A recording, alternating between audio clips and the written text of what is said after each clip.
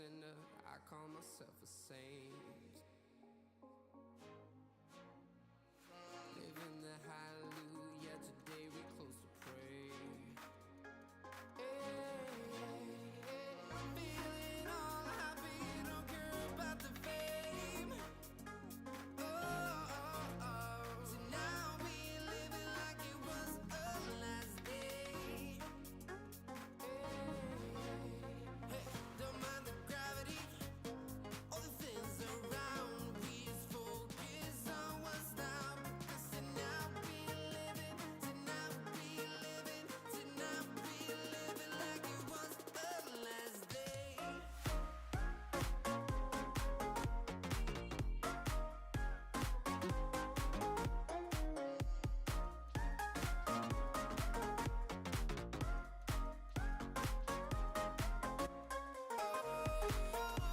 Tonight we living like it was our last day.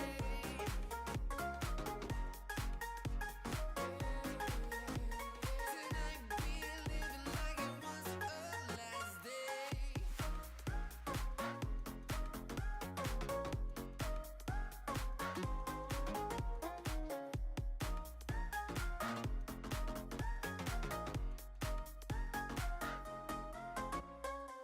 You call me a sinner, I call myself a saint. Living the hallelujah, today we close to pray. Feeling all happy, don't care about the fame. So now we living like it was our last day. Don't mind the gravity, all the things around. We just focus on what's now. So now we living, so now we living, so now we living like it was our last day.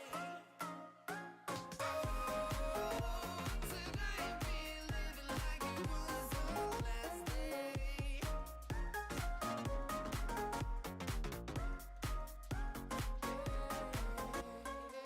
Don't mind the gravity, all the things around. We just focus on what's now. So now we living, so now we living, so now we living like it was our last day.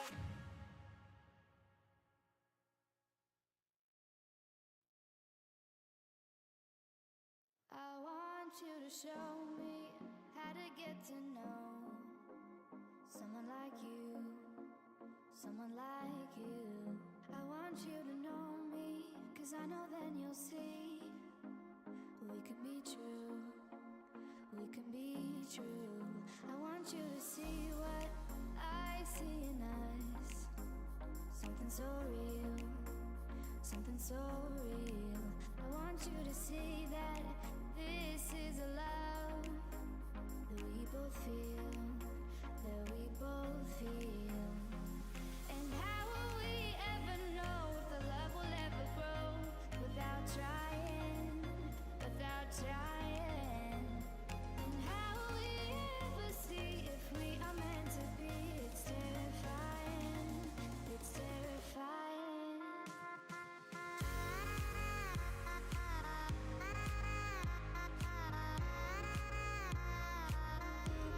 That we're meant to be.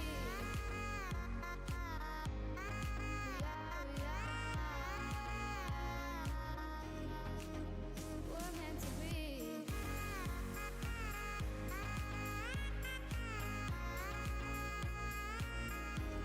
That we're meant to be.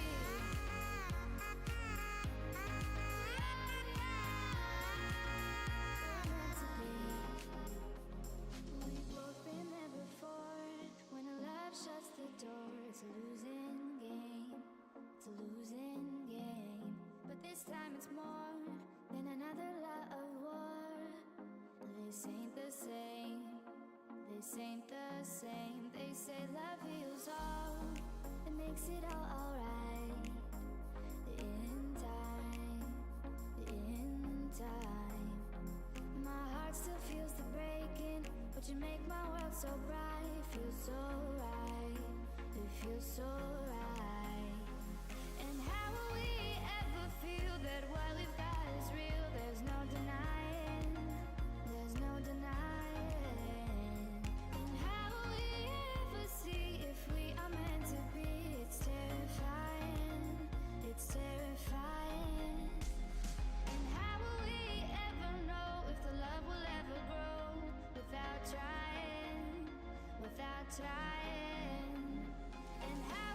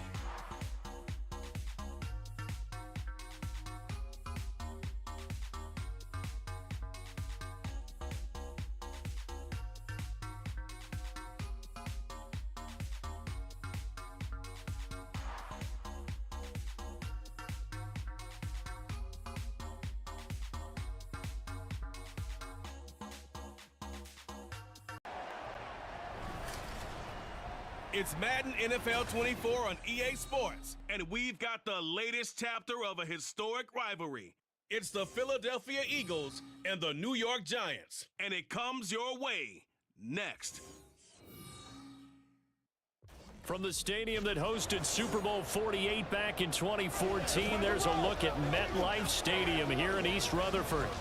Today, longtime foes square off in the NFC East, as it'll be the Philadelphia Eagles taking on the New York Giants. Alongside Charles Davis, I'm Brandon Gaudin, and Charles, kickoff moments away. Quickly, what are you watching in this one? The offensive line for both teams, because both teams have a terrific pass rush. They've got to keep their passers upright. If they have a chance to do that, they can both thrive on offense and move the ball downfield.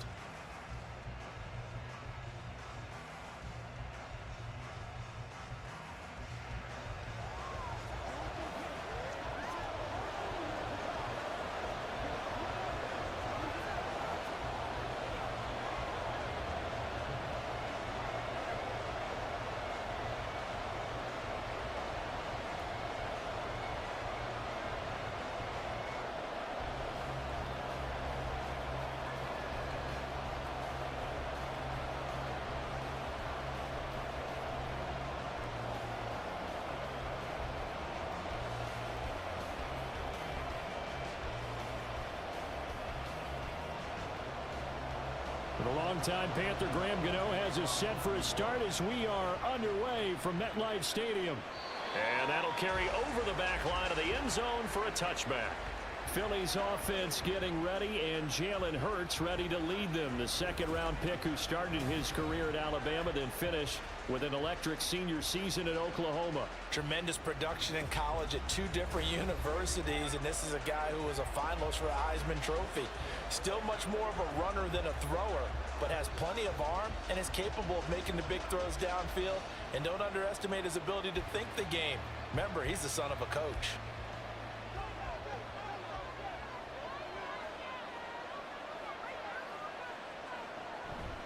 Now Saquon Barkley, a man who played collegiately here in the Keystone State.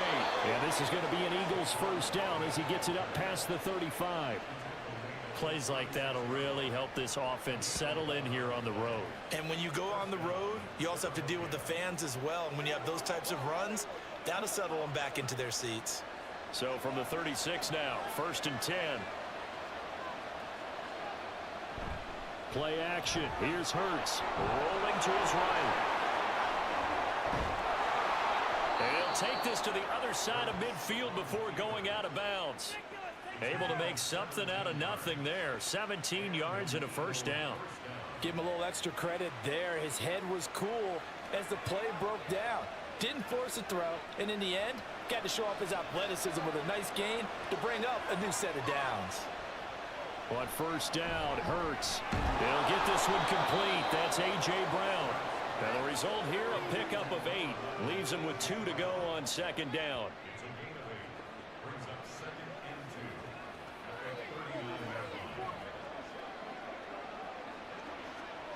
Now a 2nd and 2.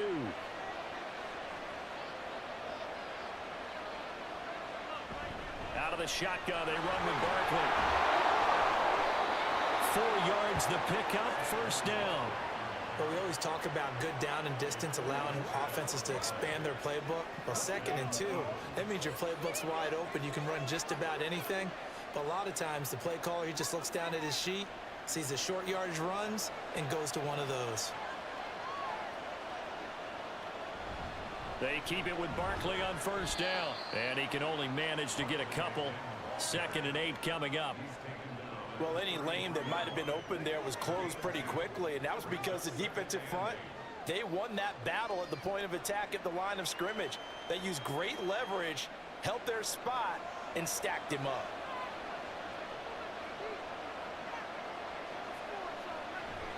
On 2nd down, here's Barkley.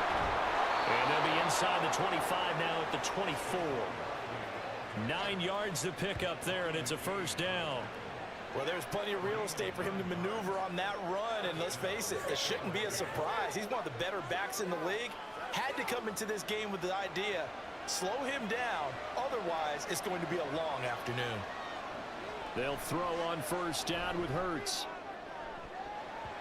And he knocks the ball away, and it falls incomplete.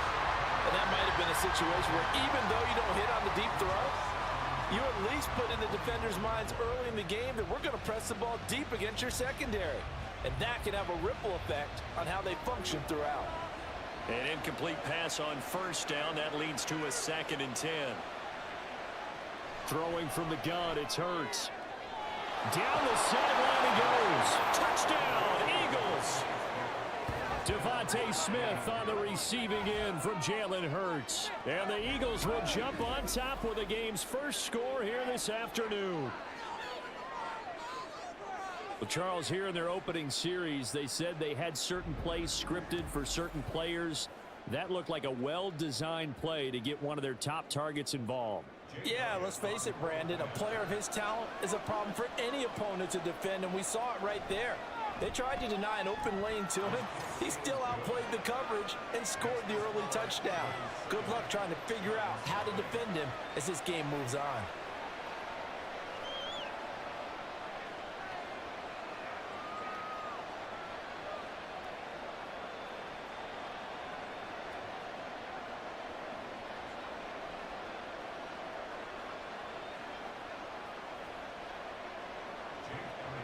Now after the touchdown, here's Elliott on to kick it away.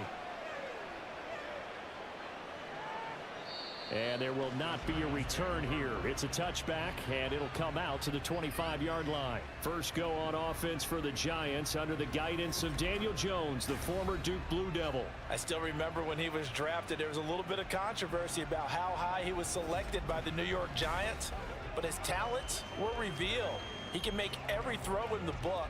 Surprisingly good athlete. As long as he takes care of the football, doesn't turn it over, he can really make plays. Jones and the Giants now with a 1st and 10 at their 25-yard line.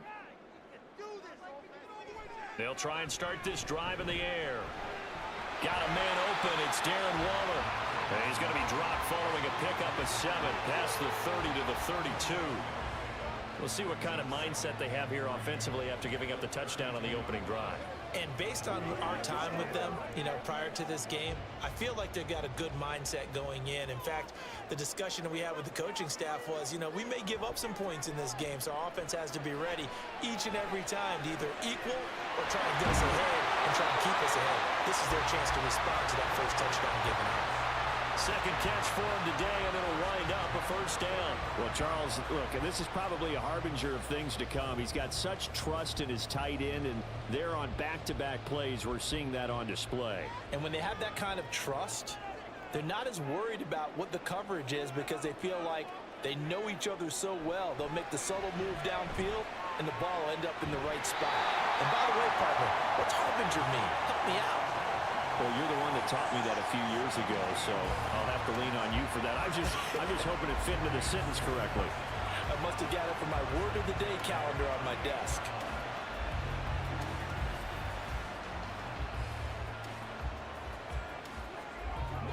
So from Philadelphia territory now, here's a 1st and 10 at the 38.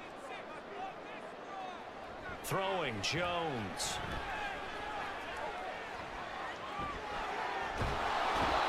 Take him down, trying to do a little too much, getting outside of the pocket, and it results in a sack.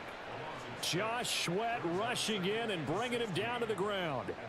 Defensive end gets in there that time. They were in a 4-3. What's the responsibility of the ends versus the tackles there, Charles? Well, most of the time when you talk about the ends, they're your pass rushers. They're the guys that you turn loose to try and get to the guy who's going to throw the football. The tackles, usually more of the run-stuffing variety. But the way this game is advanced, you're wanting a little bit of everything out of all of your guys. But let's just go ahead and break it down, make it simple.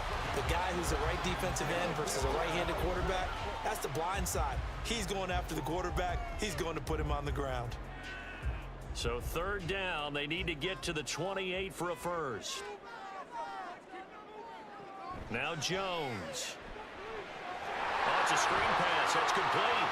And he is out of bounds inside the 30. The screen good for 6, but it's not enough as it leads to a 4th down. And that doesn't have to gain big yardage to be an impactful play, because if you can get those pass rushers second-guessing themselves that they might get hit with a screen, maybe you can wind up slowing them down just a step. And if you do that, that's a win for that play. Gano's kick is good, and they are on the board, but still trailing. It's 7-3. So both teams come away with points on their opening drives. Now they still trail. They answered the touchdown with a field goal, but at least able to break that goose egg here early.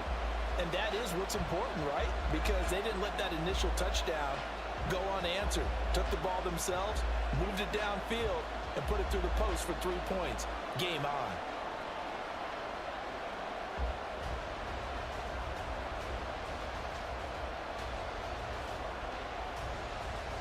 After knocking through the field goal, here's Gano back out there now for the kickoff.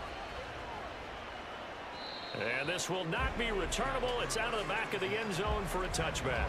So back onto the field, here come the Eagles for their second drive.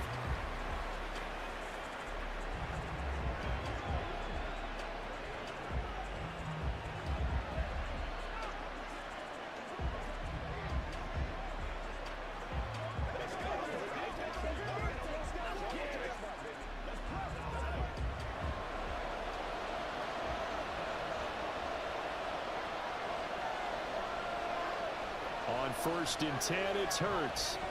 And he'll get this underneath, dropping it off for Barkley. And he's taken down, but able to slip across the 35. A gain of 11 to kick off the drive, and it's a quick 1st down. Nice little nifty play for him there. Yeah, that's the ability to read a defense and utilize players that don't often get picked up in coverage easily. And I'm talking about being able to use the backs out of the backfield. Because I know that when I used to cover, hey, we get everybody oh, he just snuck out there, and they just got a nice 1st down there. What do we love to say? Get those backs into... There he goes, right side. Still going. Touchdown, Philadelphia. Devontae Smith. 2 catches, 2 touchdowns here so far. And the Eagles are able to strike quickly to add on to their lead. Still first quarter, 2 receiving touchdowns for him. How are they going to slow him down? I think they're thinking about altering their game plan. Whatever they came in with, now maybe you switch a better cover guy to him. Or you make sure you have more people in his general area wherever he lines up to at least try and discourage them from throwing the ball to him. Elliott good with a PAT, and that pushes the lead up to 11. That drive started on their own 25. 2 plays, 75 yards later, into the end zone.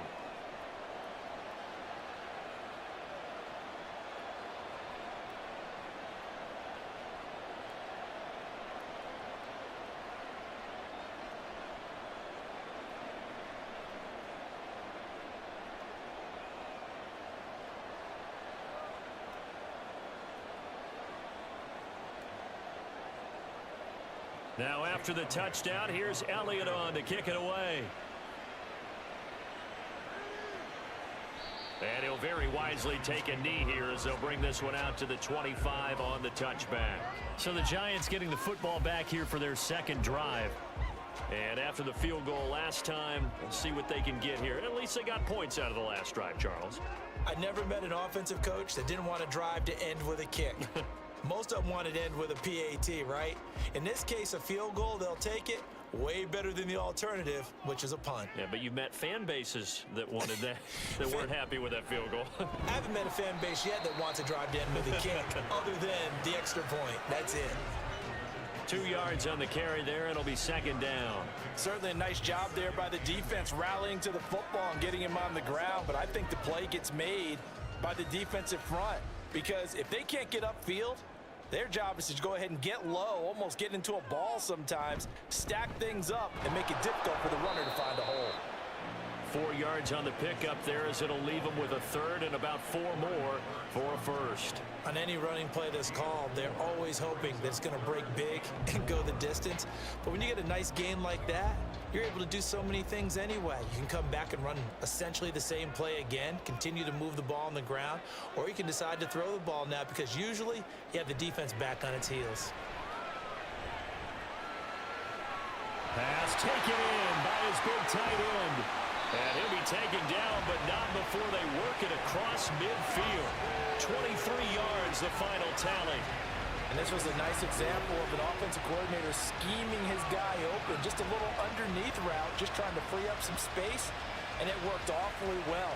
Got him not just space, but plenty of room to run after the catch to pick up really nice yardage. So from Philadelphia territory now, here's a 1st and 10 at the 46.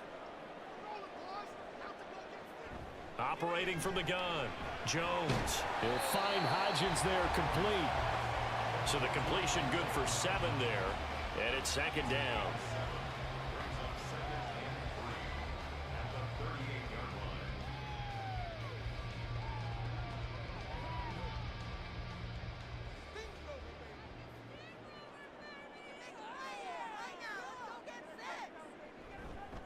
Singletary, they'll go up the middle.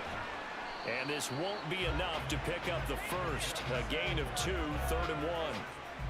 Watching that play unfold and watching him complete it brought back memories of doing all those pursuit drills to make sure you don't over-pursue and let a guy get a cutback lane on you. He did that very well. You praised him on tape yesterday for the angles that he takes to the ball. Took a great angle right there. On 3rd and short, they'll try and pick it up through the air. And he'll be taken down, but he does have 1st down yardage.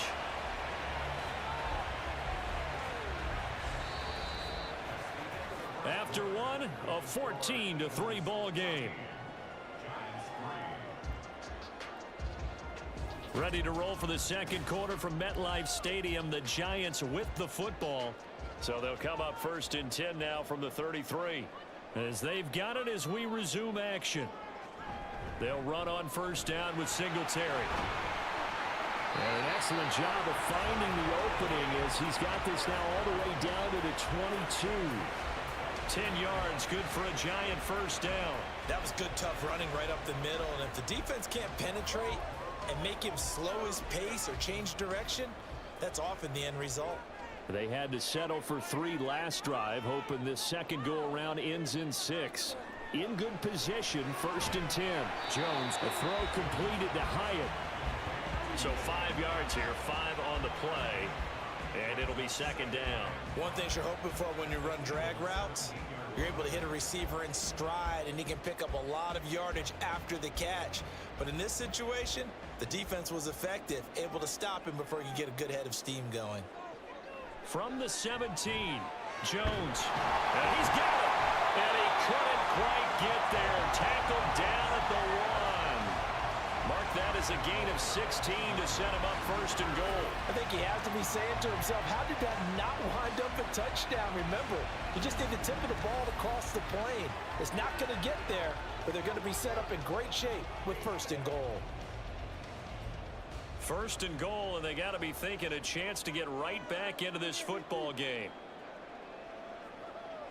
Back to throw. Jones. That's caught. It's Waller.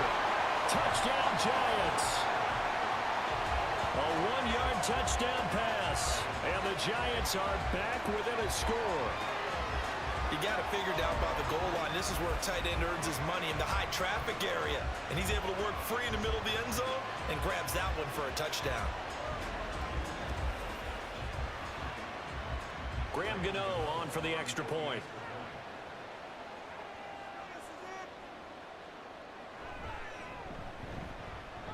And he's got it. That cuts the lead. It's now 14-10. A 10-play drive that time. And it concludes with a touchdown reception by Darren Waller.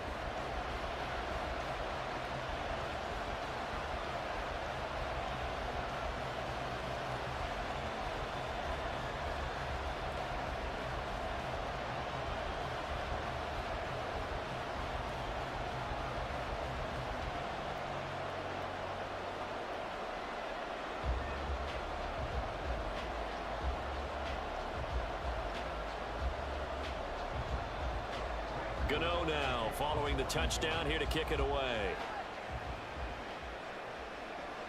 And this will be a touchback as that sails over the end line. It's Devontae Smith and the Eagles ready to go on offense. He has certainly made the most of his catches so far, both of them going for touchdowns here in half number one. And we've never met a team that doesn't talk about getting off to a fast start and featuring guys that they want to have the ball early. We're seeing both of those come into play here. Off to an incredible start, got their feature guy going, and now everyone else should have opportunities. They'll start out on the ground. It's Saquon Barkley. And nothing much materializing there on the first down run. He'll get a couple, and that's it. I know we can't hear what's going on in that huddle right now, but I'll guarantee you at least one offensive lineman is saying, my bad, we simply couldn't move them off the line of scrimmage. We've got to do a better job trying to root those guys out of there. They'll break the huddle, come up on 2nd and 8 at the 27-yard line.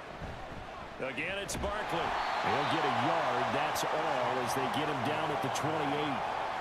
Back-to-back runs, I'd say that encompassed maximum effort for minimal gain. Minimal yardage, and now they're going to need something more than minimal on this play coming up. Here comes 3rd down and 7.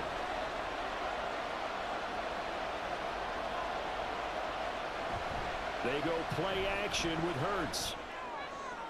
That is caught. And they nearly get this all the way to midfield. Mark him down at the 49. The 21 yards there as they convert on 3rd. With the kind of game he's had so far, you had to know that on 3rd down that they would be looking his way, and they did, for big yardage and a first down. I think the defense fell asleep at the switch on that one. I would have doubled him, tripled him, anything to keep the ball out of his hands. Over the middle here to Brown. So the completion good for 6 yards, and that'll bring up 2nd down. In so many ways, throwing the hitch route is actually one of the safer things an offense can do. Get the ball out to the receiver as fast as possible, hope he's got man-to-man coverage, and hope that his athleticism wins on the perimeter.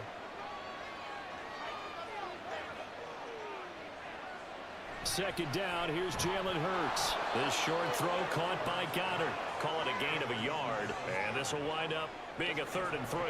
And there's a completion to the tight end, and look at the size of these players nowadays. At that spot, 6'4", 6'5", and up.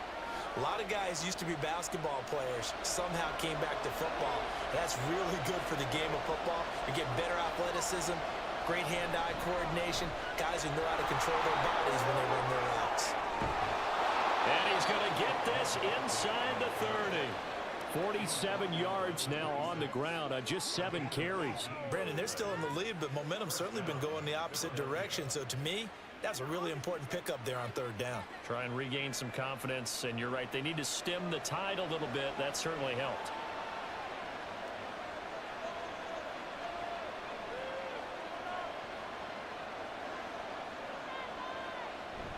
Off the play fake, here's Hurts.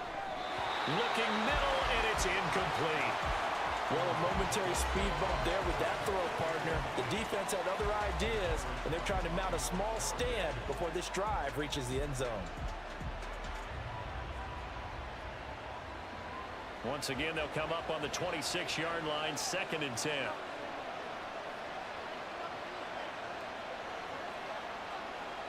Here's Hurts to throw. This one goes out wide for Barkley. They get 6. That'll leave them with 3rd and 4. He's already proven to be a factor in the running game on this drive. Now he gets involved in the passing game. I think what we're seeing here is the modern version of workhorse in the NFL, being able to run it and catch it with equal proficiency.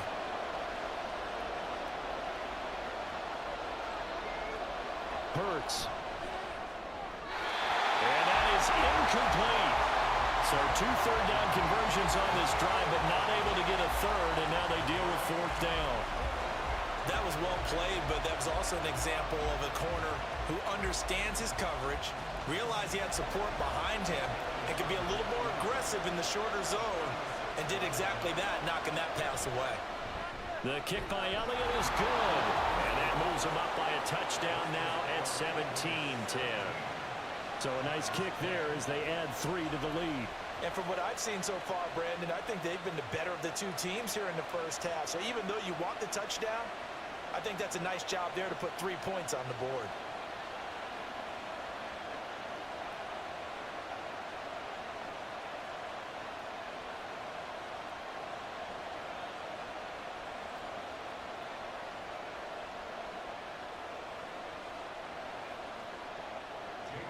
After the field goal, here's Elliott to kick it away. And they'll put up the stop sign there as his guys will get it at the 25. But the focus shifts back to Daniel Jones and company. Last series, the ball never hit the ground. 6 of 6, touchdown pass, so whatever he did then, do it again, right? Yeah, it reminds me a lot of when I watched the best quarterbacks throw 7-on-7 or even routes versus air. They're accurate. The receivers catch it. The ball never touches the ground. Or if you want to take it to basketball, a well-executed fast break, right? Pass, pass, pass, finish at the rim, basket. Yeah, ball never hits the ground there either. Here's Jones throwing on first down. And this will be a gain of 5 as he gets it to the 30. In today's football, where receivers break tackles, make people miss, get upfield for the extra yardage, when you see a play like that where it's caught and he's dropped on the spot, that's a big-time play by the defense. Ball on the 30. They'll come up with a 2nd and 5. Off play action. Jones under a heavy rush, and down he goes. Give that sack to Nakobe Dean. Partner, the Mike linebacker, the middle linebacker has so many different responsibilities. How excited do you think he was to get home with that blitz? Yeah, he wants a sack. He got it.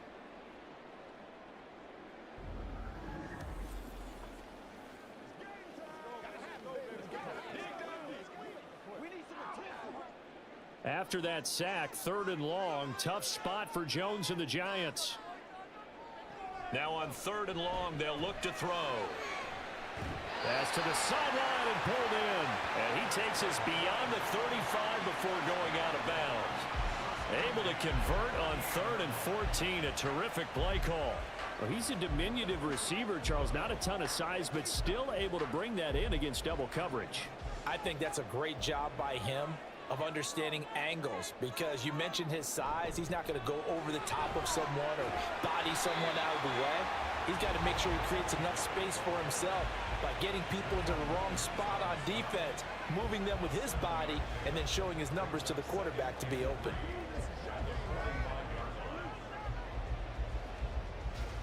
Here's 2nd and 3. Singletary again. Oh, a heck of a move. And this will be a Giants first down as good running gets them to about the 44. First down for the Giants as they pick up 12.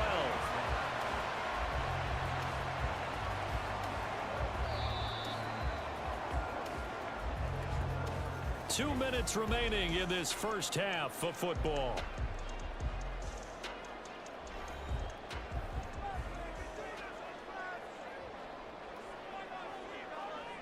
Now Jones on 1st and 10. Now a quick throw there, but it's going to be incomplete. They have their backs up against the wall a little bit, and they come through by forcing an incompletion. Now they've got to continue to ratchet up the intensity a couple of more times and get off the field before giving up any more yardage. After the incomplete pass, here now is 2nd and 10. Looking to throw. Jones. Incomplete. What would look like a march to the end zone has hit a momentary roadblock with that incompletion. No need to panic. They just got to come up with a high percentage play call and see if they can get their offense back on track. This offense was on the move. Now 2 straight incompletions have them looking at 3rd and 10. Operating from the gun. Jones. He had a man open, but he missed him, and it's incomplete. And based on my math, they've only converted 1 time thus far in this game, so you can see the frustration starting to come out a little bit. 3rd downs, they've been a problem for them all game. They've got to start becoming solutions.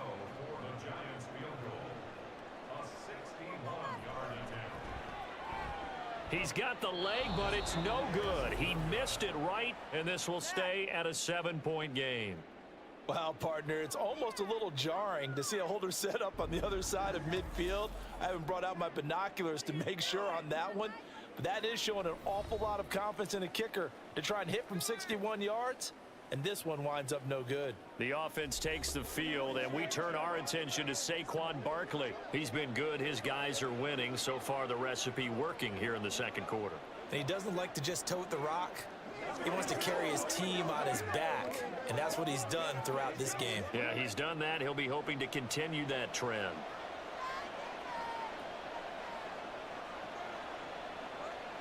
Hurts sets up to throw it. And his throw's going to be incomplete. A lot of times it's that first read that you have. Maybe you get it in pre-snap, and he locked in on his target, but he was covered quite well, and that one's incomplete.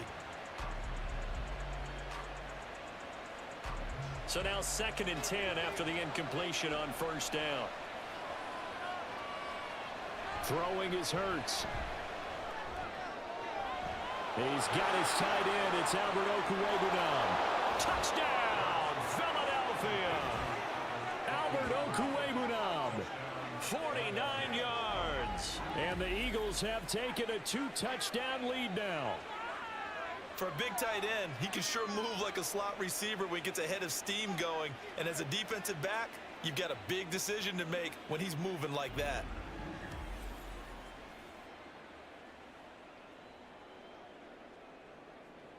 Elliott on for the extra point.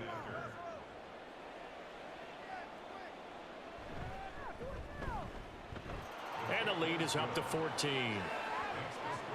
The long touchdown pass gets him 6 on a very, very tidy 2-play drive that time.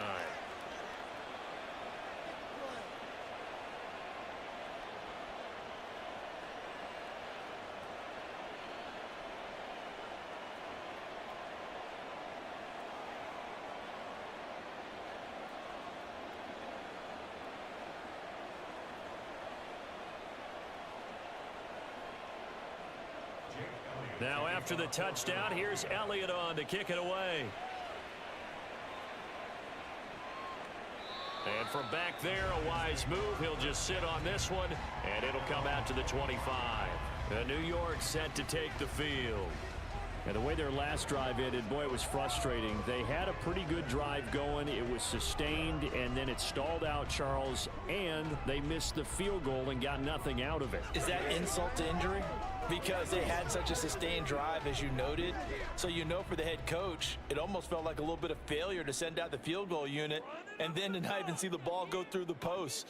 What a bummer on that last drive for them. Got to pick themselves up from that one. Throwing on first down, but this one winds up to be incomplete. Some of the fans here don't seem too happy about what we've seen in this first half. No, not at all, and I understand why. They look lethargic, out of sync, and it shows on the scoreboard. An incomplete pass leads to 2nd and 10 from the 25. Back to throw. Jones. And this will be a gain of 5 as he gets it to the 30.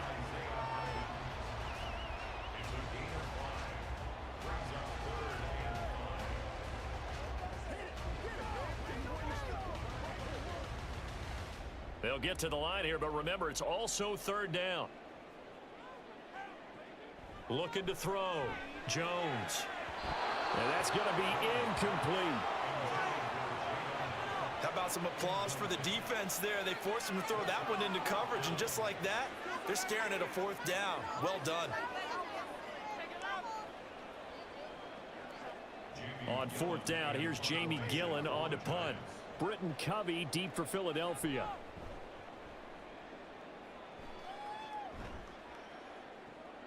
This is brought in at the 21.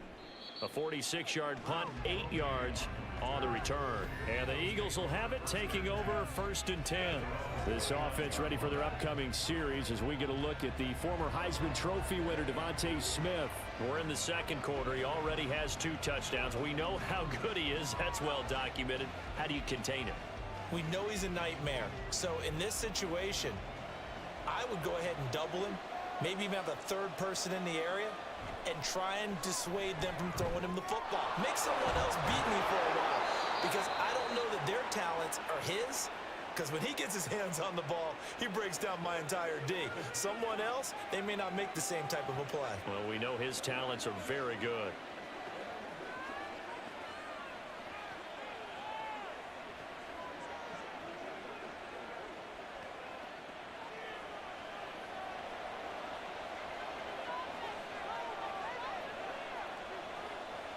From the gun, it's Hurts. This to Arnold on the short pass. And he'll work it across midfield inside the 45. Good work after the catch. Gets him 15 and a first down. For many teams, the evaluation of tight ends has really changed. We used to wonder about how they would block first and foremost. Now we want to know how these guys can run, because we envision them in offenses catch the ball. How much yardage can they gain after that? And that on display there for a good pickup. Back-to-back good plays have them on the move on first down. They'll set up to throw. This short throw caught by Goddard. Now the Eagles will use the second of their timeouts as the clock will stop with 20 seconds to go in the first half.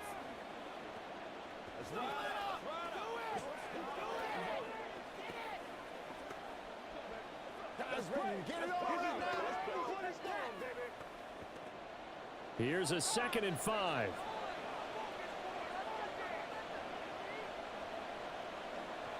Again, he'll drop to throw. Quick slant here to Smith. And he's going to have a first down, and they get into field goal range here at the 29.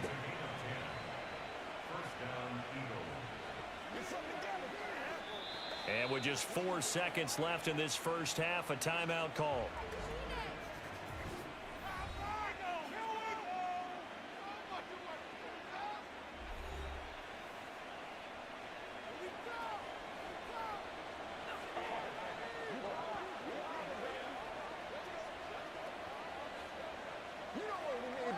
So with 4 seconds to go in the half, here's the field goal unit onto the field. Made his first. This now from 46 yards away. The kick by Elliott is good, and that will extend their lead even further. So a big play before the end of the half to get him into this spot, and they cash in with 3. How about the 1-2 to the solar plexus on that one? The big play, the field goal, not much time left on the clock. That's the way to go into the half.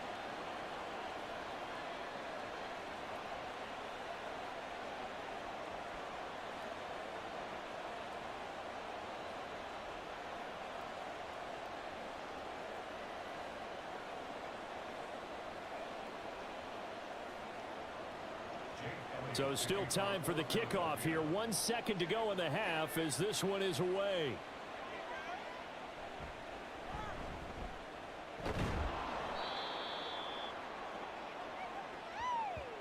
So we reach halftime in what's been a fairly one-sided game so far. As we'll get you down the coast to Orlando for Jonathan Coachman at our EA Sports Halftime Report. Coach. All right, BG, thanks very much, and welcome one and all to our beautiful new downtown Orlando studios for this EA Sports Halftime Report. This was an extremely one-sided first half. One team showed up ready to go.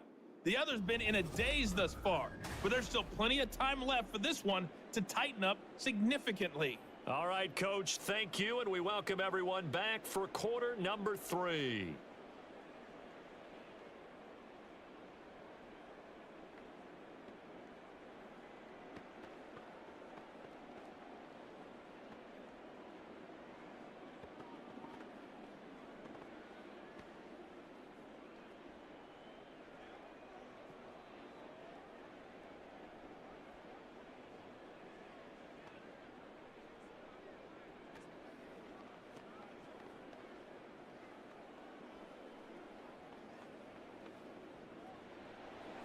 The Giants set to get the football, and they trail here as we get back underway in the second half.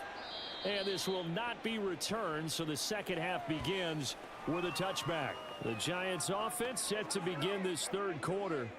And you have to think, Charles, down 3 scores already. They need to play an almost perfect second half to have a solid chance. And that absolutely starts with finding some way to put together a touchdown drive here. They need to be smart, fast, efficient, get the ball into the end zone, and do it again multiple times in order to have a chance to win this game.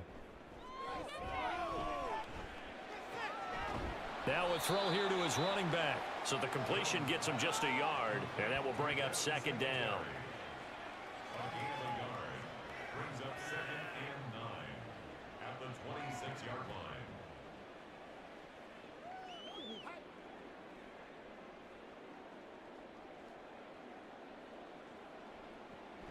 Back to throw. Jones. Buying time to his left. And he will slide to a stop. He does have the first down. 17 yards on the play as they try to eat into this 17-point deficit. He certainly isn't looking at the scoreboard out there because, to me, all he's concerned about is analyzing the field and making most of the time left in this game. Deficit's still there, but he's starting to hit them with some big plays. A give, Singletary right side, and he'll work this forward for about 3 at second down. Look, all any running back wants is a little bit of room, a little bit of space in order to maneuver, but he also understands how difficult it is for his offensive line up front, so if they give him any space, he realizes his job to make more out of it than what they give him, picks up 3 on that carry. Jones now, off the bootleg. This ball complete to the tight end, Sweeney. And he has another first down as they'll get the ball down to the Eagles' 38-yard line. 15 yards there on the catch and run. I like how they work the tight end on a nice little under route there, and if you're going to give him that much space, he's not going to catch the football. He's going to run away from you a little bit, and that's exactly what he just did there, picking up extra yardage.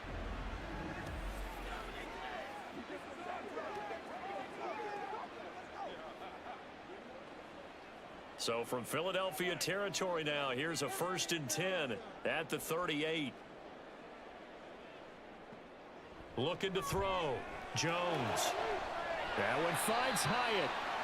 And he gets this one inside the 15, just a yard or 2 shy of the 10. A good pickup there, 26 yards. Well, we talk all the time about playing situational football, and right now I think the scoreboard is dictating what they need to do. Where they are in this game, they've got to push the ball downfield, take their shots, try and get big chunks of yardage in a short amount of time. That was a nice play there. And now a throw on first down there, but it's incomplete. Absolutely nowhere to go with the football, and he's just going to put this one in the Hudson River. Maybe he's a little fortunate he didn't get called for grounding because that one was well over everyone's head. Here's 2nd and 10. And Robinson, the motion man right. Now a fake on the jet sweep, and they'll instead run up the middle. And he's going to get about 4 down inside the 10 to the 9. Not too many offenses want to turn down long drives, but when you're down what they are, they've got to pay it off with some points. So it's 3rd and 6, and this will be the 8th play of the drive. Out of the gun, they'll look to throw. And he'll get this underneath to Singletary. Touchdown, Giants! Devin Singletary, a 9-yard touchdown grab. And the Giants are able to cut into this lead as they score on the opening drive of the second half. That's a score you felt they had to have here in the 3rd quarter to get back in this game. And you know that there was an emphasis on their side. Hey, we know this. We know where we are. But sometimes that binds you up so much that you try too hard and you don't get the score. A perfect combination of urgency, yet relaxed enough to get it done. Extra point try good by Gano. And the lead is trimmed down to 10.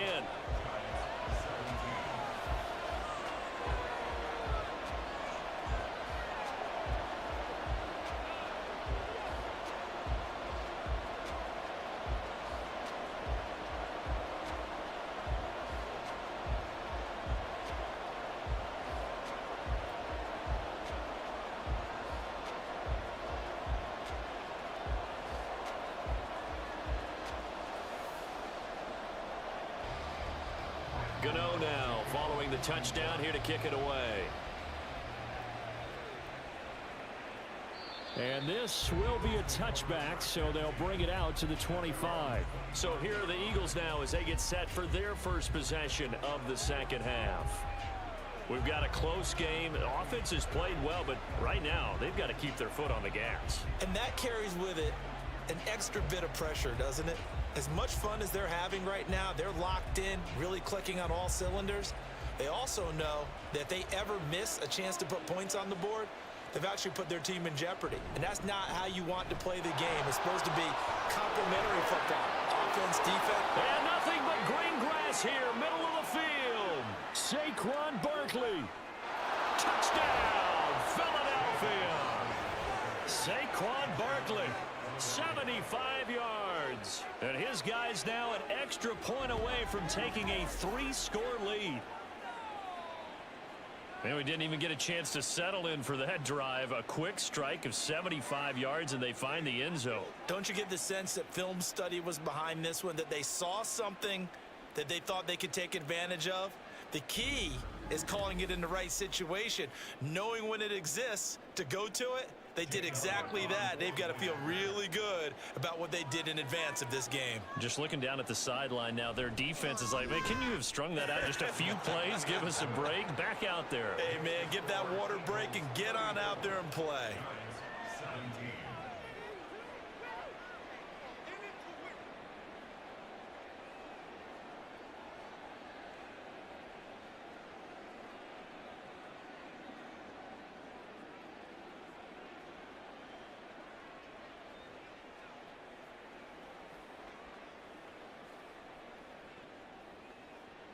Jake Elliott to kick off. Now after the touchdown, here's Elliott on to kick it away. And they will not get a chance to return this one as it's through the end zone for a touchback. The possession switching back to the New York Giants. They did what they had to do to start this third quarter, went down, got the touchdown to cut the lead, but the matching touchdown a moment ago, and we're right back where we started at halftime. Yeah, you're exactly right, partner. They had a little bounce in their step after scoring that first touchdown, but the defense gave one up, and that's the problem right now. Can they get better play from their defense while they continue to score on offense? On first down, they'll start out with Singletary. And he'll get this up just shy of the 30. Brandon, we just saw the benefits of being able to run the ball successfully. They pick up 4 yards on that carry. So now if you're a play caller, you can do just about anything you want. But on the defensive side of the ball, you're scrambling a little bit. Now you're behind trying to figure out, do I need to blitz him? Do I need to pressure him? How do I gain an advantage on this snap? Meanwhile, Jones' throw complete here to Waller. 5th catch of the afternoon, and that gives him a first down. 5th catch of the game for him there. Yeah, and the tight end position is now becoming a volume pass catcher. Used to be occasional, right? Safety valve. Throw one to him every so often, but mainly they want him out there to block. Nowadays, an integral part of the passing game, and they create such great mismatches that they often become the leading receiver. He'll take it past the 40 to the 41, 2nd down. Well, from an offensive perspective, that was a tough run because he only picked up 3 yards. But let's flip it over to the defensive side. They now have the advantage. 3 3-yard gains. That means they're punting the ball likely on 4th down. That's what you're looking for when you're playing defense.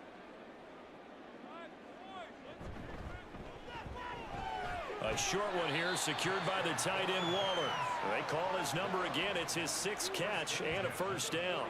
Well, that's always a good place to throw it just because he's one of the biggest targets not only on this team but in the National Football League. And you and I both know the quarterbacks love these large-bodied tight ends, and why not? Nowadays, they're really wide receivers who are just taller and have a little bit more weight. These guys catch the football, make big plays downfield. In the old days, we wanted them to block. Now coaches want them to catch the football first. And he's able to take it across midfield before going out of bounds. So just 3 yards on the completion there, and it's 2nd down.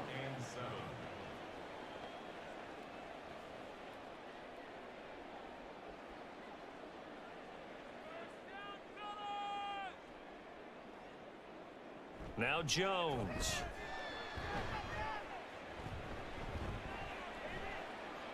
And this is going to be incomplete. So many times we've seen him try to escape the pocket and do something with his legs, but in this case, the pressure was too intense and he made the wise choice to just get rid of the football and make sure no one was going to get it. This offense in desperate need of a conversion as they come up on 3rd down. Throwing Jones. Caught along the left side by Hyatt. And he will have a Giants first down as they're able to get the third down conversion. That's not the first time they've looked his way when they've needed a big play. He's been the go-to guy all game long. And they get the hook up again on third down to keep this drive alive. So from the 39 now, they'll come up on a 1st and 10. Back to throw again. And that one drops down, incomplete. Good coverage there, forced the ball free, and it's 2nd down. Well, he certainly thought he had an open look beyond the first down marker to his receiver, but they just couldn't connect, and that will send them back to the drawing board. Third quarter from MetLife Stadium. Here's a 2nd and 10.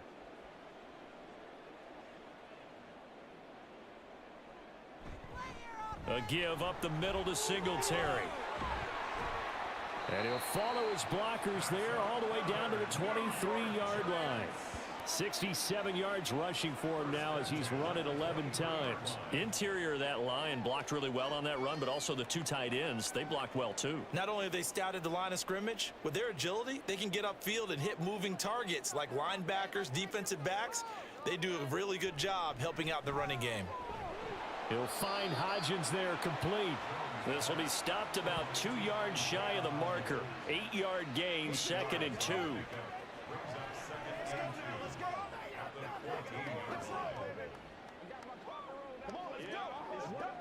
2 yards to go, 2nd down.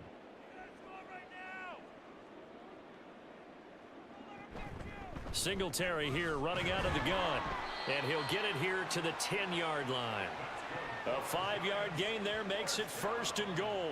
That solid gainer will put them on the doorstep of the end zone. More importantly, it gives them a fresh set of downs. Nice work right there. 1st and goal, and they got to be thinking a chance to get right back into this football game. Back to throw. Jones. Quick slant into the hands of Darren Waller. That's good for a gain of 6, 2nd and goal. They really love to get him into one-on-one opportunities, and this is one way. Work him out of the slot and create a mismatch. Who's going to cover him? Corner, safety, linebacker? He's got a way to beat all of those positions. So the ball position now at the 3. Here's 2nd and goal. Singletary is into the end zone. Touchdown, Giants. Well, he'd been the workhorse on this drive, and it would have been unfair to bring someone else in to finish the job. So they go back to him again, and he delivers with a touchdown run.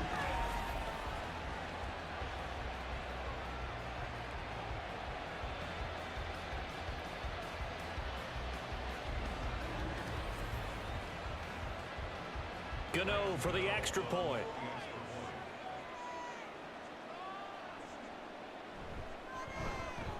And the lead is trimmed down to 10.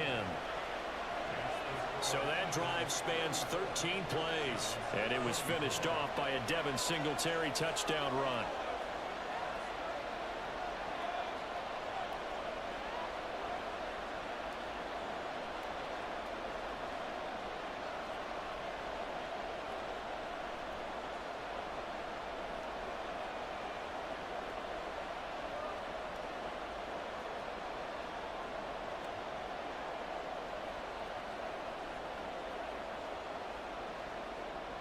Gano now following the touchdown here to kick it away.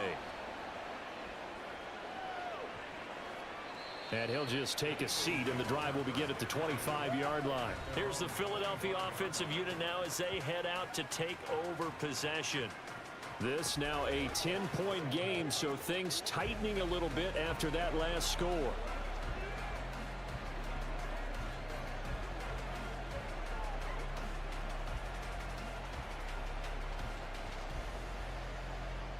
Hurts and the Eagles come up here 1st and 10 at their own 25-yard line. They'll try and start this drive in the air. That's complete. It's Okuwebunam. He'll be dropped after a gain of about 6 across the 30 to the 31. Now that tight end position, it just seems to continue to evolve every year in the NFL. Yeah, you're getting really terrific athletes. A lot of them maybe were wide receivers at one point. They continue to give you speed, great hands, and big bodies, which make them excellent targets for quarterbacks. Throwing again on second down, but this time it's incomplete. Well, you most certainly don't want to go 3 and out here and give the football right back because your friend, Old Momentum, he's wondering if he should change sidelines about right now. And if you don't convert here, guess what? He's going to make the trek to the opposite side, and all of a sudden, you've got a battle on your hands. From the shotgun, he'll look to throw. And that is incomplete. Oh, he had a defender right there with him to force that to the ground. And fourth down now coming up. Good clean play. No flags coming out of the pocket of the officials. Turns into an incompletion, and that should get them off the field with a 3 and out. The Eagles send out their punter now. And the way this offense has moved the ball, he hasn't been needed till here in the third.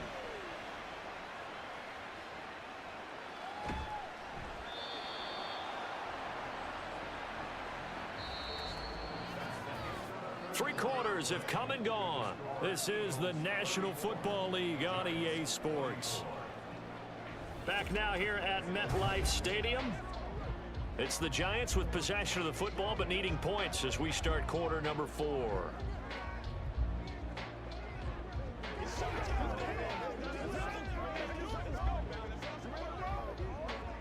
The Giants offense at the line, ready to begin their next drive.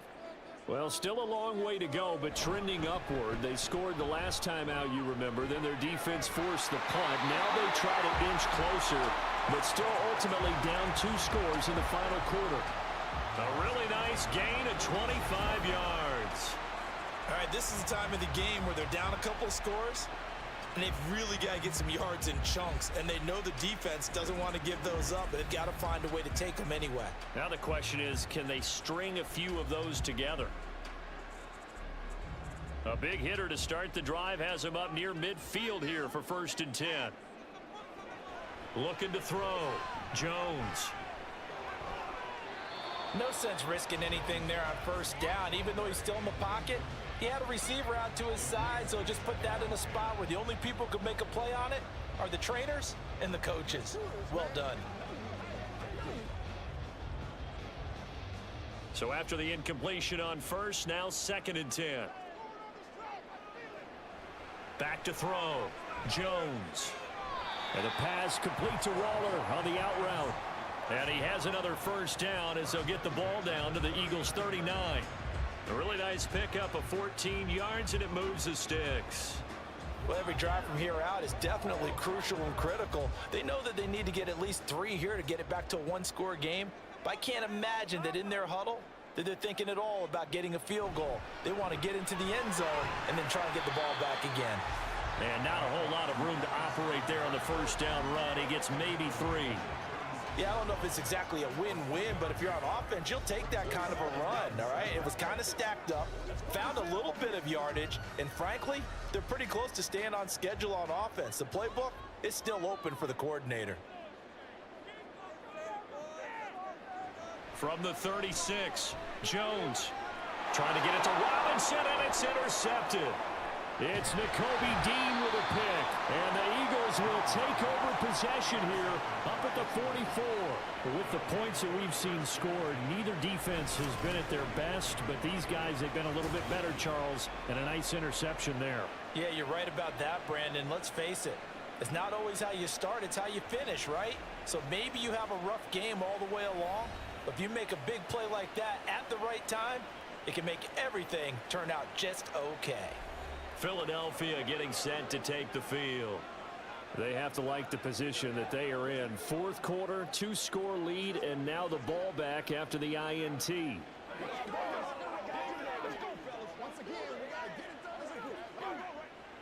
Hurts and the Eagles come up here 1st and 10 at their own 44. They'll come out throwing here to start the drive. This short throw caught by Goddard. That'll go for a gain of 7, and that'll make it 2nd down. And he's the epitome of what we call the move tight end, a guy that you can line up anywhere, in the slot, out wide, in tight, doesn't really matter. Because he has such great skills, you want to utilize him in all aspects of your passing offense. And there he was in the slot for the catch. They'll give it to Barkley off the option play. And he'll take it down shy of the 45 at the 46. They'll get 3 as the drive continues. It's a first down.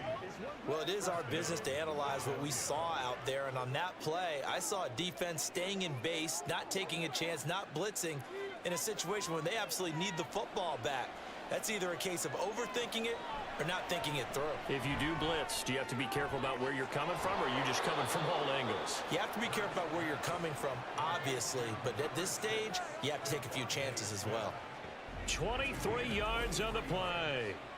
Partner, I like that they're staying aggressive on offense because to me, this drive is what is known as a put-away drive. You score here, that might put this one to bed. I like the fact that they're playing with confidence and not playing with fear.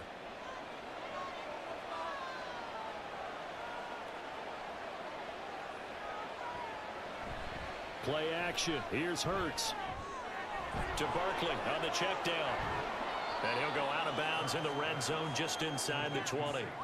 It'll go down as a gain of 6, and it'll be second down. It's a pickup of 6. Brings up 2nd and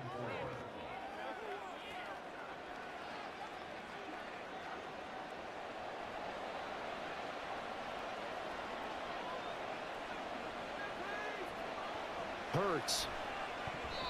Throwing middle, but it's incomplete. This defense can use some more of these types of plays. How about him reading it, driving on the football, and he's right there for the pass breakup.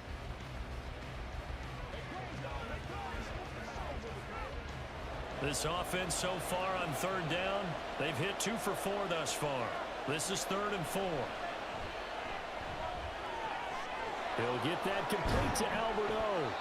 And the Eagles are going to have 1st and goal as they try to finish off this drive with 6 points. And in a lot of ways, that catch is expected. Red zone presence, and that one was realized there. You've got to find your tight end in that situation. A good chance now to put this game on ice. This is 1st and goal. Here's Hurts to throw. And that's going to be caught for an Eagles touchdown. Albert O, a beast in the red zone with his 2nd touchdown of the game. And the Eagles are an extra point away from making this a 3-score game. An important score there, CD, and now an important extra point because it would make it a 3-score game. Love the math there, and at this point in the 4th quarter, look, we all need next-gen stats, right? We all use them, but we don't need them here, do we? Because that means it's almost a certain victory. Elliott good on the extra point, and that'll make this a 3-score game now. The lead moves to 17.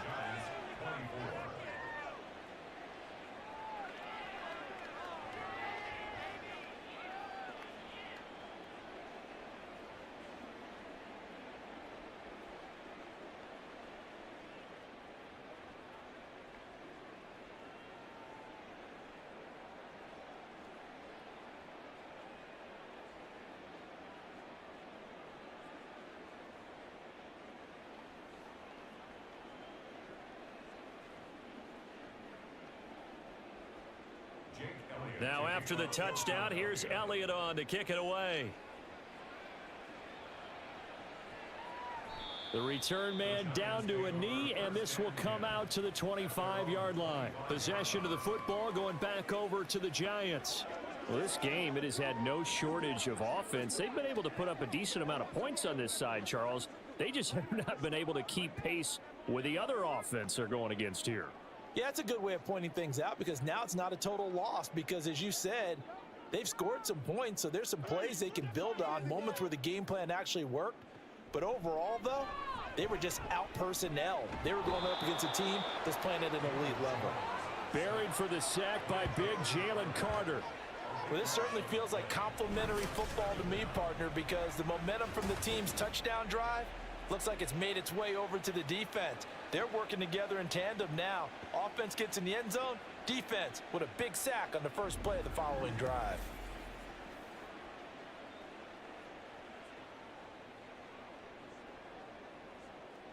That huge loss on the sack makes this job much more difficult. It's now 2nd down and 22 yards to go.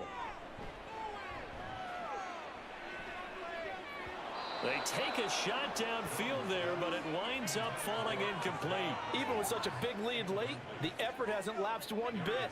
If the offense wants to score some points in this one, they're going to have to earn it. These guys are not giving up anything. An incomplete pass on that last play, and that means they'll need to come up with something here on third down. Looking to throw. Jones. Pass to the sideline and pulled in. He's got this almost to the 40 before going out. A real letdown defensively. That was third and a bundle. And now the red flag out on the field. We'll have a challenge forthcoming. The previous play is under review. Did he keep those feet in bounds? That's the question they've got to decide. And I got to say, watching it in real time, it was awfully close. Yeah, it certainly looked like a heck of a catch because he didn't appear to bobble it, which could complicate things.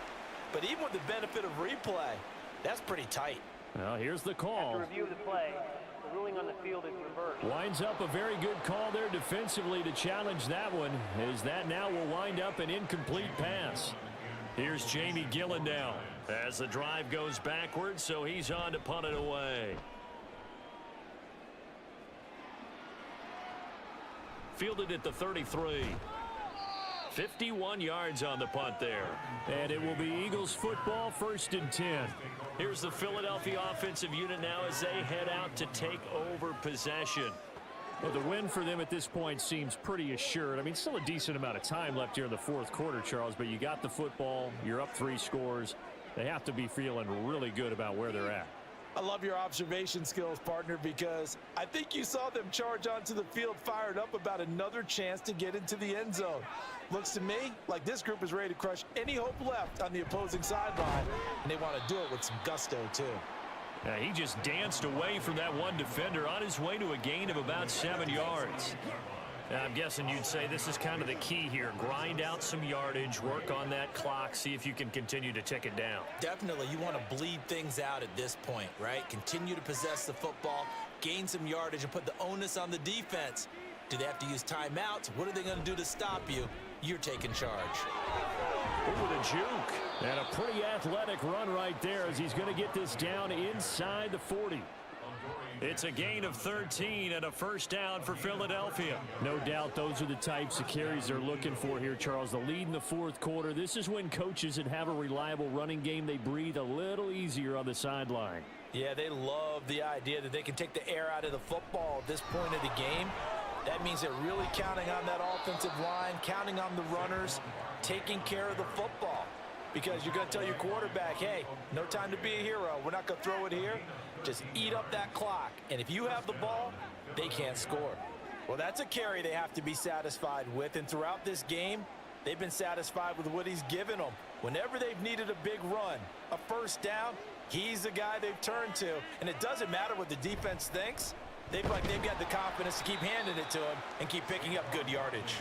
And this time they were waiting for him as he'll be knocked down before he can get back to the line of scrimmage. On this day, the ground has been his, but at least on that individual play, we just saw the defense finally with a win. Yeah, they finally got one, and that's a win for them, but all game long, he's seen the holes, and they've been huge for him. Kind of like a baseball hitter in the zone. The ball seems bigger, and he's just whacking it. These guys, they've got it going today.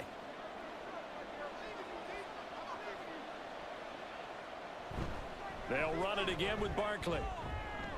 And he'll go down right on the edge of the red zone following a pickup of about 7 or 8. I like the call there because that was one to take time off the clock and get them closer to getting out of here with a W.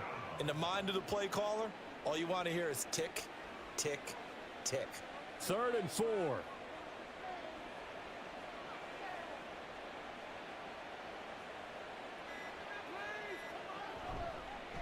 And they'll try and run the option to pick it up. And he'll wind up losing yardage here back at the 21-yard line. A loss of a yard, and it brings up 4th. Well, that play never really got off the launching pad. He had a linebacker in his face before he had a chance to do much of anything. Yeah, I think it's big boys up front, that offensive line. They've got to do a little bit better job of protecting him if they're going to continue to run the option like this.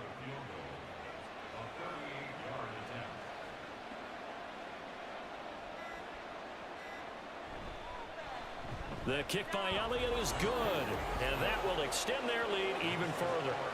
Well, ultimately not really sure that they're going to need those 3 points, but they'll take the 3 and they pad that lead. Yeah, this one's already wrapped up, but you and I both know if you're an offensive coordinator, you never let up on the gas unless the head coach tells you to do so. And maybe you've actually clicked him off in your headset so you can keep calling plays and trying to add to this lead.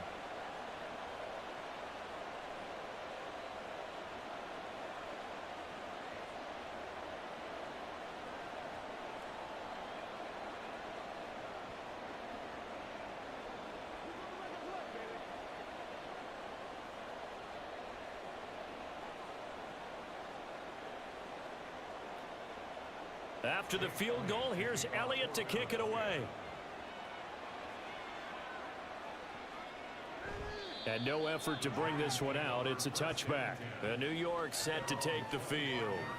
They're down big here late. I don't know. You just one last drive here for pride? Some people like to do that. I remember playing for a guy once. We were down huge, and someone said, "Coach, what do you want to call?" He just waved a hand like, who cares? Let's get out of here and do something some other time. But some teams like to do something at the end to feel a little bit better as they continue to move forward. Yeah, probably just want to put this one behind them. Jones on first down. And he bats it away, and it falls down incomplete. Well, these guys are not going to go out with their tails between their legs. They're going to keep taking their shots until the clock's at 000. But that one, like a lot of others, winds up incomplete. Following the incomplete pass, here they go again. 2nd and 10 from the 25.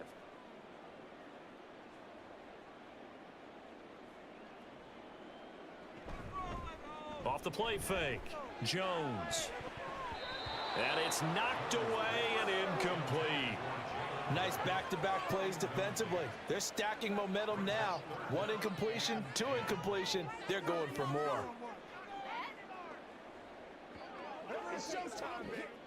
So back-to-back incompletions, and that has them staring at a 3rd and 10.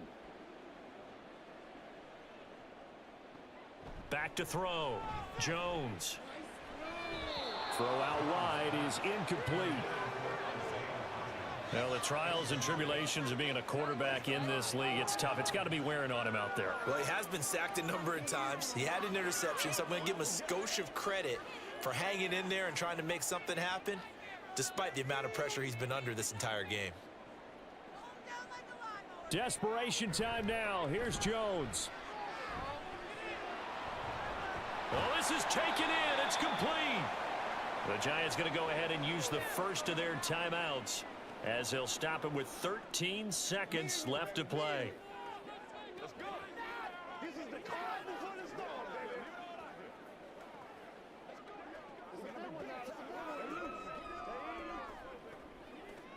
So the big play moves them all the way across midfield. It's 1st and 10 from the 45.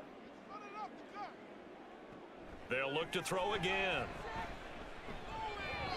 That'll be incomplete with 9 seconds now showing on the clock. At this point, down big, you'd have to imagine this defense are just going to sit back, blanket the field as best they can. Yeah, this is actually the easy part of the game for them because, just as you noted, they can sit back, keep everything in front of them. But they've blanketed the field the entire game using a variety of coverages. To throw again on 2nd down, Jones. And that'll be off the mark, too far out in front, and it's incomplete. I think this is what this game's become now. Just go deep, see if we can get something to go our way. Yeah, not the most creative or most inventive play call there, but not much has worked for them throughout this game. They're almost at a loss about what to dial up. Now play number 7 of the drive as they're looking at a 3rd and 10. One final shot. They'll look to throw. That one deep for Hodgins. And he's got it inside the 10. And they move this all the way down to the 9. A higher scoring game, Charles, than we typically see in the National Football League. But fun to watch these offenses. They were really clicking. It seemed like everything that they dialed up worked. Yeah, it certainly was fun to watch from our perspective. How'd you like to be those defensive coaches, though? That wasn't a blast for them at all. And let's face it, they all game plan. They all scout. They all think they're prepared. But executing and stopping teams, that's another matter entirely.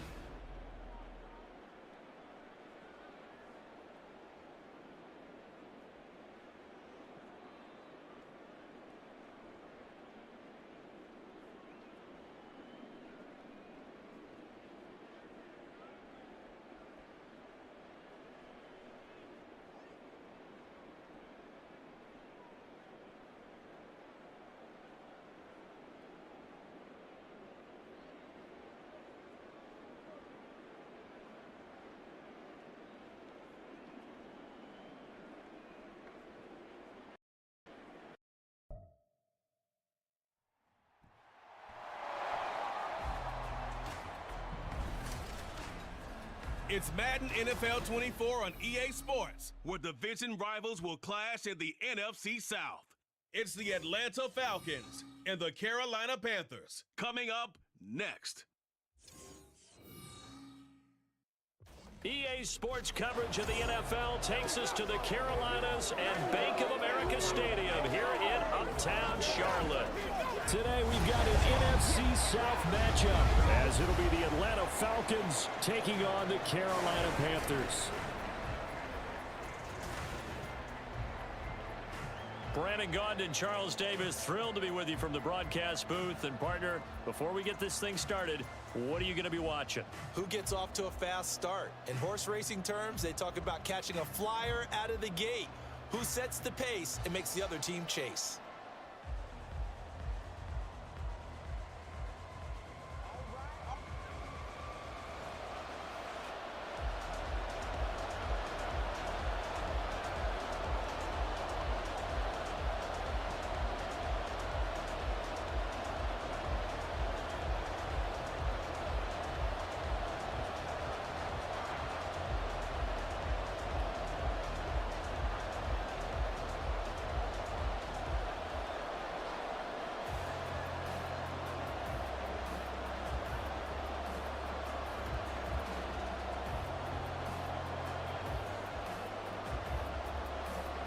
Eddie Pinheiro about set to get us going, and we are underway here in Charlotte. Taken at the goal line. And a decent return out to the 27-yard line. So here come the Falcons now to get the football for the first time. Bringing them out, a guy who's top 30 all-time in yards and touchdowns. Not bad for a fourth-round pick back in 2012. Captain Kirk Cousins. Not bad for a fourth-round draft pick. Well over 100 career starts now. And the chemistry with his top targets, really on point. They spend a lot of time in practice and after practice making sure the routes are run well, and he knows exactly where they're going to be on the field. And when they get open, he delivers. First play and a first pass for Cousins. He'll get this complete to Rondale Moore. Nothing flashy there, the slant to the slot. Oh, and the frustration for the defensive guys, because it's a quick play, and you know it's going to be a bang-bang play in terms of the throw and the catch, and then he's able to absorb the contact and complete it. From the 34-yard line, here's 2nd and 3. Cousins. And that is incomplete. A lot of force bearing down on him there. He could not hang on. It's 3rd down.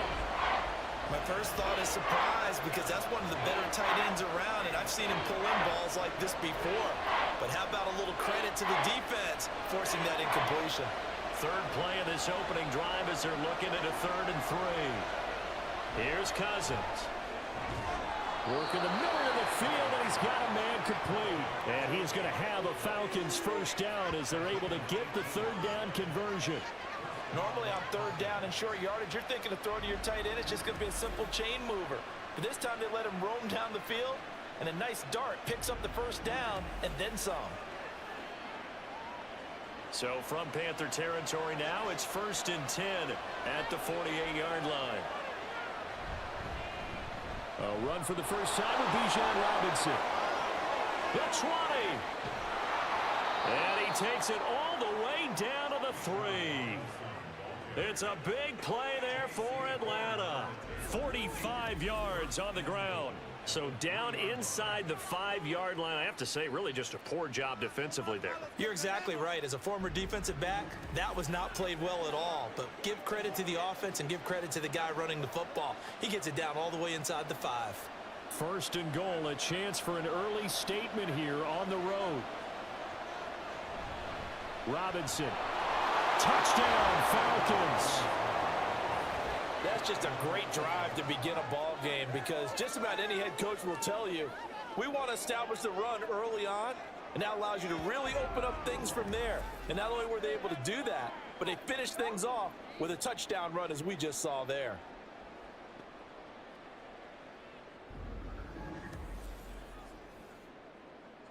Point after here coming up.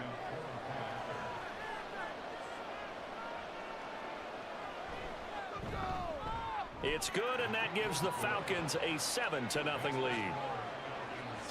So that drive spanned 5 plays. And it was Bijan Robinson who took it home with a touchdown run.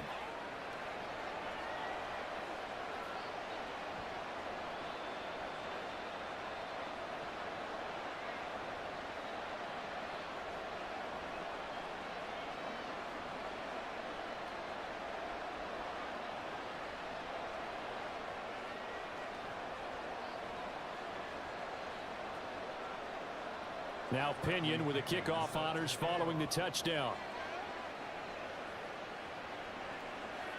And Smith not going to bring it out, so it's a touchback. So here now are the Panthers for their first drive of the game. And they will be led out by their rookie quarterback. We're seeing it more and more in this league. How teams love to have athletes back there taking the snaps, guys who can throw it and move around and get yards with their legs if needed.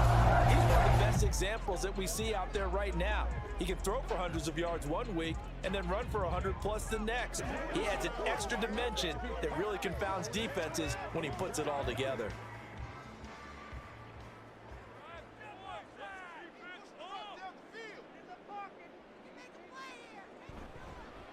On first down, they'll start out with Hubbard.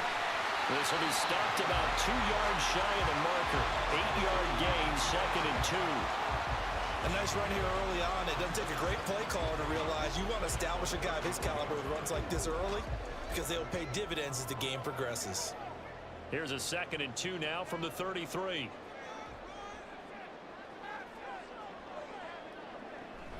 And they'll go again here with Hubbard. And he'll get it out near the 40 to the 39. 6 yards the pickup, and that's a first down. 2nd and 2 is prime time for a little bit of a gamble, isn't it? Open up the playbook, go play action, toss that bad boy deep. But in this situation, go ahead and give it to your back. Let him pick up a first down. Keep the sticks moving. And they'll run on first down with Hubbard. Taken down at the 42. Give credit to the defense for stringing that play out, and they gave up no cutback angle. You know he was trying to dart through. No place for him to go. A nice job there, only giving up a 3-yard gain. From the 42-yard line, here's a 2nd and 7. A give up the middle, Hubbard. And he'll get it out to midfield. It's a spot right in midfield at the 50. That one, a first down pickup of 8. You were telling me this yesterday. This is exactly what they want to do on the opening drive, establish the ground game. Yeah, remember our conversation. We were talking about what one of the GMs in the league has told me repeatedly. It's a big man's game, and it's not necessarily size. He's talking about playing some big boy football. Line up, get leverage, knock people back, and establish the run early. That throw by Young incomplete. Have to give some credit to the defender on that when he read all of his keys perfectly and got a great break on the ball and able to force that incompletion. Young's incompletion on first down leads to a 2nd and 10. From the midfield stripe, they'll look to throw. Open here, Adam Thielen. That'll leave them with a 3rd and 2 coming up. They got 8 yards there.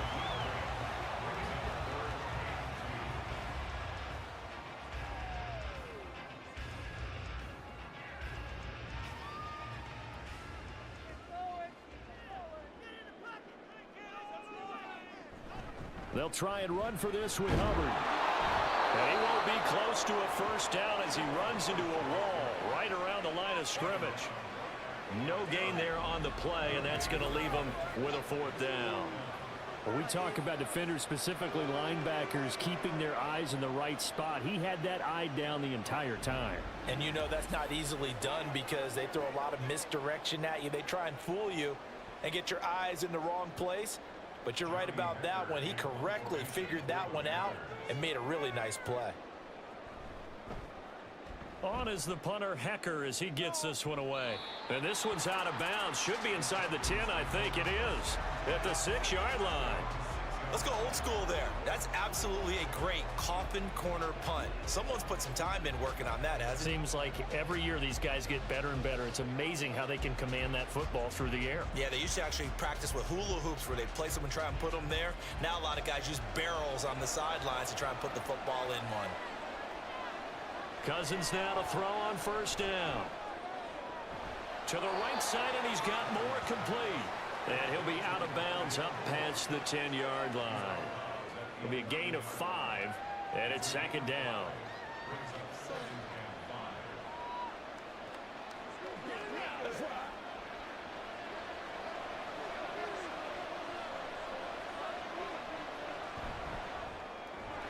That's out quickly to London. So give him 5 yards there on the pitch and catch, and that'll leave him with a third and just a yard.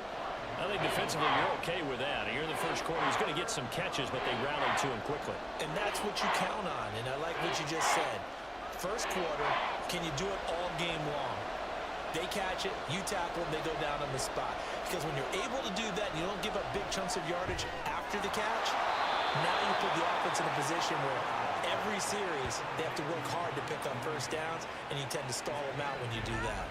They only needed 1 yard on third down. They get 10 instead by going to the air.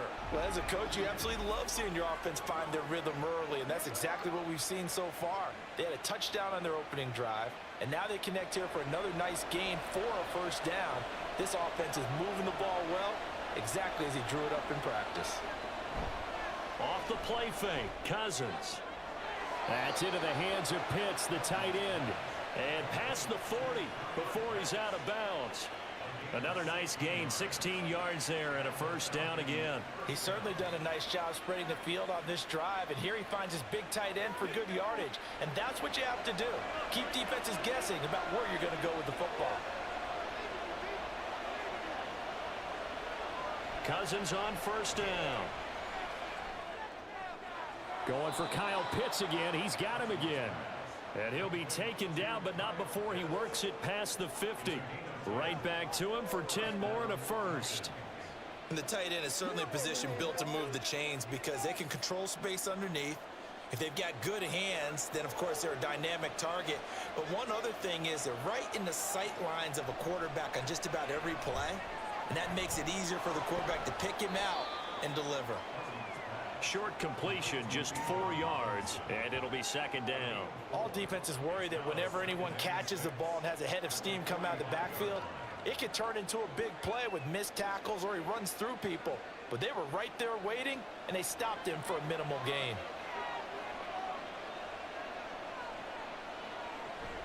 Straight ahead, it's Robinson. And he's going to be met at about the 43. 2 yards the gain there, and now they're left with a third and about 4 for first. But that call makes sense because they've been throwing it well on this drive, and once again they show passing formation, showing the shotgun. Then they ran out of it. That was a nice play by them defensively, though, to hold it to a short gain. Throwing is Cousins. Pass taken in by his big tight end. And he'll be taken down, but he does have first down yardage. That good for 6 as they keep this drive right on rolling. As an unbiased observer, I think it would have been interesting to see what they would have done if they hadn't gotten the first down there. But since they did, I guess the point is moot. And they're right there in that middle ground, field goal range, punt, go for it. But as you said, they picked it up. Throwing on first down, but this one winds up to be incomplete. I think that's how this defense is going to need to play these tight ends. Again, get right up on them and stay physical. And that paid off on that play, helping force that incompletion. An incomplete pass on first down. That leads to a 2nd and 10. Cousins completes to Mooney on the slant. And this will go as a gain of 7 as he gets it to the 30-yard line. You can see the time and effort and thought that they put into their passing game because it was evident right there. It looks like a simple pitch and catch, but you and I both know that they have planned for this and worked hard to make it happen. Third and short yardage, Cousins. And that ball incomplete, nearly intercepted. Took a chance with that one. It'll lead to a 4th down.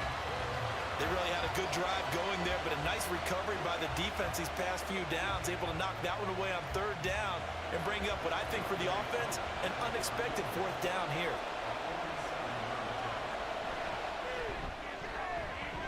Koo knocks this one through the post. So another scoring drive there, Charles, and an early 2-score lead. You'd like the 6 there, partner, but you'll take the 3, and I think they have to be happy about the way they moved the ball in these first 2 drives. They have to feel good about their opportunities the rest of the game.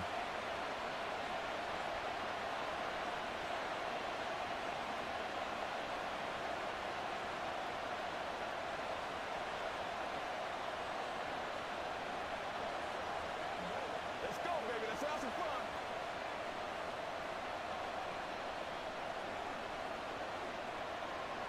So after the made field goal, 10-0 here early as the kick's away. This fielded right at the goal line. And he won't quite make it to the 25.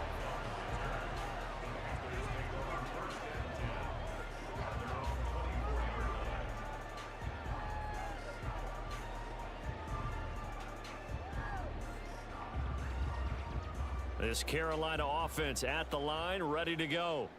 They'll look to get something started. They need to, down 10-0 early as they've got it 1st and 10.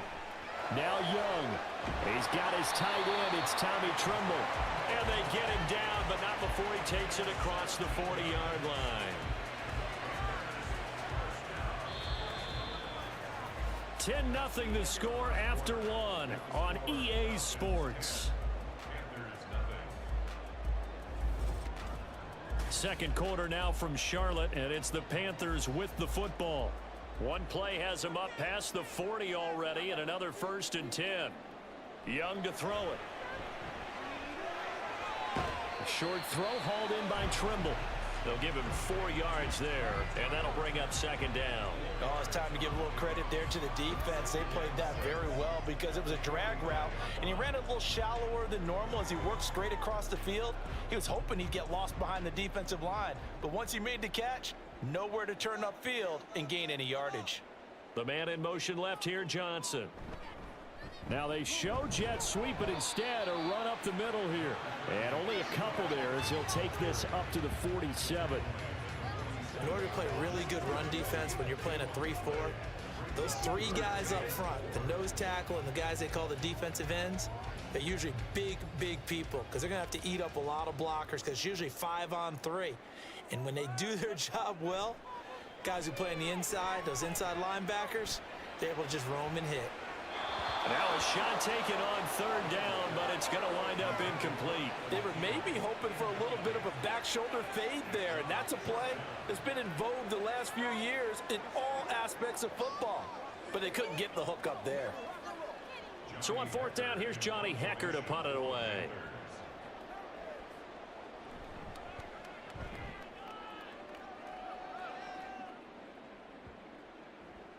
And he didn't quite have the backspin on that one. It hits at the 4 and continues into the end zone. It's a touchback. Here comes the Atlanta offense now ready to take over here. And last time they were able to churn some clock. They got the field goal, added onto their lead, but that was a drive that was so long it should have ended in a touchdown. You know that's how they felt.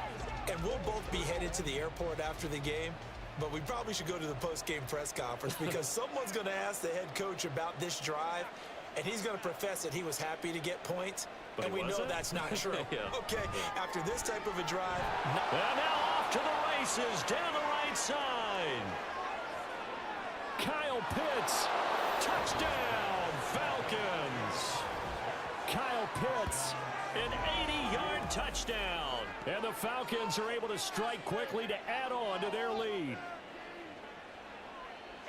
One play, 80 yards. Pretty easy drive to recap.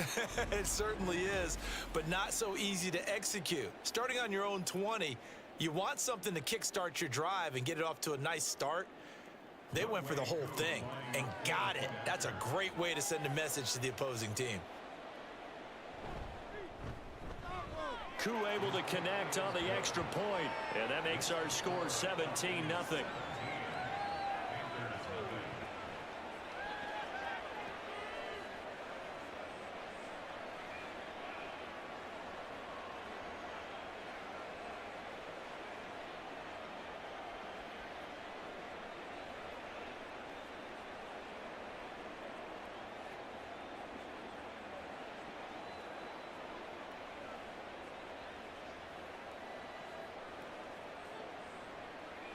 Following the touchdown now, it's Bradley Pinion on to kick this one away. And Smith chooses not to return it, and they'll bring it out to the 25. Here are the Panthers now as their offense comes back out onto the field. And we don't want to call this desperation time, especially in the second quarter, but you're down. You don't want to. Well, no, but let me finish. Okay, my bad. You're down 3 scores already. You've done nothing offensively, nothing on the scoreboard. That's not a good combination. I think you just called it desperation time. I think you did. But let's face it, you mentioned this to me in a break earlier in the game. The energy level hasn't been there right from the start. We've noticed that. They've got to find a way to get on their toes and start punching instead of retreating, to use a boxing analogy. And he cannot get away, and Young will go down. Bud Dupree off the edge and getting to the quarterback.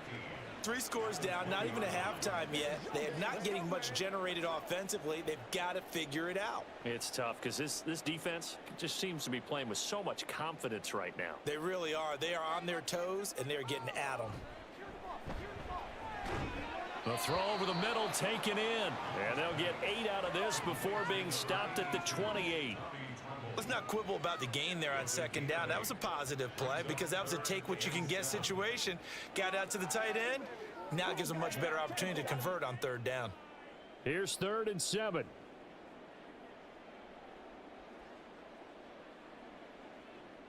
Now Young. Able to find the open man. That's complete. And he is going to have a Panthers first down as they're able to get the 3rd down conversion. Well, these guys have definitely been outplayed in the first half. I like their countenance. I like the way that they haven't panicked out there, the way they're carrying themselves. They're starting to move the ball, and what you have to do, maintain your poise and start to put together some drives. Young on first down. Short throw hauled in by Trimble. So the completion good for just 3. And that will bring up second down. And let's face it, you can put any Halloween costume on him. You're not going to be able to disguise him because for a tight end of his size, difficult to sneak him anywhere, but that's what they tried to do. Lined up on his right, tried to work his way back to his left, but just a minimal gain as the defense was able to react quickly. Here is Young. Blitz coming, and down he goes. And that's Grady Jarrett who forced his way through to register the sack. A rookie QB struggling, gets thrown down to the ground there. But, you know, maybe this game, it's not over yet, but maybe this game can be a learning experience for him. So many different things that he has to pick up on. When to go ahead and flush from the pocket and run. When to get rid of the football and not take the sack. When to just go ahead and go down early and make sure you don't fumble the football. So many things that he has to learn. This game starts the process. It's a 7-yard run, but it does bring up 4th down. Another down on the scoreboard, but the urge to go for it is almost irresistible here on 4th and short. Yeah, I know they're on their own side of the field. I was going to say. Normally I would say punt the ball away, but I'm feeling it. I say go for it. So on now is Johnny Hekker to punt this one away. He's been a busy man here in this first half as he gets it away. And that one hits a little too close to the goal line, and it continues into the end zone for a touchback. Atlanta now coming out on the field.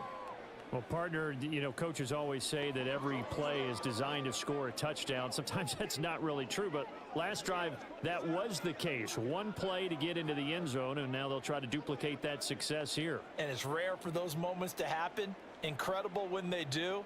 And you saw the celebration. Pure, unbridled joy after that one.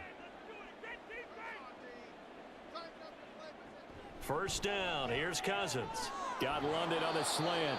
And he's taken down, but able to slip across the 35. That play going for 16 yards to start the drive. First down. Good strong throw and catch right there. And so far in this game, the alleys have been open for them to get completions, and they're taking advantage of it. So from the 36 now, 1st and 10. Handoff now to Robinson.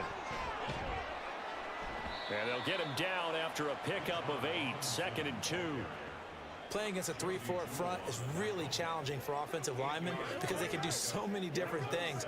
But when you're running the football, if you can handle the nose tackle up front and it may be a guard can slide up to the second level and block a linebacker, that's when you have success running the football. On play action, Cousins. That's caught at the 25. And he's brought down after a very nice gain. It'll go as an impressive 31-yard gain. This offense is looking very comfortable here in this first half. Very relaxed, very smooth, very efficient. No wasted motions. Things are definitely going their way, and they continue to move the ball downfield. So the big play gets him all the way down to the outskirts of the red zone here for 1st and 10. Robinson on a give right side. And he'll go out of bounds inside the 15-yard line. 69 yards rushing for him as he has been tough to stop here in this first half. We both know it's difficult, but they've made it look effortless out there. Through the air, on the ground, they've moved the ball with relative ease. From the 13 now, they work on 1st and 10. From the red zone now, Cousins. To the goal line, but it's incomplete. That was a touchdown if he could have hung on. Instead, it was a well-timed collision to jar that one free.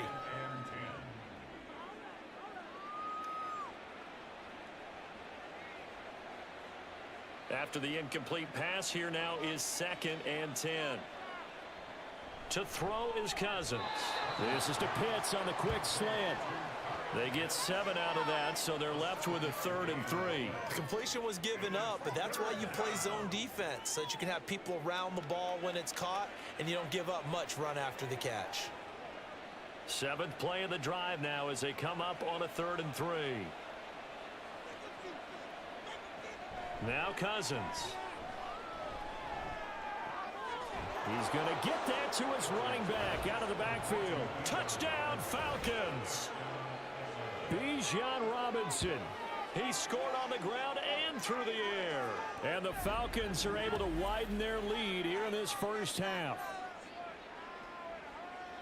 Well, he is putting in a great all-around game, Charles. He already ran one in for a score, and now they utilize him in the passing game.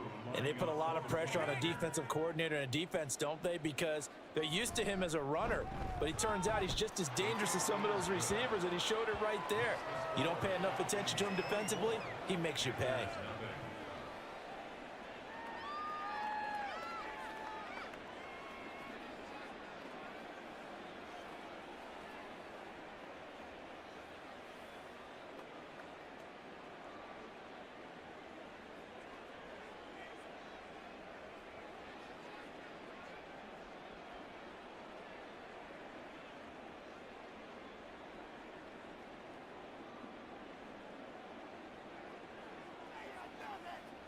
Yeah, let's go, let's go, let's go. Now Pinion with the kickoff honors following the touchdown. And Smith not going to bring it out, so it's a touchback. The Panthers offense here, they get ready to head back on the field. Well, CD, you kind of feel like they're in a bit of a danger zone right here because now you're down 3 scores, and I know we're in the first half, but the way this offense hasn't been able to generate anything, you feel like they probably need to get something going on this drive, right? Yeah, and sometimes I overuse that this is an important possession. But I think this has to be the possession where they come up with an answer because only a few teams in league history have ever come back from a 4-score deficit. And if they don't score here, that's what they could be facing the next time they get the ball. And they get him down, but not before he takes it across the 40-yard line.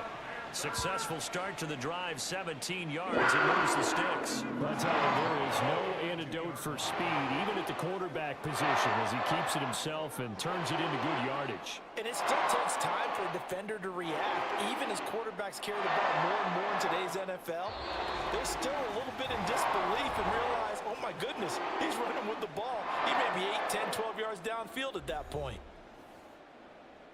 A reminder that when halftime rolls around, Jonathan Coachman will have all the highlights and analysis of this first half of play from our studios in Orlando. Looking for Johnson, and it's intercepted. Trey Flowers picks it. And the Falcons are going to have the short field here as they'll take over right at the 50.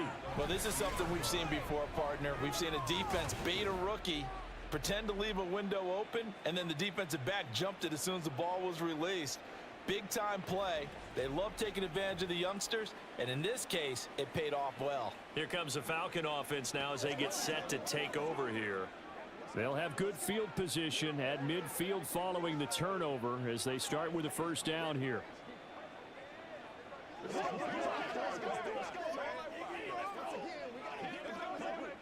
Very good starting field position for the Falcons offense as they come up 1st and 10 right at the 50-yard line. Following the interception, Cousins. That's going to be caught downfield by Mooney. And he'll get this one down near the 20-yard line, just shy of the 20. That one nearly 30 yards, 29 officially. So many times in my career I've heard coaches talk about completions are one thing, but as long as we're there at the catch and we get guys on the ground, we can live with that. But if you're going to give up 10, 12, 15 yards after the catch, then your defense is going to be in a lot of trouble.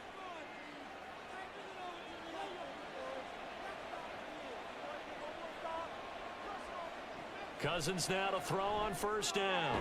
Looking left side, and he's got a man. That's Moore.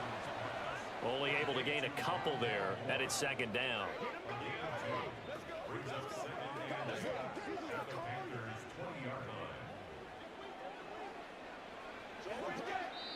Now the Falcons going to use one of their timeouts as the stoppage will come with a little under a minute to go in this first half.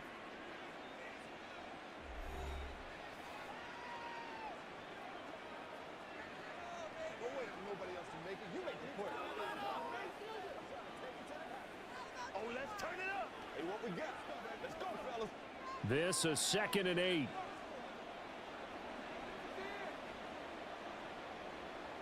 To throw, Cousins. That's complete to Mooney. That one a first down pickup of 8. I think a lot of people ask the same question all the time. Why do we see so many slants in the red zone? Well, the windows are tighter. Everything's more condensed. It has to be quicker, and you've got to deliver the ball on time. Your biggest worry? Ball gets tipped in the air, because if that happens, then it's fair game for the defense. Now a throw to the end zone on first down, but it winds up incomplete. I see the surprise in your face there, partner. That is a rare incompletion from him. He's been on point this entire game. He has percentage completion-wise way up, not that time. So now 2nd and 10 after the incompletion on first down. Cousins now. Rush coming, and he's taken down. The Falcons going to use the second of their timeouts as they'll stop it with 27 seconds remaining here in the second quarter.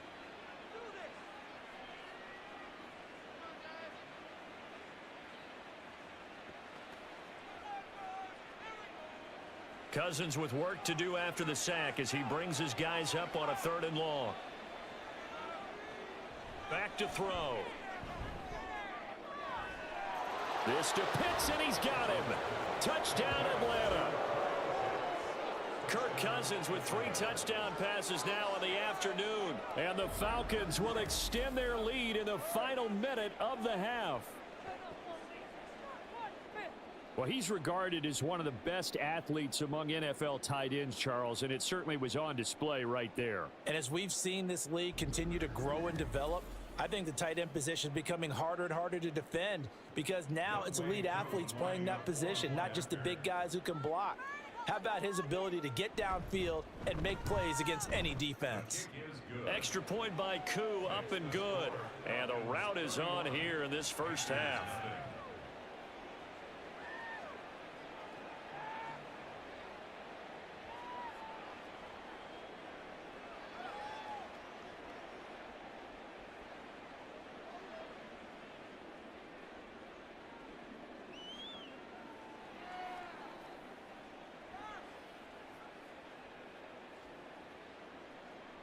And following the touchdown now, it's Bradley Pinion on to kick this one away. And not wanting to risk anything here late in the half, he'll just take a knee and they'll bring the football out to the 25. The Panther offense going to see the ball one more time in this first half. And with time quickly fading here in the second quarter, not sure how aggressively, offensively they want to play this. I think we'll find out just how much they trust their guys in this situation if they decide to take a shot. A little over 20 seconds remaining in the half as they'll line up here 1st and 10. They go back to the air here after the INT on the last drive. Throw left side on target to Thielen. Now the Panthers going to use the first of their timeouts as they'll stop it with 17 seconds to go in this first half of action.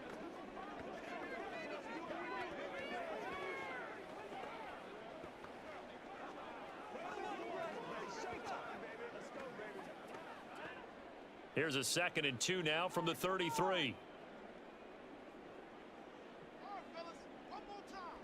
Young. Open man once again. It's Thielen. The Panthers going to use the 2nd of their timeouts. So that means they're down to 1 remaining here as we head toward halftime.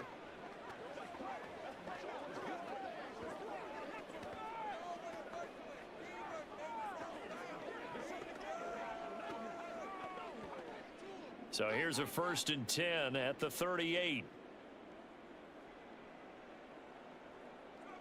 Throwing, Young. Oh, he dropped it. And that's pretty indicative of the way this one's gone. This defense is not going to make it easy for you. They're a physical group, and we just saw it there on that play. He came in, made the contact, just as he's trying to haul it in.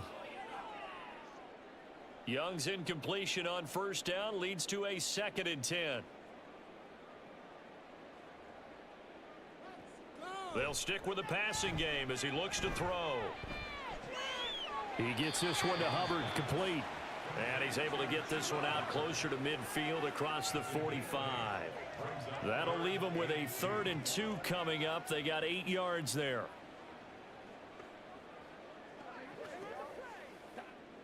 And you see the clock almost empty, so this is likely the last play in the 2nd quarter. Final play of the half, Young. And he knocks the ball away, and it falls incomplete. So we have reached halftime now with the visiting Falcons out on top. As we'll send you down the coast now to Orlando, that's where we find Jonathan Coachman, ready with our EA Sports Halftime Report. Coach. All right, Brandon, back to you two in just a bit. But first, welcome everyone to downtown Orlando and our EA Sports Halftime Report.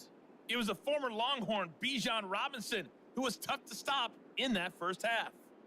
He found the end zone twice, once on the ground and once in the passing game, as he proved he's anything but a one-dimensional running back.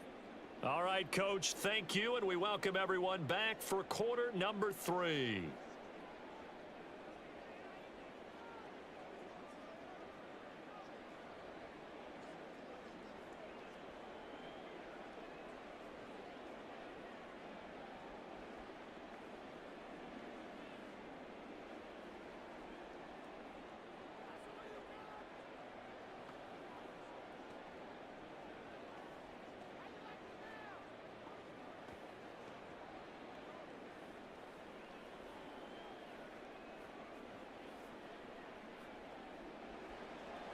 The Panthers going to get the football first, trailing here as well as we resume play in this second half.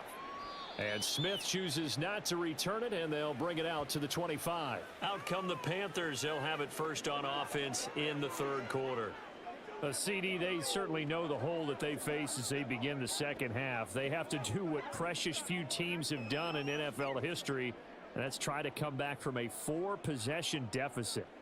And partner, you know, as that team gathers, they're saying to each other, you never say never, right? Because if you're on an NFL roster, that's how you have to think. You can always come back and win a ball game. And let's face it, we saw a certain Super Bowl, a 25-point lead late that wasn't enough to put someone away. But that being said, this task is near impossible, let's face it. And bottom line is, it officially becomes impossible if this possession is an empty one. Here's 2nd and 7 now from the 28. Right back to Hubbard. A pickup of about 3 yards as he's taken down at the 31. Just not a whole lot of room to operate there on that carry. No, not at all. They did a really nice job staying in their proper places and not allowing any lanes to open up. 3rd and 4. Young to throw it. Work in the middle of the field, and he's got a man complete. And he'll be taken down, but not before they work it across midfield. A gain of 22. And that's well executed there on 3rd down, and I love the confidence that they had to let their tight end try and find some space in the middle of the field, right in their quarterback's line of vision. And QBs love to make that easy throw, and they hooked up there for a 1st down. And a pretty good burst right there as he'll take this down to the 33. Back-to-back nice gains. That one for 14 yards and another 1st. The more football I watch, the more I want to check and see if teams are going to panic when they're down on the scoreboard. And this team has shown no signs of doing that. A lot of the time, they come out after the half. Things haven't worked so well in the first go-around. They want to throw the football like crazy. But the way to open up throwing the ball is to run it. And they've run it well here to start the second half.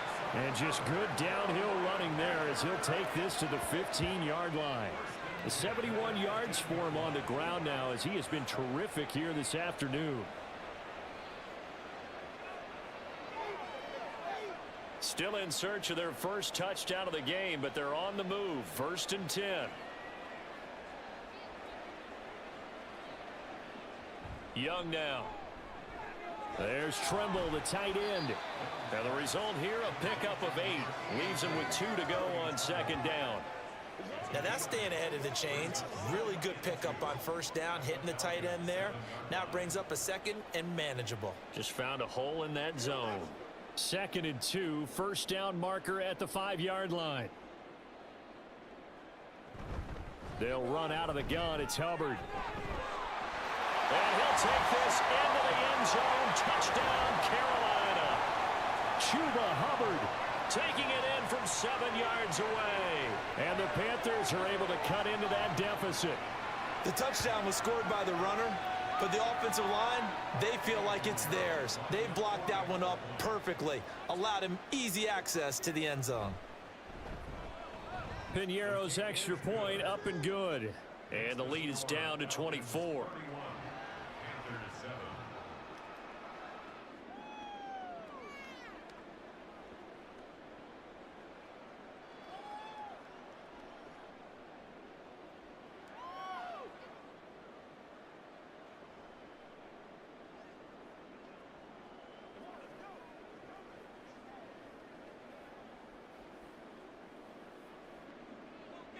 Now after the touchdown, here's Piñeiro to kick it off. The football will come out to the 25 as McLeod will not return it. Here comes the Falcons offense. It's their first possession of the second half now. And they were terrific in the first half, built up a sizable lead, and it's just been cut into a bit following the opening drive score on the other side. But this is a unit that has to be itching to get the football again. You can say that again. They've got to be pretty eager because, let's face it, they've had to sit through halftime, then sit on the sidelines and watch that drive. So you can bet that they're saying, let's get on with this. We got to go out there and get some more points. On 1st and 10, Cousins. Got this complete to the tight end Pitts. And he's upended at the 33 following a good pickup of 8. They'd love to just strike back with a touchdown right here, and if it's a long play, so be it. But the main goal, get a couple of first downs, run some plays, run some clock, allow their defense to get a chance to catch their breath, settle down, and relax a little bit after they just gave up a score. Now a 2nd down throw for Cousins. And this will be caught by Mooney. And he'll be taken down, but not before he gets into enemy territory. That, I believe, will put him over 100 yards receiving for the game. Yes, it will. And he's got a first down to boot. I'll tell you what, a lot of those mid-range throws have been available because sometimes teams get too concerned about the deep ball and they leave too much space in front of them. And these guys have been taking advantage so far. So 1st and 10, and if they score on this drive, might have to start digging in our second half blowout material. Meanwhile, Cousins throw complete there to Moore. And they'll get him down as he's inside the 40. 11 more on that one and another first down. This offensive game plan has just been sensational. I mean, when you think about all the different ways they've gotten their receivers open so far, it's really been impressive. Scheme, design, execution. A first down throw for Cousins. And he'll go right back to Moore. Complete again. He'll be hit down at the 33, 5 yards on the play. They like going to him in the slot. He catches another one. I think this comes under the heading of until they stop him, why not go back to it? He has something going really well. Great working relationship with the guy throwing the ball, and they keep making the connection. Second down and a run by Robinson. And he'll be brought down at the 27-yard line. 75 yards rushing for him now on just 6 carries to this point. Yeah, once more, strong running, excellent blocking at the point of attack. They've got a nice little drive brewing right here. Inside 4 minutes to go, third quarter. First down, here's Cousins. And a dump off here to Robinson.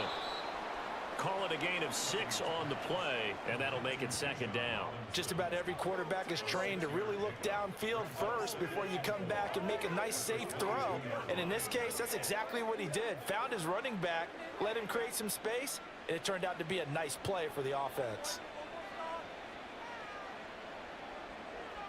Second down, Cousins. This one hauled in, and again it's Robinson. And he's dropped just before the line to gain. 4-yard pickup leaves him with 3rd and 1.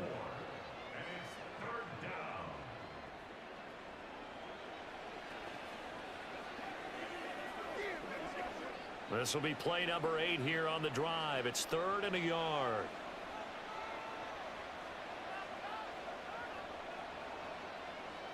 Cousins. Able to find the open man. That's complete. And the Falcons are going to have a 1st and goal coming up as they find a way to convert there on 3rd and 1. Got to say, I was a little surprised to see him, Charles, come out in the shotgun on 3rd and less than a yard. Yeah, but the way the NFL is nowadays, we hardly ever see anyone really run for it on short yardage. So they're going to throw the football more times than not. That was a nice, easy rhythm throw right there, and they pick up the 1st down. They'll throw again. Cousins.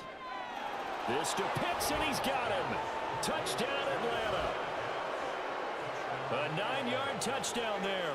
And the Falcons have opened the lead up to 30.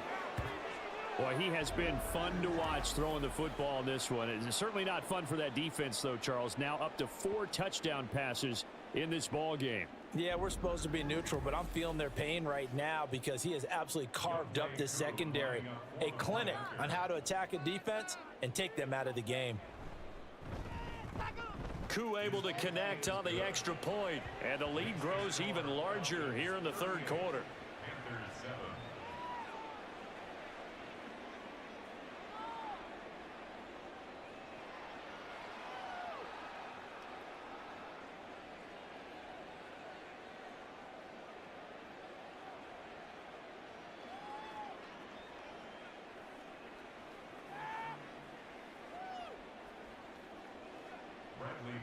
Now Pinion with the kickoff honors following the touchdown.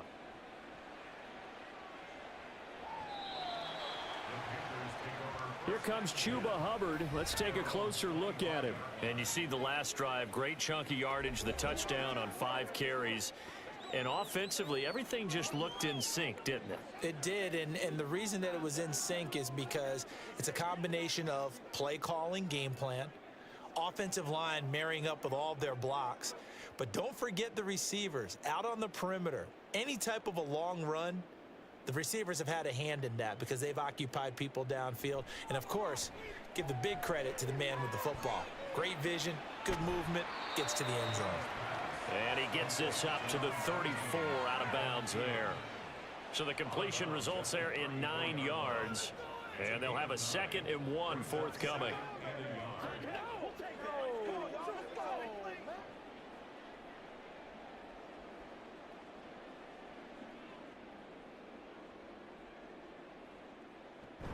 Straight ahead with Hubbard.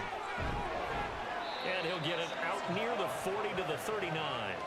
83 yards on the ground for Hubbard as that last run a 1st down. I think we all suspected that they were going back to him after he found the end zone on his last carry. and they kept the positive momentum going there. Another nice run by him. So from the 39 now, they'll come up on a 1st and 10. Young. That ball caught by the former Toledo Rocket, Deontay Johnson. That's good. The completion there for 7 yards, and it'll be 2nd down. At the 46-yard line.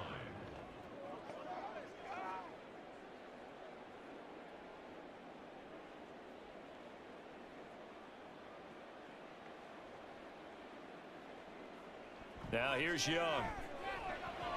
Again, it's Johnson. And that's going to be good for another 1st down as the tackle's made at the Falcons' 43.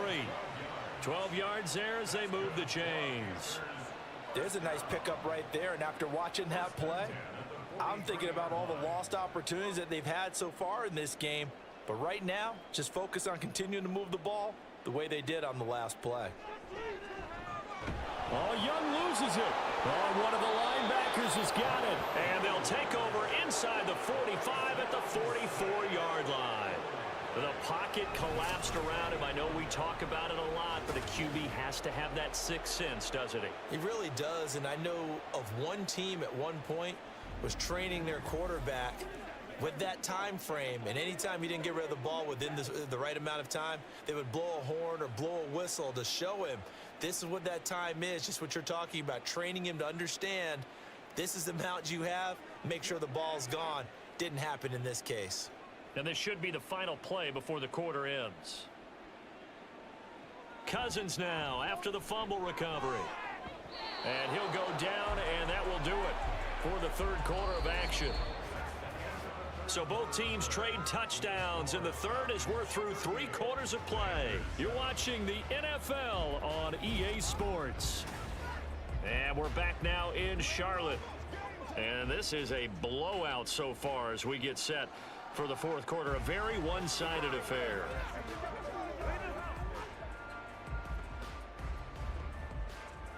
So from the 37, here's 2nd and 3. Robinson, he'll try the left side. And they'll be inside the 35 now at the 34-yard line. 4 yards the pickup, 1st down. Hate to be blunt, but it is just continuing to prove to be the case that this O-line is manhandling this D-line right now. They deserve to roll up their sleeves and show up their biceps because they're doing exactly what you just described, manhandling the defensive front. They've got the leverage, they're powering through, and they're controlling this game. And a good physical run that time. He's going to wind up gaining 5 on that one. Brandon, I've got to think this offensive line has got some smiles on its faces, and I know it sounds crazy, but they practiced for this back in training camp. They knew they'd be in situations where it'd be extra defenders in the box coming after them, trying to keep them from locking down a game. Right now, they want to show the world they're up to the challenge. And only able to muster a couple down to about the 27. But not much on that run, Charles. No, that's exactly the way to execute a run blitz there. They guessed correctly that they would move the ball on the ground, honed in on it, and stopped them. Mark that down for a win in the defense's column. The Falcons on 3rd down. They've been excellent, 6 for 7. This time it's 3rd and 3. Cousins now.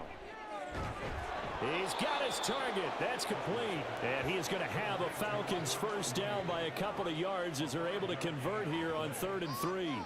He's been the go-to guy. They needed a big play there on 3rd down. Went his way. It worked out. Doesn't matter whether they've scouted it or that they think he's going to get the ball. He has a knack for finding his way open and completing the connection.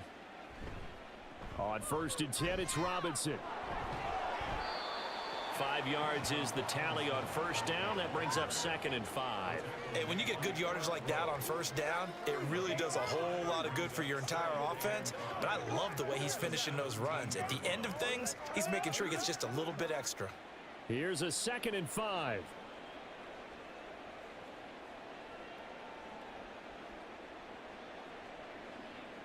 Throwing, Cousins. That's complete to Arcega-Whiteside. And the Falcons are going to be set up with a 1st and goal here as the tackle made at the 9. And a good quarterback facing zone coverage, if he has just a little bit of time to survey the scene, that's what's going to happen. No doubt about it. If there's no pressure, he's going to continue to pick them apart because he'll have all that time to find someone open downfield. You can only cover for so long. So maybe they want to go to a zone blitz scheme, get a little bit more pressure. Remember when Carolina did that against Denver? They lost the game ultimately. They dropped the defensive end out, and he ended up with an interception in that game in Super Bowl 50. Maybe some sort of scheme like that to try and get more pressure at the passer. At the 2-yard line. Good yardage on first down. Now can they punch it in on 2nd and goal? They'll try and run. This is Robinson. And he pushes forward but comes up short of the goal line as he'll get a yard down to about the 1. That didn't just feel like good defense there. That felt like pride, didn't it? He's already gotten into the end zone twice, trying to get there for a 3rd time. No one likes to have the hat trick against them. 3rd and goal as they look to pour some more salt in the wound. Robinson again. And he gets in. Touchdown, Atlanta. Bijan Robinson taking it in from a yard out. And the Falcons continue to pour it on here in the 4th. So the 2nd down run didn't work. They run it again on 3rd down and get in. I wasn't sure if they might pass it, Charles. We know that they like to mix it up down here around the goal line. Yeah, almost felt like the offensive line said, forget mixing it up. Let's call our favorite running play over our best blockers, and let's get this one in. Extra point by Koo, up and good. And this one was over a while ago as they just add on to that big lead.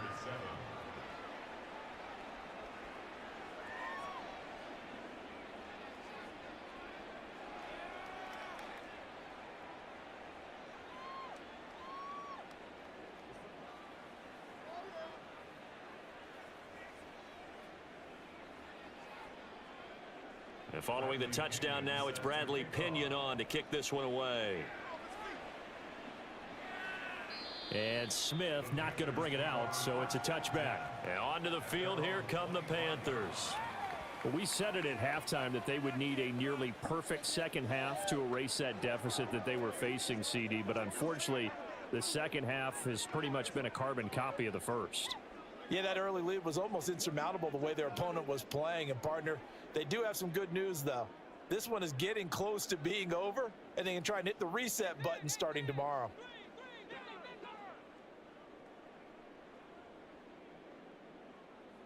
Young on 1st down. That caught by Tremble. And they work this well upfield across the 45. A good pickup there, 21 yards. Well, I mean, look, obviously there's no 20 or 30-point play in that playbook, but they can try to end things here on a positive note despite trailing big, and that looks like what they're trying to do here by pushing the ball downfield. Well, let me go with the heavy cliche then, partner. Just control what you can control right now, and all that... Left sideline, a dive, and it looks like he's got it. And he's going to get this down to the 35-yard line. It's another 1st down as this time they get an even 20. Now, 4th quarter, certainly not enough time for a comeback, but nice to see them making use of the time remaining to try and make this one a little more respectable. Yeah, I think the ultimate goal, good execution, be crisp, be sharp, and find a way to put some points on the board to make this thing look just a little bit better. A gain of 8 there on the play, and that'll bring up a 2nd down in just a couple. Nice rhythm throw there on 1st down. He located his tight end, made it a nice easy pitch and catch. Hoping he can break a tackle or two. Wasn't able to do that there, but still good yardage. So from the 26-yard line, here's 2nd down and 2. On the handoff, it's Hubbard. And he'll be a couple yards shy of the red zone here at the 22-yard line. A gain of 5, good enough for the 1st down. But they're getting ready to go to work now in prime real estate after that last run. Found his spot and picked up nice yardage, didn't he? And now he's got him knocking on the door of the red zone.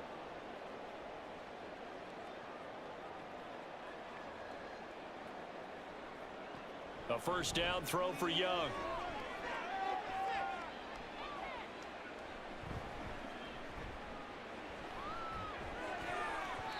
Toward the center of the field, but it's incomplete.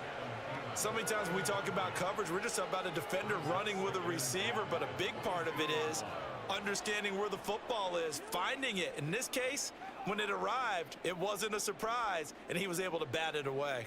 Young's incompletion on first down leads to a 2nd and 10. Back to throw here. He gets this one to Hubbard, complete. And brought down, but not before they get it inside the 10 to the 7. That gain of 15 gets him on the doorstep, 1st and goal. Offense for them has been at a premium. You wonder where plays like that have been all game long. They're thinking the exact same thing themselves, but they're also looking forward now, because now these plays are really for next week, trying to get some momentum going. Throwing, Young. He gets it left side to Johnson. That'll bring up 2nd and goal after the gain of 5. He decided to run a hitch route. It really helps to have a guy who can turn it loose.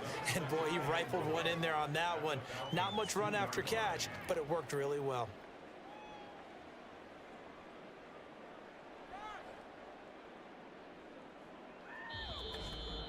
Just 2 minutes remaining here in the 4th quarter of what has been a one-sided affair. So it's Panther football as we welcome you back. 2nd and goal, and they will try again from the 2-yard line. Again, it's Young. Toward the end zone, but that's going to wind up incomplete. And that's another play that's painted the picture of this game overall. It's been a blowout. It's been continually fueled by big turnovers and stops for one side and an inability to advance the ball from the other. 3rd and goal, trying to make that scoreboard at least a little more respectable. Young. And this is caught. Well, they get one back. Picking up the late touchdown here, but still down big. Well, with this rookie QB, we talk a lot about his ball placement and how good he can be at laying it right in there. I think we just saw, Charles, though, the strength of that arm. That was an absolute rifle for the completed touchdown. It absolutely was, and let's face it, you think he was really ready to get that first touchdown? Absolutely. He threw that pass with authority, just as you described. Big-time arm right there, and let's face it, a lot of quarterbacks used to be pitchers in baseball. The fastball was usually their best pitch, and we saw it there.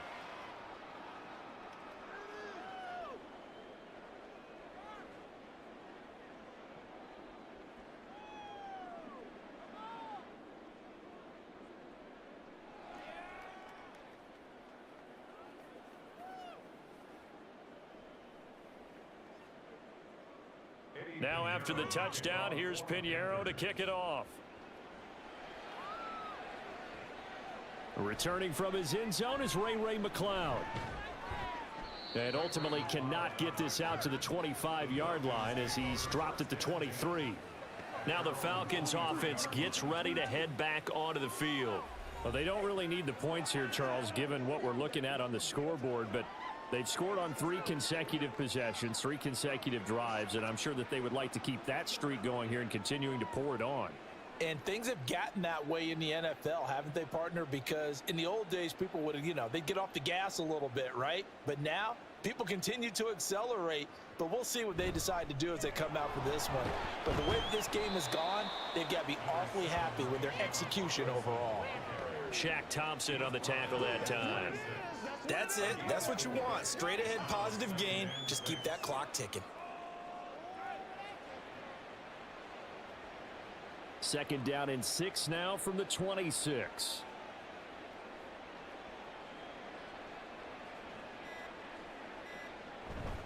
Again, it's Robinson.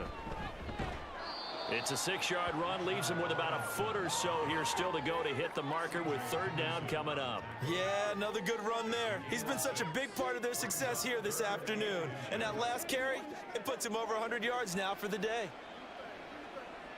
3rd and inches, and they've got some extra beef up front. 3 tight ends.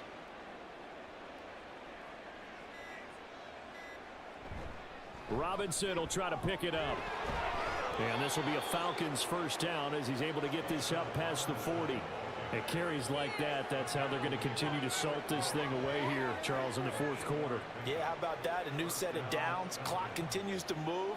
No better way to close out a game than to tap those mastodons you have up front and say, guys, keep pounding them. Let's keep the ball, keep their offense on the sidelines, and let's close this one out. Charles, a lot of happy faces heading into the tunnel as this one ends, and understandably so. Not only did they get the win, but boy, their offense was on fire in this ball game. And partner, I have no idea what the top speed is on one of those high-end sports cars. What's the top gear you can get into? This offense, they certainly were there in this one, huh?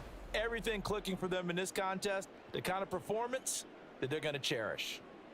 So that'll just about do it for Charles Davis. I'm Brandon Gaudin. You've been watching the NFL on EA Sports. For more, log on to easports.com. Till next time, we say so long from Charlotte.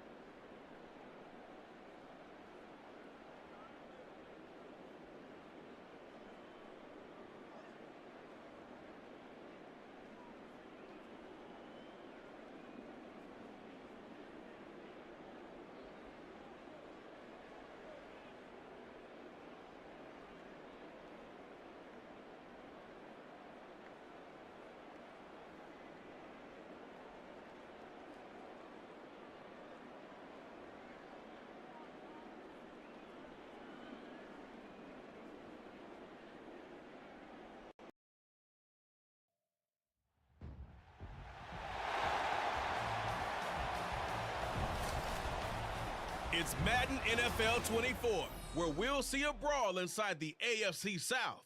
It's the Jacksonville Jaguars and the Houston Texans, and it's coming up next.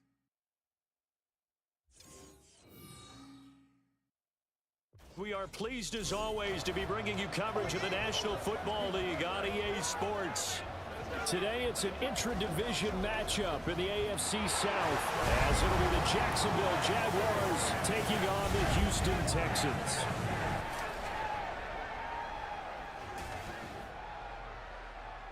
Brandon Gaudin and Charles Davis on hand. Kickoff just moments away. Charles, quickly, keys to the game. For me, it's coaching. Who prepared his team the best going into this one to give them the confidence to believe that they would win the game? That's who's going to come out of this one on top.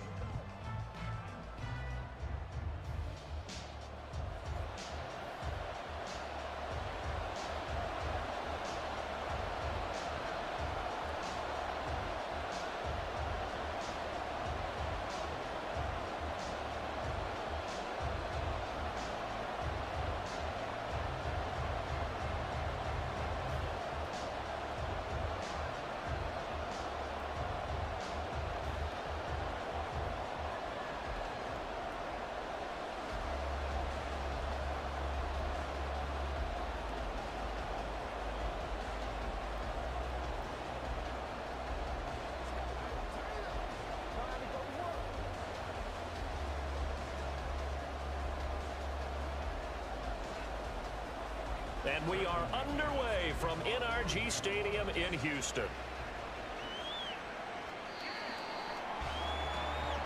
So out come the Texans for their opening drive. Leading them out, a two-year starter at Ohio State and second overall pick in the draft, C.J. Stroud. If you ask coaches at any level to design their ideal leader of a team, I think they're going to check every box with this guy. He's got the poise to handle responsibility. He stays calm under any kind of pressure, and he brings out the best of his teammates each and every week.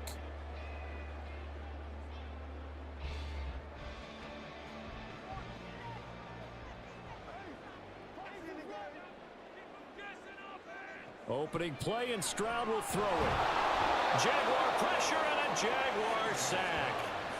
Multiple players combined for their team's first sack of the game. Okay, partner, a couple points of interest right here, all right? Offensively, we see that they came out throwing the football, but maybe more importantly, the blitz that came defensively, they got right after him. And you were telling me pregame before we came on air, you think this is something we could see a lot. Yeah, there's no doubt about it because this is a unit that wants to play the game on their terms. And he'll get to the 29-yard line, brought down there.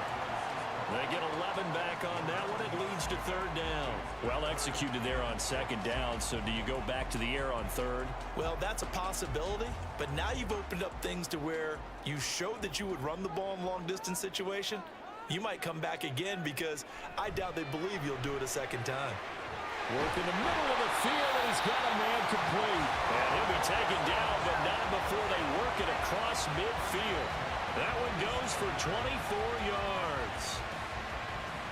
I don't care how many times we see it. I still get a kick out of watching quarterbacks and receivers do the pass tree in pregame warm-up.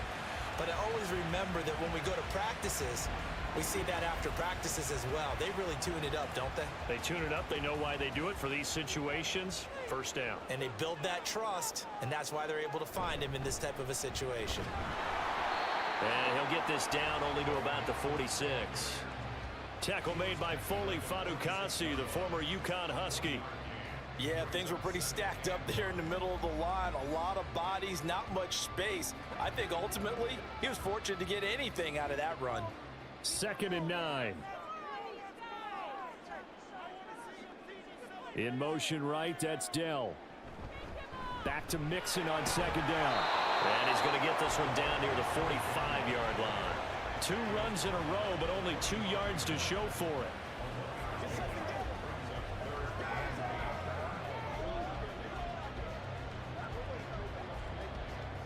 And the line to gain here is the 37 on third down. Back to throw. Here's Stroud. And he bats it away, and it falls down incomplete. Whether that's a little grabbing, a little hand fighting, by any means necessary on third down, he was able to get the job done in the secondary and swat that one away. Now on fourth down, it's Cameron Johnston on to punt it away. Back deep for Jacksonville, the dangerous Jamal Agnew. And that'll hit in the end zone. Much too much leg there. That'll be a touchback. So here's the first drive now for the Jags. They'll be led out by a man who took that huge jump everyone had hoped for in year two. One of the game's brightest young stars. And that's Trevor Lawrence. The word is potential, potential, potential. Think about this guy from the time he was in high school, one of the top prospects going to college, coming out of college, mentioned as a generational type quarterback. He looks the part. Tall, big arm, surveys the field, and can take off and run when under duress. Lawrence bringing the Jaguars up 1st and 10. At their own 20-yard line. Out of the gun, he'll throw. He'll get this one complete to Zay Jones. And he's brought down, getting this one up to about the 35. 15 yards is the pickup there, and the drive starting very nicely. First down. Certainly no settling into the drive there. They came right out on the first play and attacked the middle of the field for a big gainer and a first down. Ball up to the 35 now as they come up on 1st and 10. From the gun, it's Lawrence. He's going to hit his man out of the backfield, complete. This will be stopped about 2 yards shy of the marker. 8-yard gain, 2nd and 2. Come on, baby, we gotta do our job. We gotta do our job. So the contact came before the ball got there, and the flag is thrown. Timing is everything, isn't it? And it's so hard to cover these great receivers. They have such great body control, and they can fake you out. In this case, as you described, got there before the ball got to the receiver. Penalty flag had to come out. And this is not going to work as planned. He's going to be met and dropped behind the line of scrimmage. They'll lose a yard there, and it's 2nd and 11. Well, as a wideout, when you take that handoff and you're coming around the edge, you're expecting to see nothing but empty space in front of you. But if not... Well, things can go south in a hurry, and that's exactly what we saw on that play with a loss. On 2nd down, here's Lawrence. That's caught by Gabriel Davis. And he's going to be taken down with another first down as the stop's made at the Texans' 42. That one good for 16 as the drive continues. Well, from their point of view, this game could not be starting out much better, could it? Force a punt on defense, and now they're moving it crisply on offense. Crisply, I like that. Like yeah, moving it very, very well. Looks like the defense on their heels a little bit. You put a score in here, long way to go, but you're right, that's a heck of a start. Yeah, and I think this is where the play caller is looking at his play sheet and saying, do I have that dagger play? Do I have that play and just finish them off right now? Because I think they'd love to gain that big advantage early. Here's 2nd and 5 now from the 37.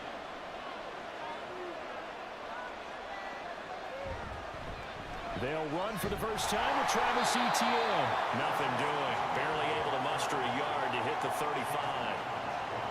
That was a particularly nice play because not only was it his job to force the play inside, he was actually able to fold inside himself and make the tackle ultimately.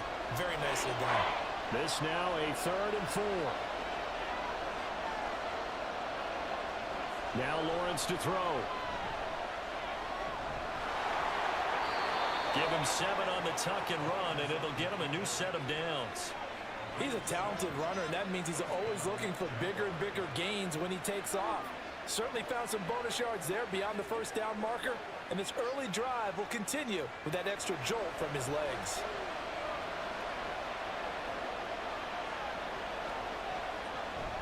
They go play action now. Lawrence. And looking for Kirk, but this pass is intercepted. Shaquille Griffin with a pick. And the Texans force the turnover. And they'll take over at the 10. Well, look, we're watching a quarterback here that's obviously been around for a long time. That's a throw he wishes he had back. He certainly does, but as you well know, this is a guy that's used to taking a few chances, used to fitting it into tight windows. These are throws that he's made before. Didn't happen to get it completed in this case. So now we get set to see Houston for their second drive of the ball game. Over on the sideline, hoping to hit that reset button between possessions. Last time out, they had to punt it away. This time hoping to finish this thing off in the end zone.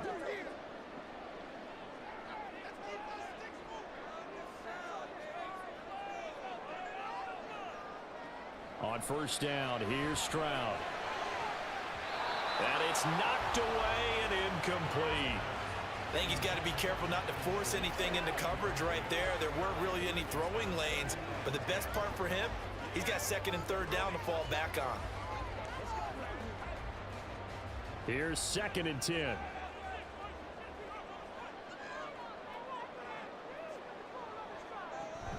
Inside handoff to Mixon. And not much there at all, as he'll get this only up to about the 11. They do get a yard there, but only a yard. Leaves them with 3rd and 9 looming. Well, that's a good start to this drive on the defensive side of the ball. Force the incompletion on first down. Then you're able to shut down the running play on 2nd. Yeah, I wouldn't be surprised now. A little bit of pressure going at the quarterback in an expected passing situation. Stroud on 3rd down now. Pass taken in by his big tight end. And way up past the 35 before he's taken down. Excellent play there on 3rd down. Give him 25 yards. And that was good protection there. No, that was great protection there because it allowed him to lock in on his receiver. Although I think he was looking for his tight end on the corner route all the way. Nice connection there for a really nice gain. So from the 36 now, 1st and 10.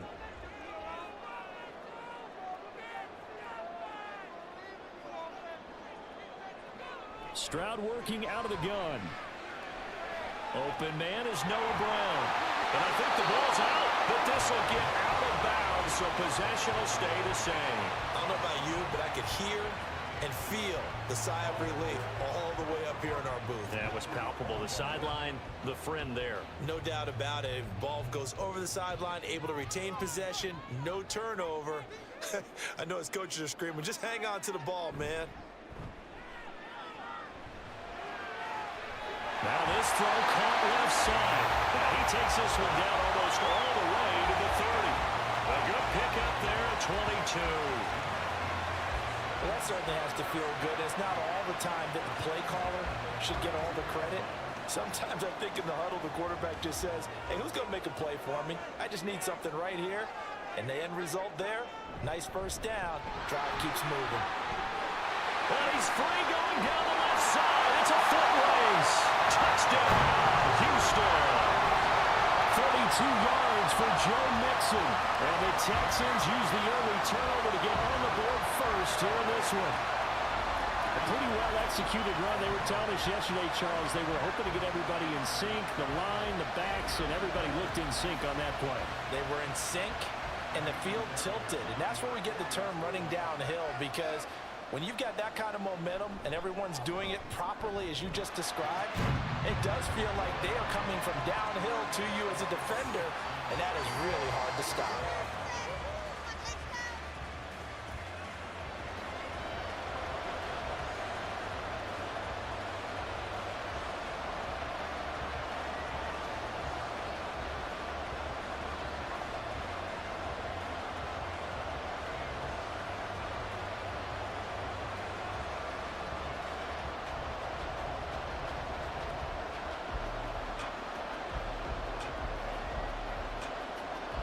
So after the touchdown, here's Fairbairn now to kick it away. The no return here for Agnews, and they'll bring it out, start the drive at the 25. So time to see Jacksonville again on offense for the 2nd time here in this game. They threw an interception the first time they had the football, wound up leading to a touchdown the other way. How do you approach drive number 2?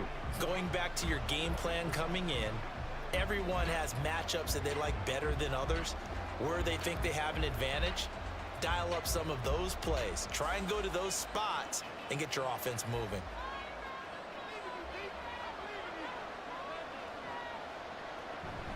They'll start on the ground, Etienne.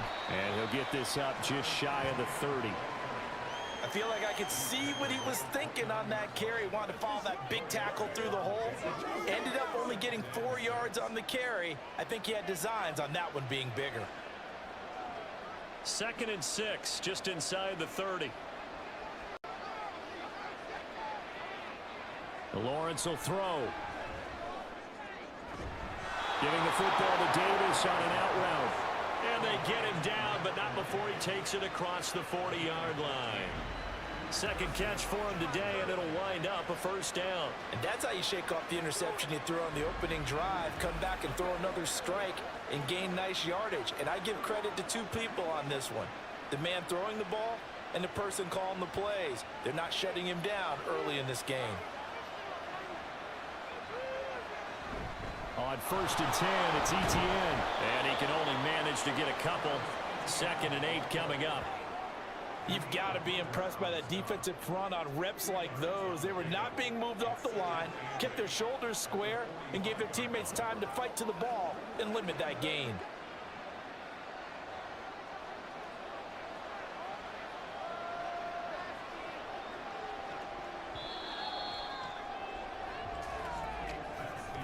After one, 7-0 on EA Sports.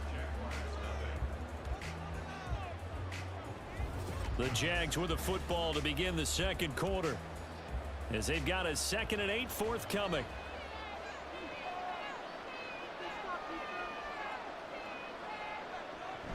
And they'll go again with Etienne. And he goes across midfield and down into Houston territory. Good work to pick up 7 yards there. That gets him into a 3rd and 1 situation. Okay, he didn't break that one all the way, but you got to know that he feels like he's right on the verge, and that's probably exactly what he's telling him in the huddle right now. Heavy set out there on 3rd and 1. They'll run with Etienne. And he's taken down at the 43, but not before picking up the first. 5 yards is the pickup there as that extends this drive. Well, it wasn't a goal line situation, but how about the goal line formation on 3rd and short? They went in and went heavy.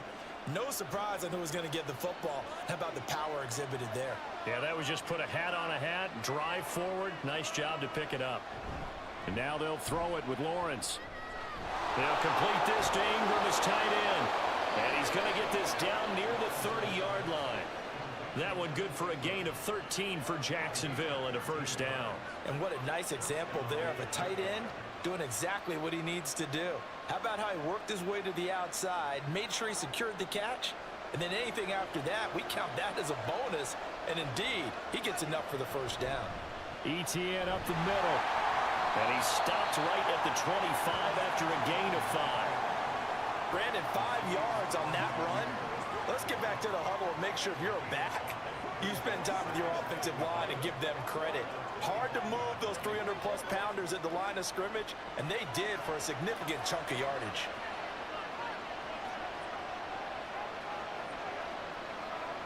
Now Lawrence to throw on 2nd down. Throw left side complete to Ingram. And they just keep marching right along. First down on a pickup of 8 there. Many different ways to create space, but on that play, he did it with that big, wide body of his. Didn't get a whole lot of yardage on the play, but it did what it was supposed to. Pick up a first down. So from the 17 now, here's a 1st and 10. A give to Etienne running right. And able to get him down, but he does reach the 5. A solid pickup of 12 yards, and now they're knocking on the door. A good run there off right tackle in an old-school NFL football. The right side, the offensive line, often known as the nasty side. The left side, usually the technical side. Kind of reminds me of the old Atlanta Falcons 2009-2010. That's how they constructed their offensive line. And he is met in his tracks behind the line of scrimmage. That's going to go as a loss of 2, and it'll be 2nd down. They have 3 tight ends in that formation. That's almost a universal sign that they're planning to run the football. But how about the defense there? They met force with force and caused a stack up behind the line of scrimmage and threw it for a loss. Here's Lawrence to throw. They're unable to connect, but a late flag comes in. And the contact may have come too early. And since the penalty occurred in the end zone, move the ball to the 1-yard line. 1st and goal from the 1-yard line. Costly penalty. So the ball's moved to about the 1 after the penalty. 1st and goal. Now they'll send a tight end in motion left. Now Lawrence. And he's going to go down. Sacked back at the 13-yard line. And Danielle Hunter He's the one who gets in there and brings him down to the ground. That I'm struggling to understand a little bit. That close to the goal line, first down, run the football. If you want to throw it, throw some play action on second down.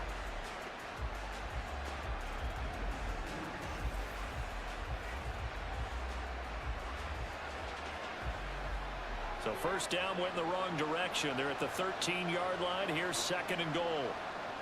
Looking to throw, Lawrence. Over the middle, he's got his tight end, Ingram. They'll wind up getting 7 on the completion, but they'll still be faced now with a third and goal situation. I know sometimes we can get fooled when we watch him make catches, as we just saw him do there, because he really looks like a wide receiver the way he goes about his business. Yeah, 230, 240 range. Yeah, not super huge. Maybe not counted on to be that inline point-of-attack blocker that we used to have in the good old days, but you can flex in that. And they're going to get him. They bring him down to the sack back at the 16-yard line.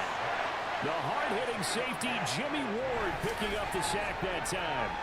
Well, many times when you talk about mobile quarterbacks, you get the sense that they feel like they can get out of any bad situation. They keep moving around and trying to emulate guys like the Scrambler or the Dodger. Instead, they keep losing yardage and digging themselves a hole that they can't get out of. So Lawrence will exit, and on comes Brandon McManus for the Jaguar field goal. From the right hash, this from 33. The kick by McManus is good. And they are on the board, but still trailing. It's 7-3. So they're able to end that drive with 3 points in this one-possession ball game. And ideally, you want to end every drive with points. Most quarterbacks would tell you, let's end it with a kick, right? A PAT, that's number one. Field goal you'll take. Punts, you really don't want to do that. In this case, they'll take the field goal and get prepared for the rest of the game.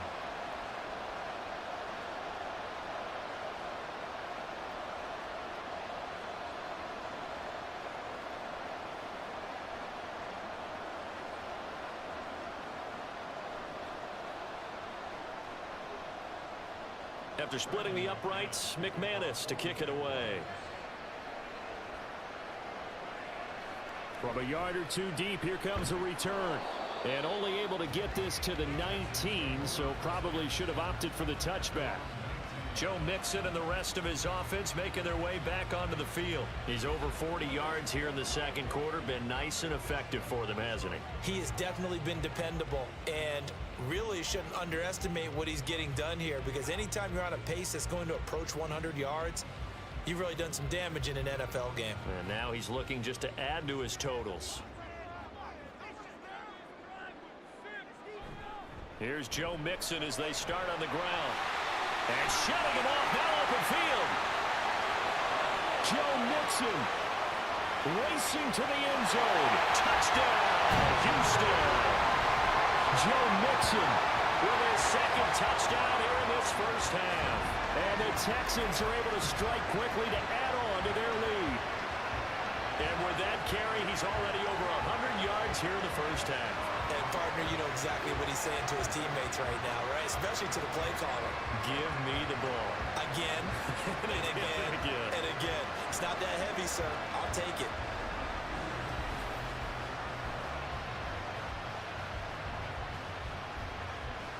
Fairbairn now to add the extra point.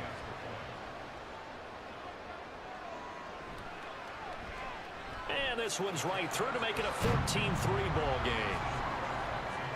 Those are the ones the offensive coordinators dream about. One-play drives from that distance. What an effort. It results in the touchdown.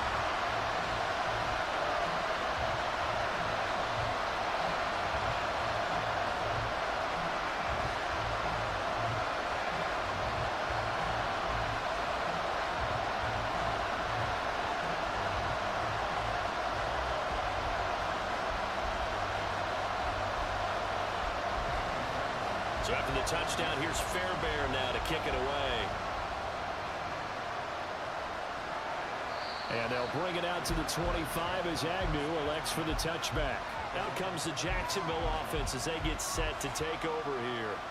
Their deficit is 11, 14-3, and needing to get something going here as they come up on 1st and 10.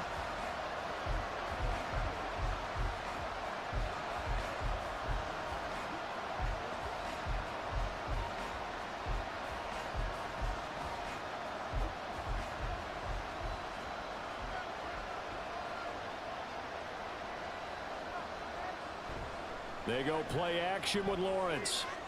The pass complete to Ingram on the crossing route. And they'll get it up just short of the 45 at the 44. The drive starting play, a good one. Give him 19. Man coverage on the left side, so I really like the design of this play because they opened up the field and brought their tight end the other way on a crossing route. That's a lot of ground to cover if you're a defender. I've been there before, unable to stay with his man there. They'll try the left side with ETN. And a strong run that time as he's across midfield and down to the 43. 47 yards on the ground for him now on 9 carries. We often give credit to the O-line there. 2 tight end formation. Those tight ends block pretty well also. Yeah, and that's one of the most dynamic positions in football now. The tight ends who can block at the line of scrimmage at the point of attack, and they can also get downfield and catch the football. On first down, they look downfield, and it's complete. And all the way inside the 15 before they drop him. He got 29 yards that time. Well, they showed a 5-receiver set, had the backfield empty, and lined the running back out to the left. Plenty for the quarterback to process both pre- and post-snap, but he was able to find his man, and it turns into a big play. This offense finding its legs now. Here's another 1st and 10. They'll try the jet sweep with Kirk. And just shutting him off there. And he takes it in. Touchdown, Jacksonville. Christian Kirk, 14 yards. And the Jaguars have cut it back within a score. Well, we've talked about it before. You know, this jet sweep, something a lot of teams like to run nowadays, and this one winds up in the end zone. And it is all about creating different ways to get the ball in the hands of your playmakers. And wasn't it interesting that prior to this game, the head coach told us, I saw this sitting in my chair watching a Tuesday night college game and decided to implement it myself. McManus's point after is good, and that makes it a 14-10 ball game.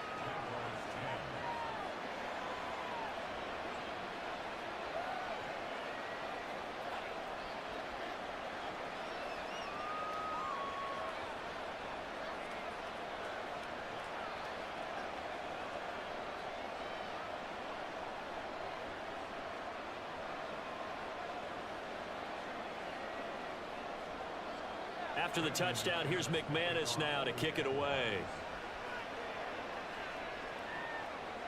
From a couple yards deep, he'll bring it out of the end zone. And the decision to come out of the end zone is going to cost him 5 yards as he's taken down right at the 20. Joe Mixon and the rest of his offense making their way back onto the field. He's already cruised past the 100-yard mark. We haven't even gone away for halftime yet. He might not want halftime.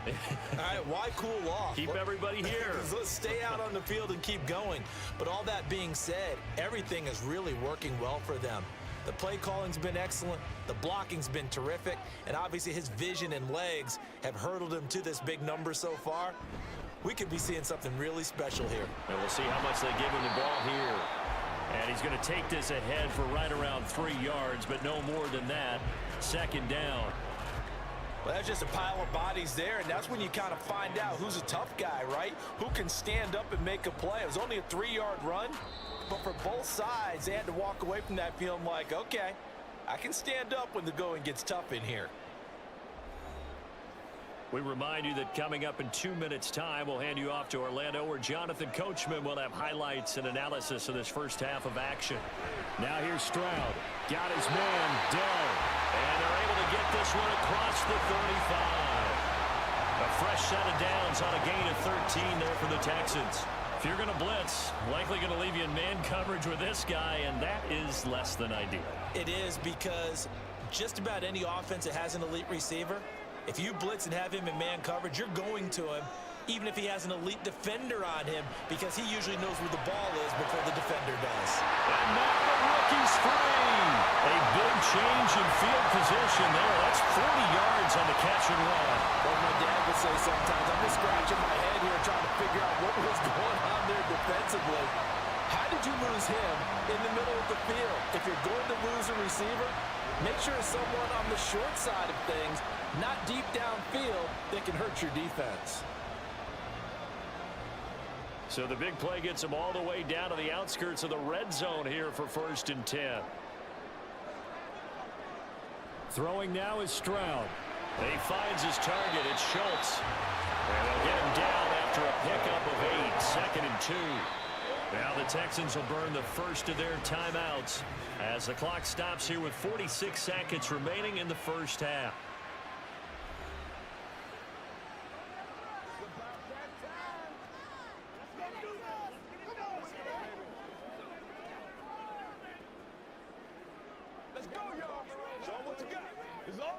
Second and a couple.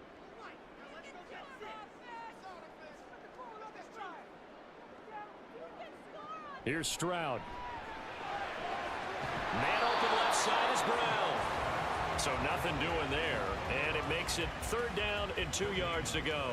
And that's when it's fun to play defense. When you're able to diagnose a play right from the beginning, get all your guys to the football and spill the play, that's when you have a lot of fun playing on that side of the ball.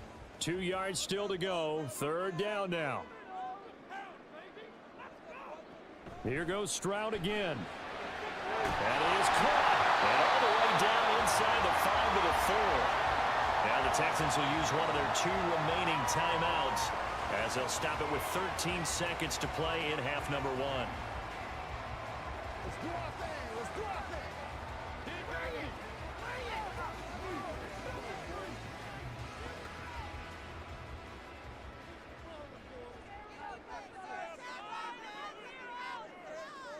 Now Stroud. And that one going to be off target and incomplete. Not sure what happened there, but he just didn't get the right read on the coverage that time. Pass wasn't where it needed to be, and that'll send them back to the drawing board. Line of scrimmage, again the 4-yard line. 2nd and goal. And Stroud now to throw. Touchdown, Texans. Noah Brown in the final seconds of the first half. And the Texans will extend their lead here just before halftime. That is a near-perfect end-of-half drive right there. And we've seen that many times from the best in the league. But do you really expect to see it done that well by a rookie?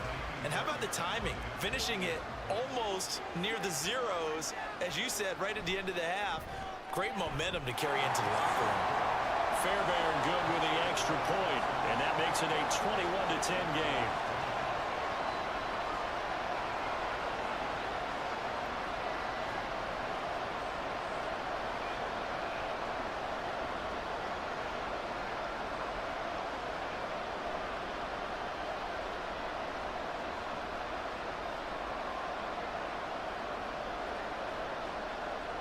So just 8 ticks remaining here in the first half as they'll kick this one away. This taken in at the goal line. And he'll go down as this drive will start at the 25-yard line.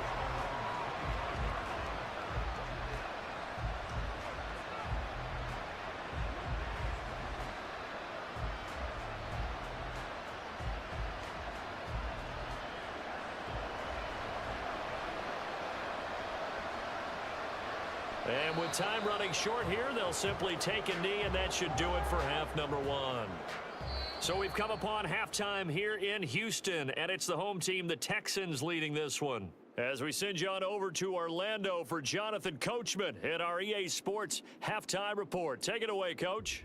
Okay, Brandon, thanks very much, and welcoming everyone to our downtown Orlando studios in this EA Sports Halftime Report.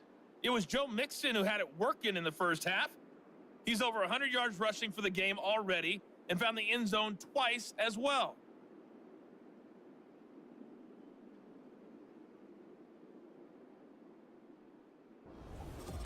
All right, Coach, thank you very much as we welcome you back for quarter number 3.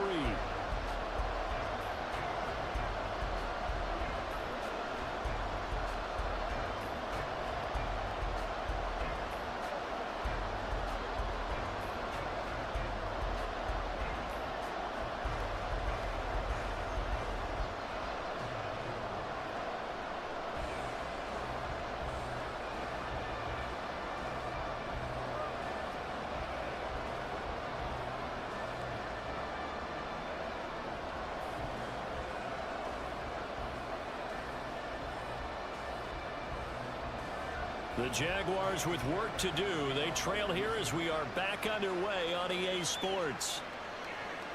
And no return here for Agnew, so they'll bring it out, start the drive at the 25. Out come the Jaguars now as they'll go on offense first here in this third quarter. By no means certainly are they out of this contest. Two-score game start of the third quarter, but you feel like if they don't get points and then they give up points, then it can become a slippery slope. This feels like an important possession. Yeah, and that slope becomes even more slick if you come away empty-handed on this drive, because then you give them a chance to extend their lead. You need some kind of points here, even if it's just a field goal. It's what I call one of those calming drives. Try and slow things down a little bit. Now Lawrence on first down. A short throw to Ingram. They'll be dropped after a gain of about 6 across the 30 to the 31. Well, it certainly feels like there are more stars at the tight end position than there were even 10 years ago.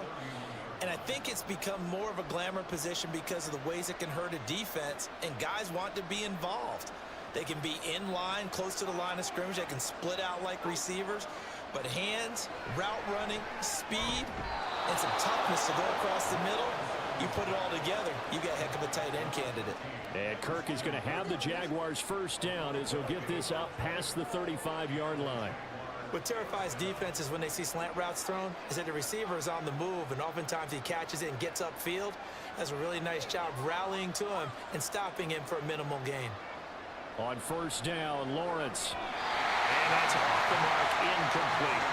To give you an idea of how accurate he's been throwing the football, we're in the second half. That's just his second incompletion. Well, if he's that locked in, that means everyone's locked in, because to me it's like throwing a no-hitter in baseball. The pitcher may get the credit, but a lot of people making plays behind him in the field. Throwing again here, it's Lawrence. And it's incomplete. We're going to give out a little applause on that play. It has to go to the defense. More good work by them. They've taken away the passing lanes all game long, and you can see the frustration that it's causing because he just about threw that one into the first row. This offense in desperate need of a conversion as they come up on third down.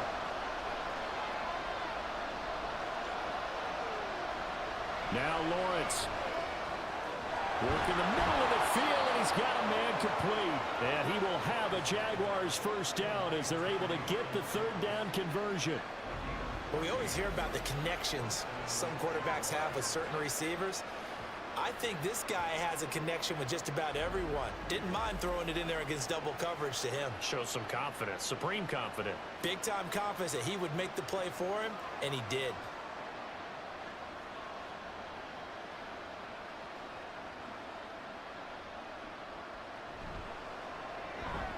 It's complete. He dials up Davis once more. And he'll go down, but not before getting this inside the 30.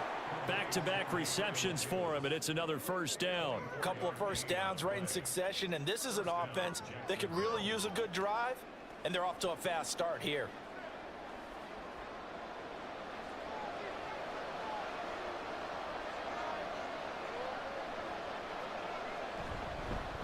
Now they show jet sweep it instead, or run up the middle here. And boy, this defense again really making things tough on him as they stop him for no gain. The free safety roaming all the way up to the line of scrimmage to make that stop. How about his ability to trust his eyes and figure out it was not a pass play and go fast towards the line of scrimmage in order to make that tackle? They go play action now. Lawrence. Touchdown Jaguars! Evan Ingram, 26 yards. And the Jaguars have got it back to within a score. As a general rule, quarterbacks don't want to lock in on a receiver before the ball is snapped. But in this case, based on the matchup he thought he was going to get, it was favorable for his tight end. He locked in on him early and found him for a touchdown. Lawrence and the Jags offense staying out there. They'll go for two here. They'll look to throw. Lawrence hit him. The ball is free. Oh, one of the linebackers has got it. It's funny to me because we actually keep a football in the booth with us during games, and I notice you cradling the football. You get it tucked as we with speak. Points of pressure here, and that didn't occur on that play, did it? Now, you saying I wouldn't have fumbled if I was You down would there? not have fumbled. You got that thing locked in tight. I also have really large biceps.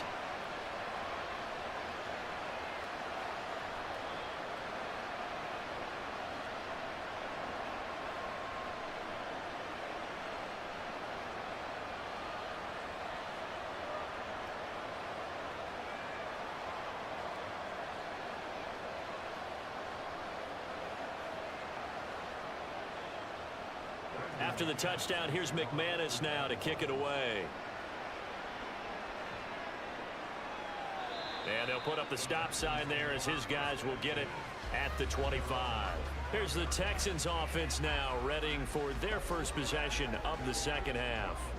And their defense just helped them out by getting the football back on the opening drive here in the second half. And now can the offense follow through with points on their first possession? And that's a big one for them because after the work the defense has done, they've got a chance here to open up this lead. They begin with a run by Mixon.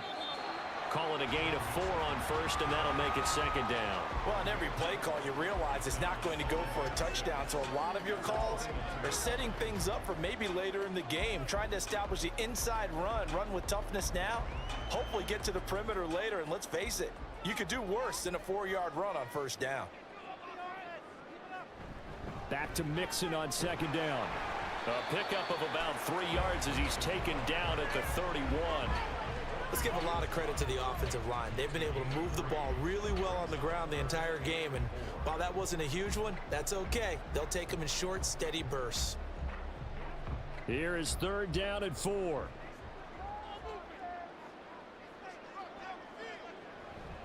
This is Mixon on the draw. Stiff-armed him.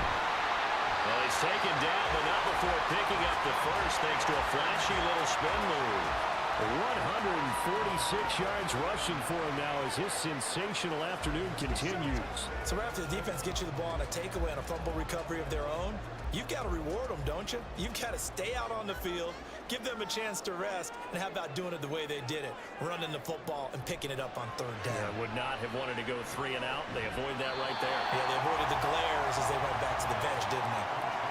Caught that look from you there, partner. I think we're on the same page on that one. Just his first catch, I think we both thought he'd be a little more active in the passing game. Let's see if that's the start of them trying to get the ball to him a little bit more here in the second half. Ball placed at the 45 for second and 5. Out of the shotgun, they run with Mixon. They follow up the gain of 5 by only getting 1 there on second down. Well, praise has to go to the guys on the offensive line because they've had a very nice, productive day running the football. How about that poor defensive line? They've been knocked around the entire game, and while they slowed them down on that run, can they continue to do so? Because they haven't had much success throughout this ball game. From the gun on third down, here's Stroud. And it's not going to be enough here. A gain of 4, about 2 feet short of the marker, 4th down. So much about offense is what you call hidden yardage. You know, you throw the ball to someone, they catch it, and then they can make a big play. You know, they create a play, run after catch. They did a really nice job there of limiting that and keeping them from a first down. Yeah, stopped him in his tracks. On is the punter, Johnston now, as he sends this one away. And out now comes Jacksonville as they get ready to go. Right now they're on the wrong end of the scoreboard, and that won't change if this drive ends like the last one when they had that lost fumble. So you have a feeling taking care of the football certainly paramount right now. Yeah, and it's not just the guy who dropped it on the last drive, is it? That means everyone who might touch the ball is getting the same message. Guys, ball security, paramount. Let's take care of it, and if we do, we've got a chance to put points on the board. On 1st and 10, it's Lawrence. On the slant, he's got Davis. They'll wind up getting 7 on the play, and it'll be second down. That was a nicely run slant route, and what the receiver's trying to do is make the defender think he's going upfield for a deeper route and then breaks it off, usually after about 3 to 4 steps, and cuts towards the middle of the field. And now what he's trying to do is use his body to keep the defender away from the football and give the quarterback a really nice target. On second down, a run with Etienne. And he'll get about 3 here up to the 44-yard line. Pretty good job defensively. Thought he was going to get it, but they knew where that marker was, and they stopped him just short of it. What it does is emphasize that strategic football and situational football is not just played on the offensive side, is it? Defense understanding, as you noted, where the first down marker was and making sure they didn't get there. Lawrence on third down. And he'll be taken down, but he does have first down yardage. 3 yards there, good enough to keep the drive moving. At first glance, I thought he just used his size in order to win the route, but he also had a little subtle move in there as well. Made the defender think he was going one direction and was able to track the ball in another.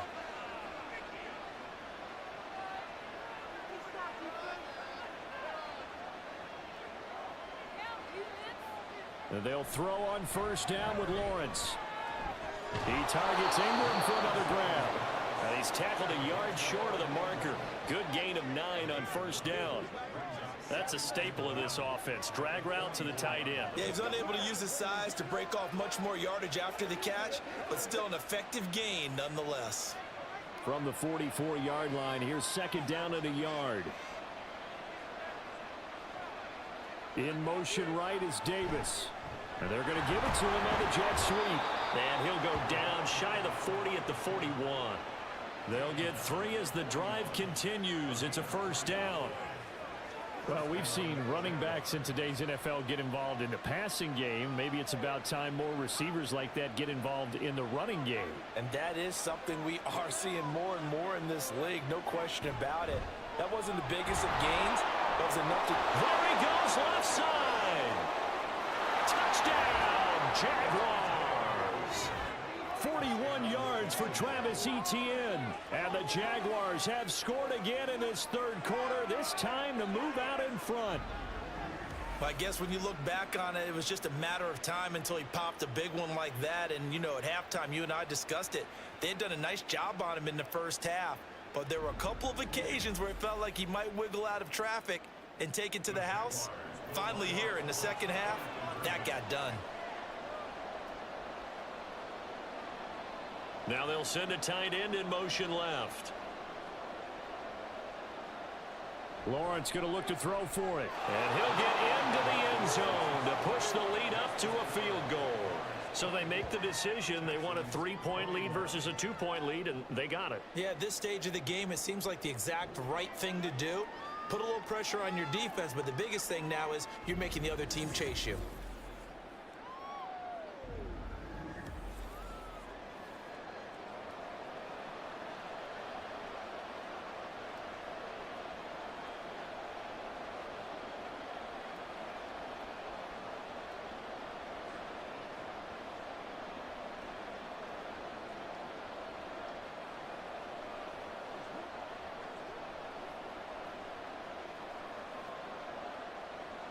After the touchdown, here's McManus now to kick it away. And this will not be brought out. It's a touchback. Houston set to take over. They're looking to turn things around here. They've been shut down in this third quarter, and that was after a good first half offensively. And you wonder where it all goes, and it feels like it goes away fast because it takes some time to build up good momentum, great play calling, excellent execution. And then like a blink of an eye, you're losing the game. Yep. How do you get back there again? I'm sure they've talked about it, and they've got a plan. Now can they put it into practice? The lead gone, now the search to find it again. Stroud now on 1st and 10. Throw over the middle is taken in by Dell. And from the 25, they work this to the 29, a gain of 4. Well, if you do read man coverage, Brandon, the drag route's a pretty good one to run against it because you're running away from people on it. 2nd and 6, just inside the 30.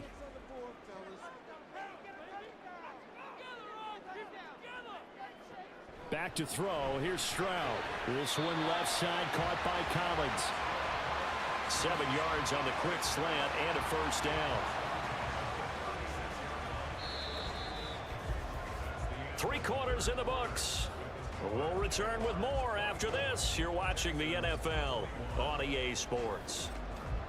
Back now in Houston. It's been a very hotly contested game to this point. Just a field goal separating these two teams as we get set for the fourth quarter. Stroud to the air on 1st and 10. That is caught by Dell. And he's going to get this down to the 35-yard line. That one nearly 30 yards, 29 officially. And here we are in the fourth quarter, partner, and watch them drive for what would be a go-ahead touchdown. And you and I both know this is where you need a quarterback who can keep his cool back there. Not just for himself, but to keep the rest of the team relaxed too. So in Jacksonville territory now, here's a 1st and 10 at the 35-yard line. Again, it's Stroud. And that is incomplete. Oh, the coverage a little too good there, and it's 2nd down. They went with a dime look on defense. 2 extra defensive backs on the field and covered up essentially every blade of grass. That allowed them to disrupt the play. 2nd and 10.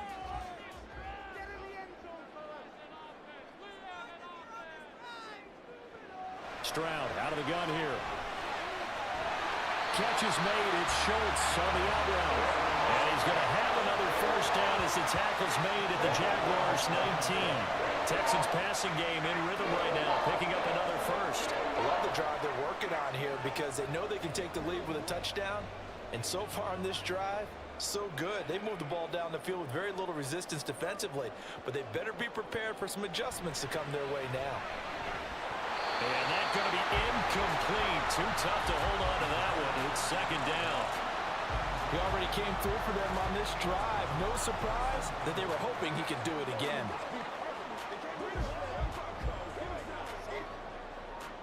Now a 2nd and 10.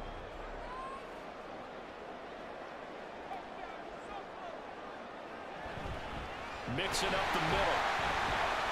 And good downhill running. He's got 6 yards down to the 13. And he continues to pile up the yardage. That puts him over $150 now. And this defense has really had its problems trying to keep him contained. The Texans on 3rd down. They've converted 4 times out of 6. Not bad. This is 3rd and 4. A shotgun snap to Stroud. Touchdown! Nico Collins from 13 yards out. And the Texans answer back with a touchdown of their own to take a 4th quarter lead. Those are the types of plays in these moments they were hoping for from this young rookie, able to put him up here in the 4th quarter. How about the kid? You just mentioned it, the 4th quarter. This is when you have to make those winning plays. That's what he just did. Doesn't ensure anything, but he certainly gave his team a heck of a chance, didn't he? On for the PAT, Ka'imi Fairbairn. And that will make this a 4-point game. So that one, an 8-play drive. It spans 75 yards. And it was Nico Collins who finished it off with a touchdown reception.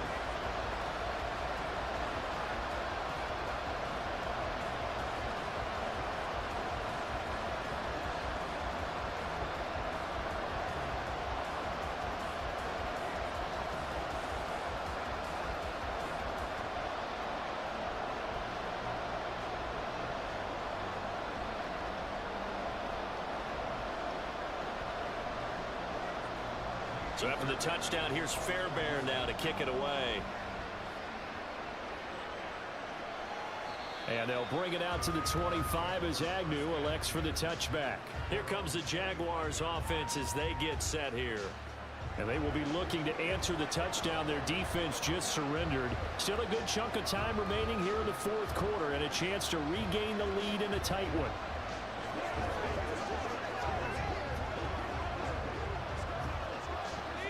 Lawrence bringing the Jaguars up 1st and 10 at their 25-yard line. They'll look to Etienne to start things out. And they get him down, but not before he takes it across the 40-yard line. 108 yards now for Etienne, and he's got a 1st down. Boy, where would these guys be without his performance on the ground? That puts him over 100 yards now for the afternoon, and I tell you, he seems to be getting stronger as the day goes along. Throwing now, Lawrence on 1st down. Gabriel Davis. And he takes it across the 50 to the 46-yard line. Another nice gain. That's now 30 yards between those last two plays.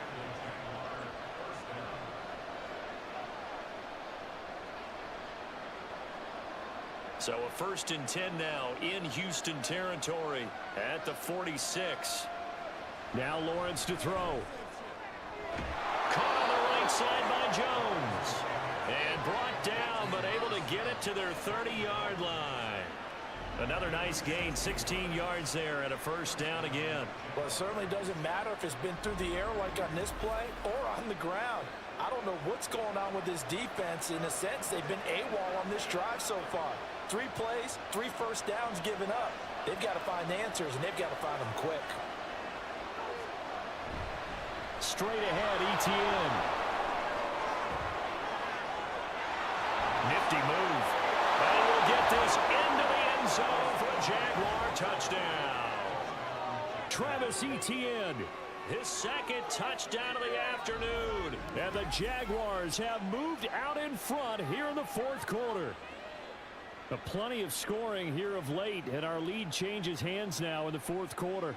Yeah, they just gave up a touchdown the other end, so they knew that with time getting short, they had to put something together here, and they were able to do so and retake the lead right back. Now an important extra point here to stretch this lead to a field goal. He's got it, and this is indeed up to a 3-point lead. A drive there of just 4 plays. And it was capped off by a Travis Etienne touchdown run.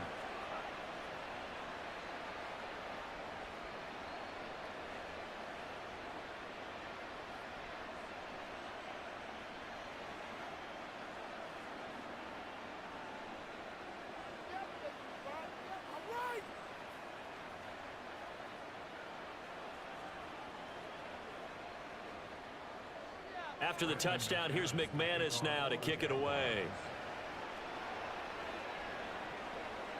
And he'll elect not to return this one, so they'll bring it out to the 25 on the touchback. Out comes the Houston offense as they get set to take over here. We certainly have a good one on our hands. They're trailing after that last touchdown, but now a chance for this offense to try to snag that lead right back here in the 4th quarter.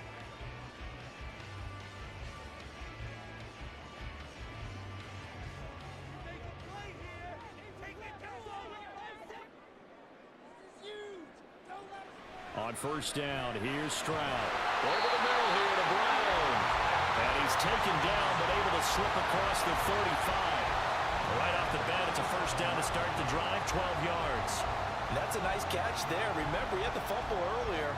No way he was giving up the ball in that situation. Secured it tight to his body and picks up the 1st down. Mixon with a 1st down carry. And a 6-yard gain gets him right around the 43. Now, Brandon, that's the way you want to run the football. There should almost be quote bubbles above the offense right now. Bam, boom, biff. That's how they feel good about moving the football. Line of scrimmage, the 43 on 2nd and 4. Now Stroud. Over the middle, complete. That's Brown. They call his number again. It's his 6th catch and a 1st down.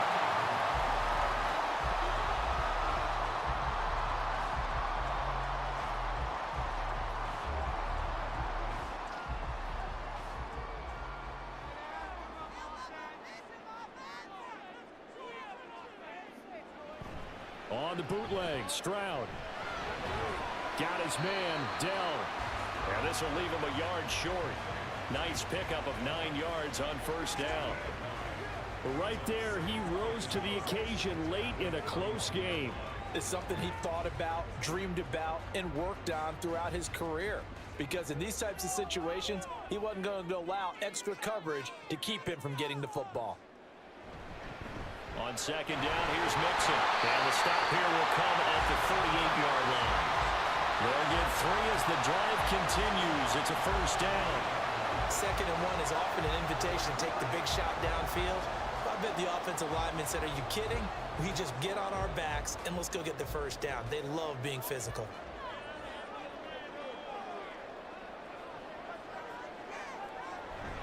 play action. Here's Stroud. He finds his running back, Mixon.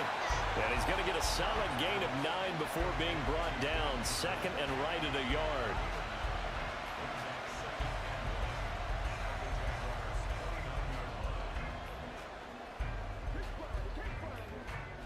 From the 29, here's second and a yard. And Stroud now to throw. Throw left side complete. That's Collins. And he'll be out of bounds just inside the 25-yard line. That good for 6 as they keep this drive right on rolling. A little football 101 there. You just see the receiver trying to run down the defender, meaning he goes right at him and really trying to move him a little bit towards the center of the field so he can put his foot in the ground and break to the out, to the sideline, and make a catch. Another one caught by Collins. And so close, he gets it to the 1. Out of bounds right there. 23 yards on the play. And these two hooked up on a nice gain to play before, and I always admire play callers that see a play that works and go right back to it, so they went right back to him. The reward, they're set up with 1st and goal. Only way to get the lead here, of course, with a touchdown, and that's what they're gunning for on 1st and goal. Stroud. Touchdown, Texans. Joe Mixon from a yard out. And the Texans are able to move back in front.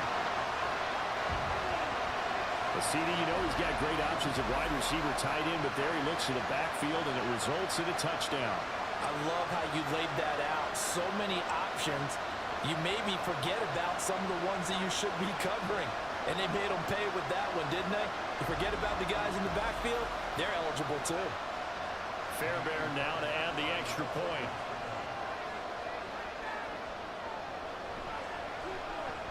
And that will make this a 4-point game. That time a 9-play drive. And it results in the Texans finding the end zone.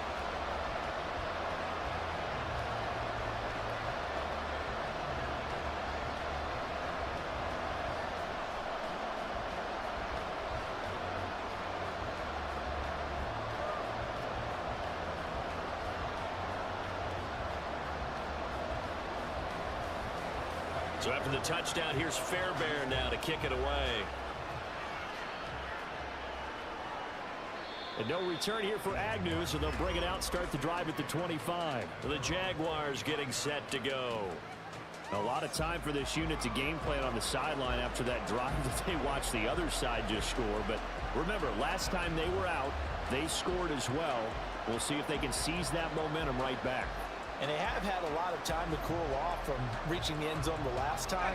So have they been able to keep themselves mentally sharp and into this game, even though they haven't been on the field? And you and I both know, one big play, though, gets them right back up to that level. Throwing on 1st down, but this one winds up to be incomplete. At this point in the second half, one mistake on a forced throw could doom your chances of a comeback. So that's the right call there to just throw that one away. So following the incompletion, here's 2nd and 10 from the 25. Here's Lawrence to throw. Well, they approached this drive with a lot of confidence after the last one ended up as a touchdown. But incompletions on their first 2 throws has them hovering up and trying to figure out a big play here on 3rd down to get the momentum going again. Possibly a turning point. Big play coming. This is 3rd and long. Here's Lawrence. Able to find the open man. That's complete. And past the 40 before he's out of bounds. A Jacksonville 1st down on a pickup of 17.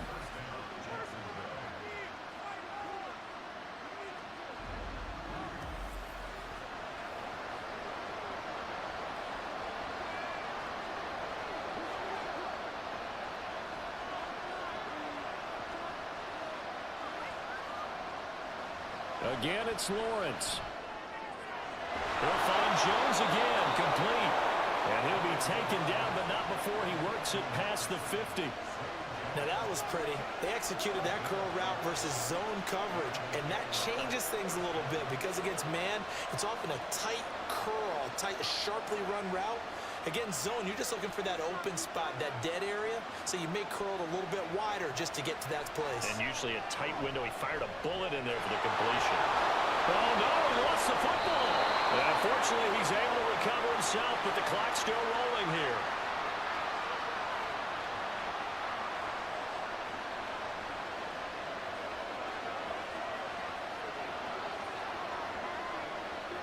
And now, as with every potential turnover, they're going to take a second look at this just to make sure. Now the question, was the knee in fact down before this ball comes loose? And is the video convincing enough to overturn it? A lot of factors here. Remember, you also need clear possession of the football afterwards. This is a tough one to overturn. After review of the play, the ruling on the field is reversed. So that one overturned. They say the knee was down, and that will not be ruled a fumble. Plenty of time. All 3 timeouts still remain. Here's 1st and 10 now. Here's Lawrence. Screenplay. Here's Etienne. And he's going to get 7 out of this before being taken down at the 27. And good yardage there on 1st down because sometimes all you need to do on the screen is get one key block. That might set your man free, and that was pretty good pursuit to the football defensively. Well, it could have gone for more. Here's 2nd down and 3. Throwing now, Lawrence. A short throw to Ingram. It drives some people crazy to see those short throws underneath. They've got to find a way to gash the defense downfield.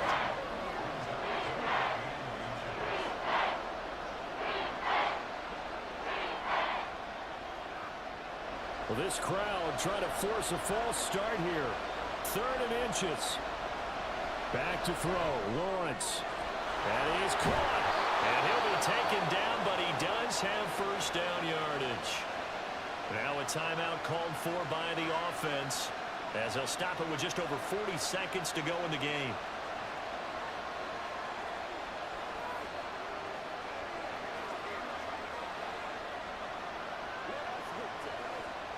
Here's 1st down. Lawrence.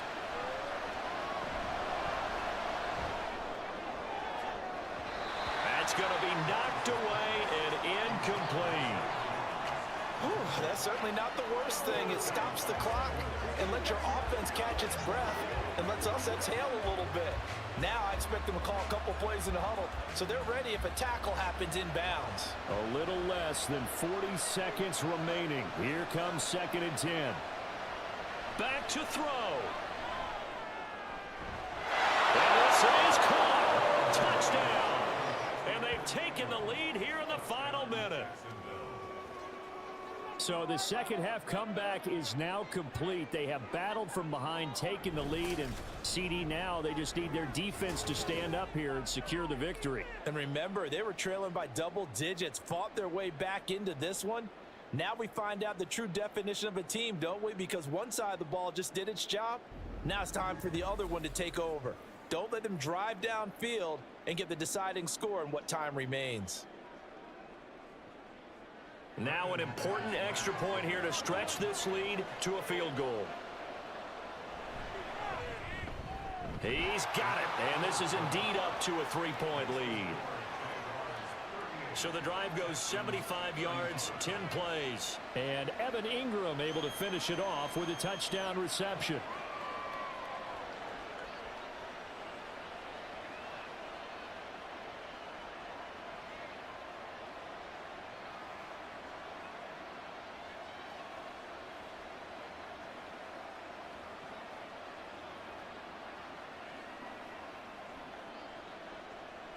After the touchdown, here's McManus now to kick it away. And with time a factor here late, he'll just take a knee, and they'll start things out at the 25. So Stroud and the Texans down by a field goal, 33 seconds to go. They've surrendered a double-digit lead, but can rescue themselves late as they come up on 1st down.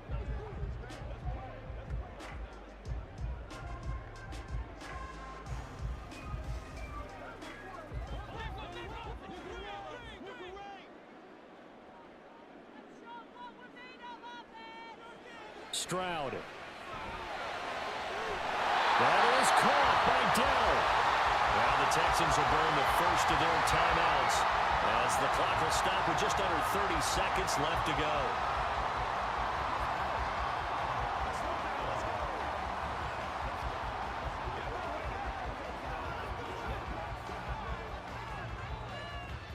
Two timeouts still in their back pocket.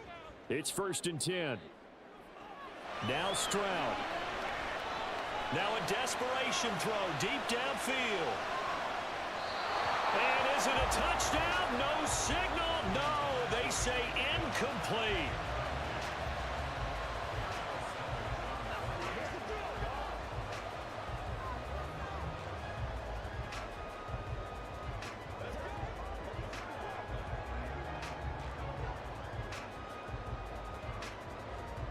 They'll try again here. 2nd and 10.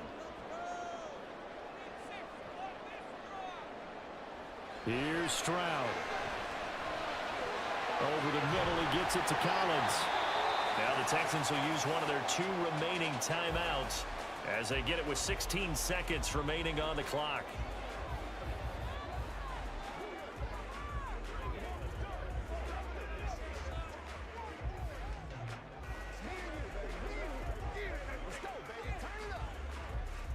Remember, the 1 timeout still available as they come up 1st and 10.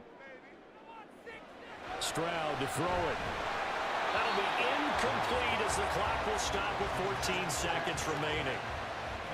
And let's face it, this defense has had its share of struggles all game long, and they know that they can put it all behind them if they defend well here in the 2-minute drill.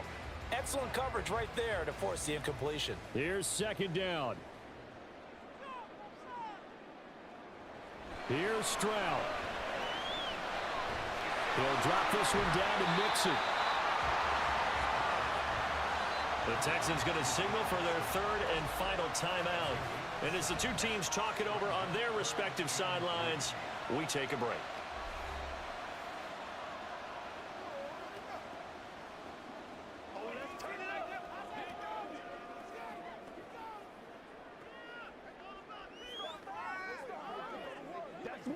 So now one of the biggest kicks of the night is forthcoming. And the clock will now stop as a timeout is called with 5 seconds left.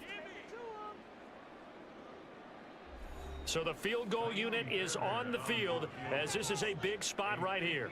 This to potentially send us to overtime. And this one is right down the middle. And they will tie this game here in the final seconds. So they hadn't called on him at all until this point, but he comes through here and buries one from long range. Yeah, that's awfully impressive because usually kickers like to get that first one out of their system in the first quarter, sort of get them into the flow of the game, but to come in this late and knock it down from long distance, give him a lot of credit.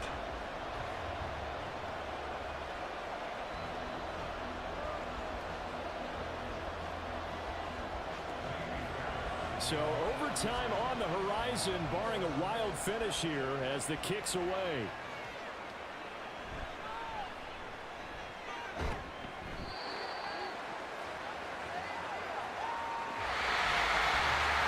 And we have free football overtime. Here we go, my friend. And the way this game played out, this is exactly how it should end, going to overtime because neither one got an advantage today.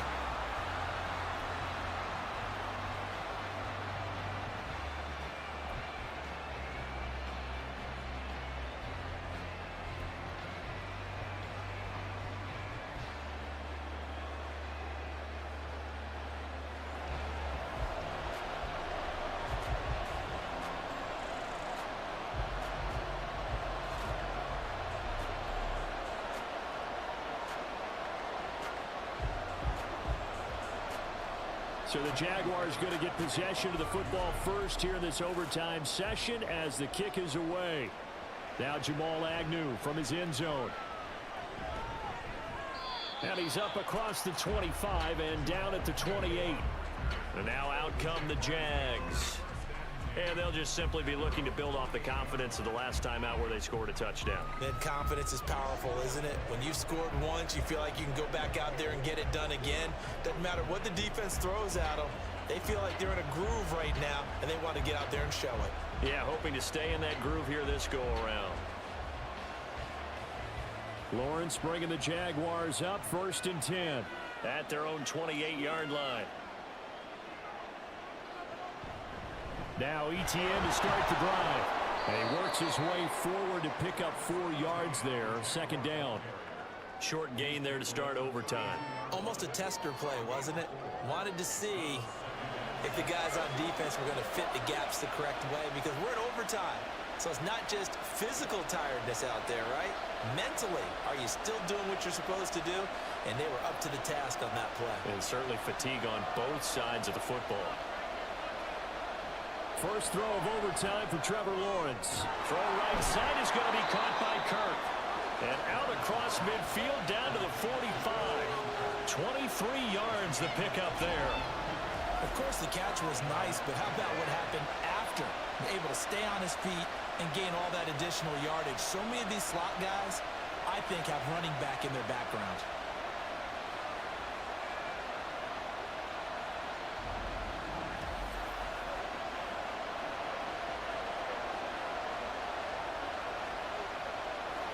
So a 1st and 10 now in Houston territory at the 45-yard line.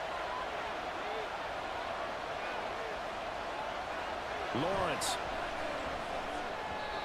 He short arms that one just a bit. It's low and incomplete. Had an open man that time, but ended up putting a little too much heat on it, don't you think, partner? Absolutely. Just needed a touch more air under it. Instead, he fired an absolute bullet. So after the incompletion on first, now 2nd and 10. Now Lawrence to throw. He'll connect on the out route with Ingram. And he's corralled, but not before getting it inside the 35. He's been big. 2 touchdowns earlier. Now he's got a 1st down here.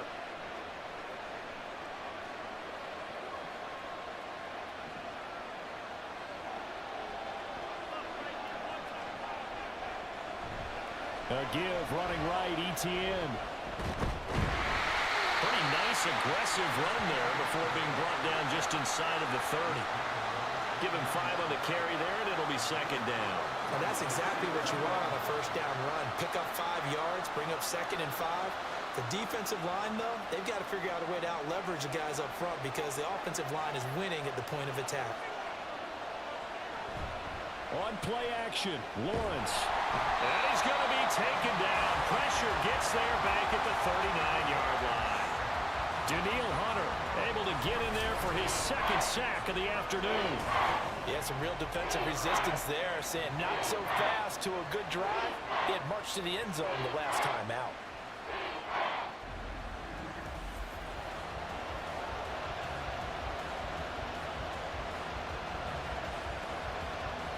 So now after the sack of Lawrence, the Jags looking at a 3rd and long. Now on 3rd and long, they'll look to throw. He's got his target. That's complete. And he's going to be taken down with another 1st down as the stop's made at the Texans' 20-yard line. Boy, a nice play there as they wind up converting on 3rd and 15.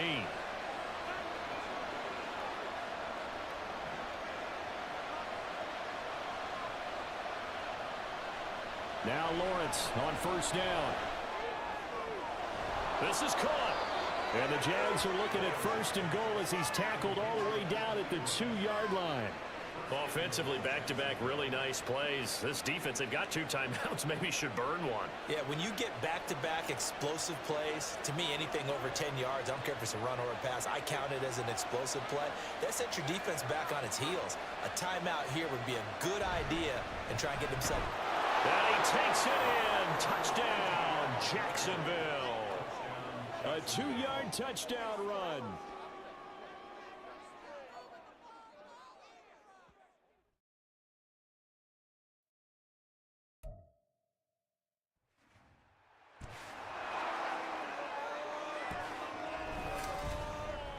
It's Madden NFL 24 on EA Sports, and we've got a showdown in the AFC North. It's the Cleveland Browns and the Baltimore Ravens. All that and more coming up next. With Chesapeake Bay gleaming in the distance, we are inside M&T Bank Stadium near the Inner Harbor in Baltimore, Maryland.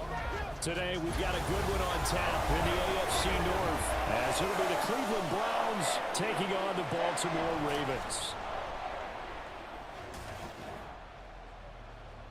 Brandon Gaudin and Charles Davis on hand. And this is a game where the defenses, they need to be on their toes because you got quarterbacks here, yes, that can throw the football, but they can also run it very well, too.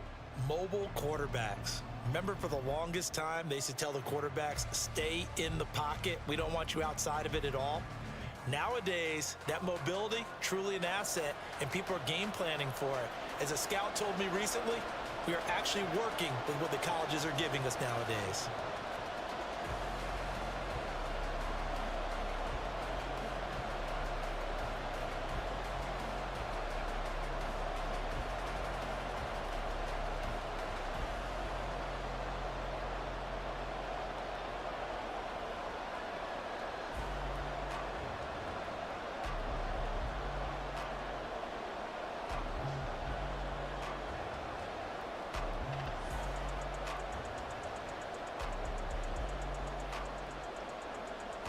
Set to go now on a beautiful sunny afternoon. And off we go from M&T Bank Stadium.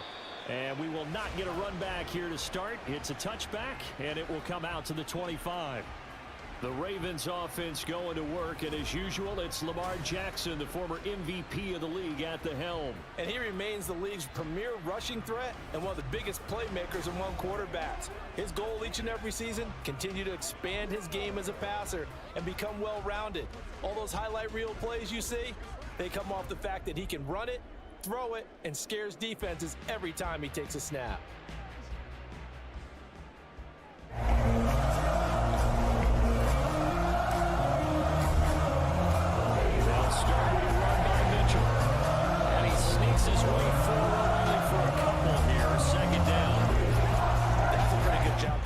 To hold him to a 2-yard run, but I've got to think this offensive line, they're asking their quarterback for a different type of a run, one that they rely on, one they have confidence in, one they feel like they can block.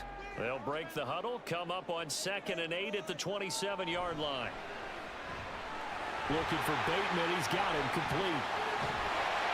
And he slips up past the 45 before being tackled.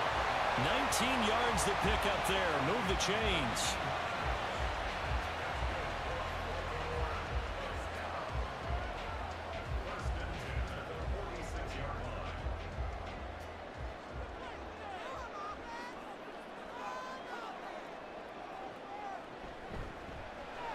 A short throw caught by Andrews. And this will be good for a pickup of 9 to the 46.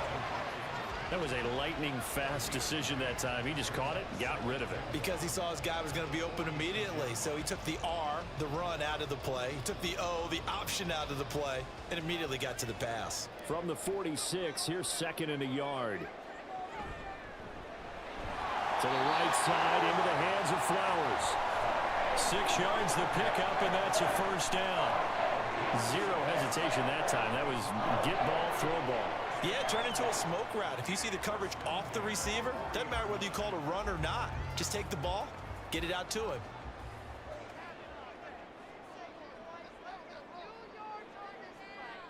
Again, Jackson. A short throw caught by Andrews. And give him 6 yards here as he stopped near the 35 at the 34. That's a staple of this offense. Drag route to the tight end. Yeah, he's unable to use his size to break off much more yardage after the catch, but still an effective gain nonetheless. And from the 34, here's 2nd and 4. Now a first carry for Derrick Henry. And trying to push forward, but he is going to be stuffed up in the backfield. Call that a loss of a yard, and things get a little more difficult here. 3rd and 5. Count me as a little bit surprised by what we just saw there, because this has been a pretty long drive, and normally you think that wears down a defense. In this case, looked like the offensive line let them down a little bit. Yeah, allowed the penetration and the ability to stuff them for a loss.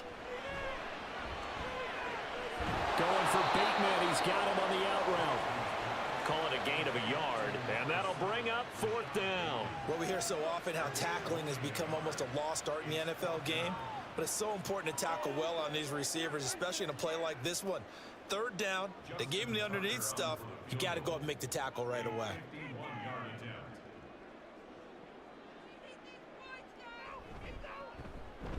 Tucker's kick is good, and the Ravens strike first. It 3's in.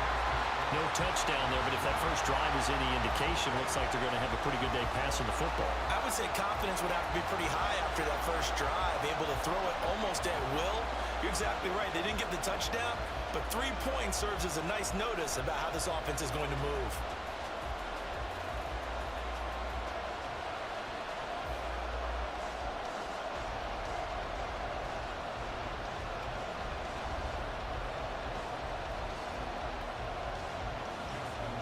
Tucker now following the made field goal, set to kick it away. And this will be a touchback as that sails over the end line. So here come the Browns now for their first drive. Leading them out, a first-round pick in the 2017 NFL Draft, former Clemson Tiger, Deshaun Watson. And he's exactly the man you want in control of your offense. Excellent arm, good zip on the ball, not afraid to use his legs when he needs to. And what he's excelled at doing is making plays when the first read isn't available or when the pressure's about to get to him. Watson and the Browns now with a 1st and 10 at their 25-yard line. They'll try and start this drive in the air. And he'll get this one to Cooper, complete. A big play that time for Cleveland. 51 yards. It's early, but announcer cliche alert here. Big players make big plays. Should I say in big games too? Oh, what the heck. And this defense, they're going to have to find some way to slow him down as this game goes on, because when this combination is going good, they can tear your secondary apart. So barely time to catch our breath. Here's 1st and 10 just outside the red zone. A first carry now for Nick Chubb. A strong broken tackle on that one. And then they get him to the ground just shy of the 15. A solid run on 1st down. Gain of 7 leaves him with a 2nd and 3. Pretty effective run there, and now they can start to smell that end zone. Pound the rock. Make sure you use your O-line to set the tone of dominance and physicality, and pound the rock. 2nd down, here's Chubb again. And here he'll get it down to the 7. 9 yards on the play there, and it sets him up 1st and goal. A couple of nice carries back-to-back here, establishing the ground game a bit. Yeah, these aren't bare-bones runs now. I mean, they're getting substantial yardage, the kind of yards you're looking for, right? Let's go ahead and use a cliche. Stay ahead of the change, right? 5 or more yards each time, that's what you're looking for in setting a tone and getting your offensive line going. Good sign on the opening drive. And that'll move him a little closer as he takes it from the 7 down to the 4-yard line. Defensively, they must have been expecting a pass. They were in the dime look out there. I think maybe they were deciding to go with speed on the field rather than bulk. I'm with you, a little bit surprising. They wanted people getting to the ball as fast as possible. The lighter, shiftier defensive backs allow you that opportunity. And that's going to be caught for a Browns touchdown. From 4 yards out. And the Browns have answered that early field goal to take a first-quarter lead. And a play fake down near the goal line here worked out well. Anytime you can make them think that you're going to run the ball and go to that play-action pass, you see the end result, usually a touchdown. Is that harder? Is the play fake harder to defend for the defense near the goal line, or no? Because there's not as much room to work with. It is harder because down near the goal line, you're thinking much more of a running play, especially if people run out big formations. So it is harder to defend. Hopkins with the extra point, and that makes it a 7-3 lead.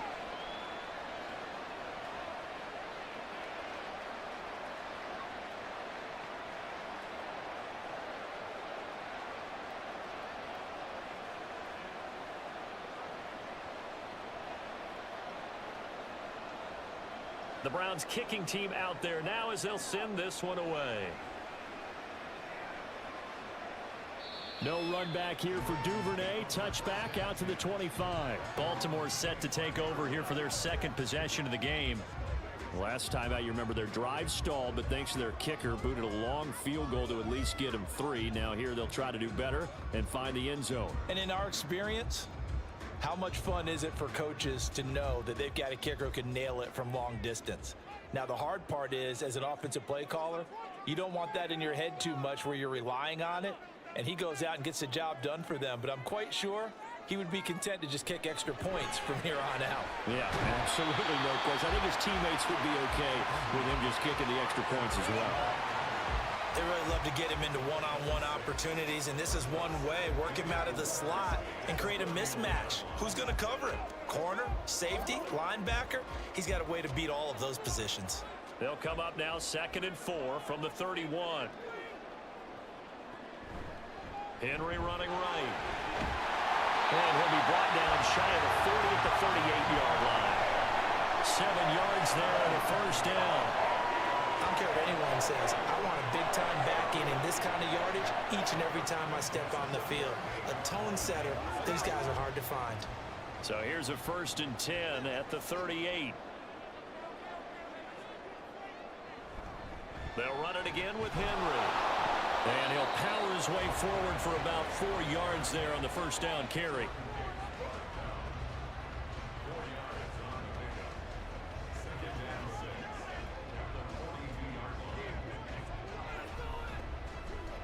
Second down at 6 now from the 42.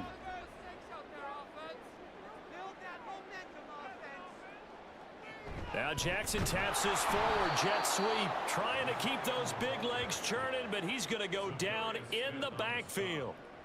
The tackle made back at the 39-yard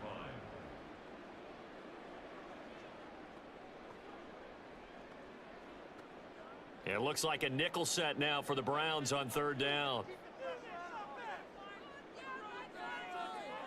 Now it's Jackson. And taking it across midfield and inside the 45.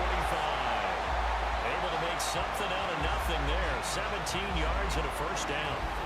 He really looked comfortable there, scanning the situation, analyzing things, feeling the pressure, and then stepping up right through the middle and sprinting for a first down. So a 1st and 10 upcoming from Browns territory now at the 44-yard line. They go play action now. Jackson finds his man over the middle. It's likely. He'll get this one down near the 20-yard line, just shy of the 20. A well-executed 22-yard gain. It is fun to watch the big man work the middle of the field. How about that post route there? Did an excellent job of getting his head around to look the football in and gain significant yardage. A first down carry for Henry. Then he'll be taken down near the 20 at the 21. Just a yard on the first down carry, so it's 2nd and 9. That was a really nice play, able to stack that one up. When they get back in the huddle, he's got to tell his guys up front, great job. They kept people off of him, allowed him to run free and make the hit on the runner. Filled the gap nicely, kept him to just a 1-yard gain.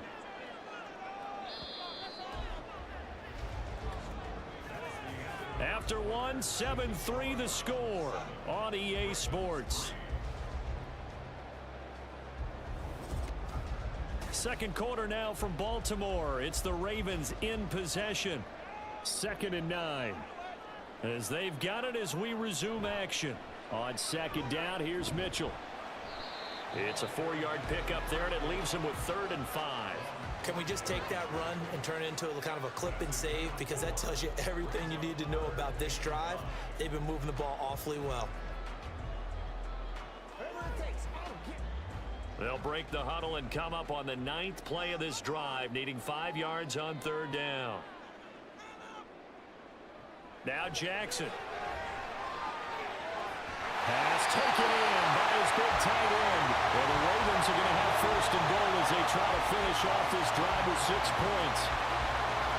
I'd love to sit down at some point in our offseason and talk to these defensive coordinators. In the red zone, tight end is obviously a big threat, yet these guys continue to make plays. Is there any other way to stop them? Apparently not. In the red zone, like you said, that's your guy. They got it to him. Supreme confidence in going to a playmaker. They'll get only 2 there, and it's 2nd and goal.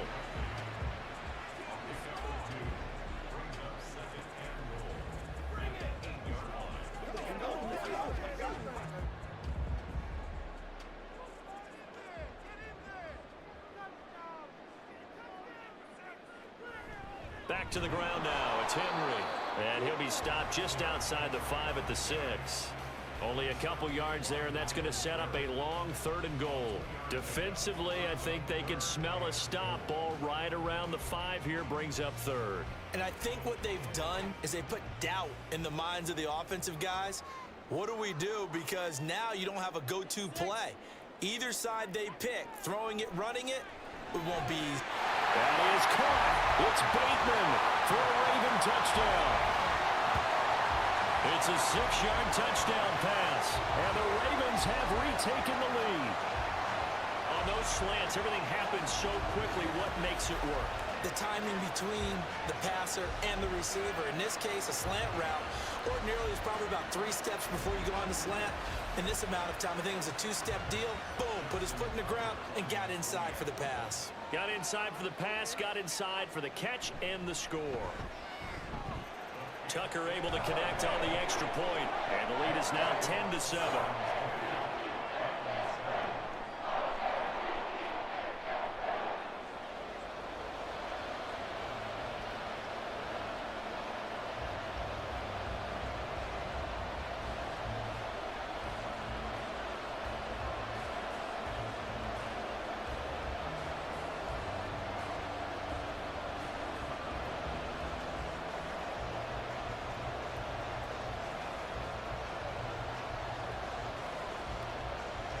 Tucker now to kick it away following the touchdown. And he'll decide to not bring this one out as their drive will begin at the 25. Second drive coming up here for Cleveland as they return to the field on offense. So remember, Charles, last time they were out here, they scored, but they just saw the opposition score, and they're trailing right now, so they're trying to keep pace here. They need a touchdown drive. Well, if you're a fan of offense, you're loving this, but if you're a fan of defense, this is tough to watch, and it's also tough to keep that up when you just watch your opponent march down the field on a scoring drive that lasts into double-digit snaps. You need to score here not just to follow the momentum from your last drive, but put the onus back on your opponent. And that's what they're doing right now, swapping that onus back and forth. Some might say that he's got to look that in and absorb the contact, but even at his size, that's a tough throw to hold on to. And he was unable to on that attempt. An incomplete pass leads to 2nd and 10 from the 25. Watson. This one complete to Jerry Jeudy. And he'll be taken down, but not before they work it across midfield. That'll wind up a gain of 27 on the catch and run. Quarterbacks love slant routes because the receivers are breaking right into their line of vision, and receivers love them as well because they're getting the ball on the move and able to catch it and try and get upfield and gain additional yardage.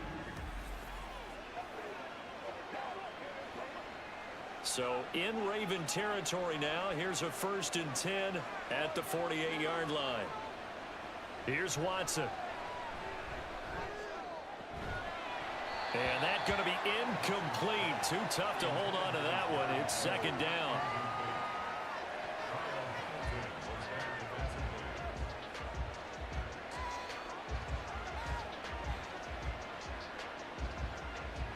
Now a 2nd and 10.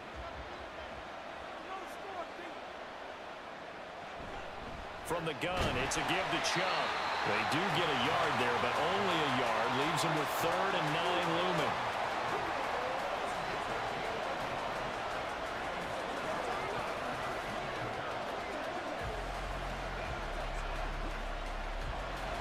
They'll come to the line here needing 9 yards to pick up the first. Throwing on 3rd down, Watson. And this is going to be incomplete. Well, there's no doubt about that one because even though he hasn't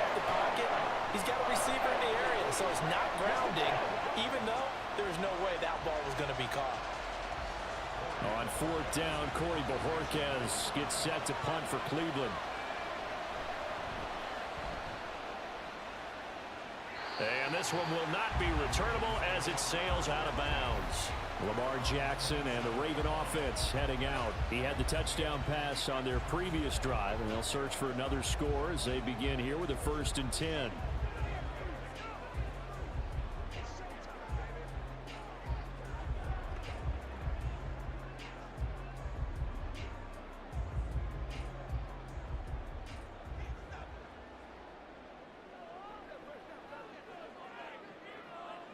Here's Jackson to throw. Over the middle, complete. It's Flowers. And they're able to get this one across the 35. A gain of 11 to kick off the drive, and it's a quick 1st down. So what do you do if you've got a defense in cover 3 trying to keep everything in front of them? The answer seems obvious. Just work those routes in front of them. This is going to be a hitch route, but he's operating in plenty of space, and he makes the catch here for a 1st down. Now they'll try and set up the quarterback draw here. And he'll take this up over the 40 to about the 41. Give him 3 on the keeper there, and it is 2nd down.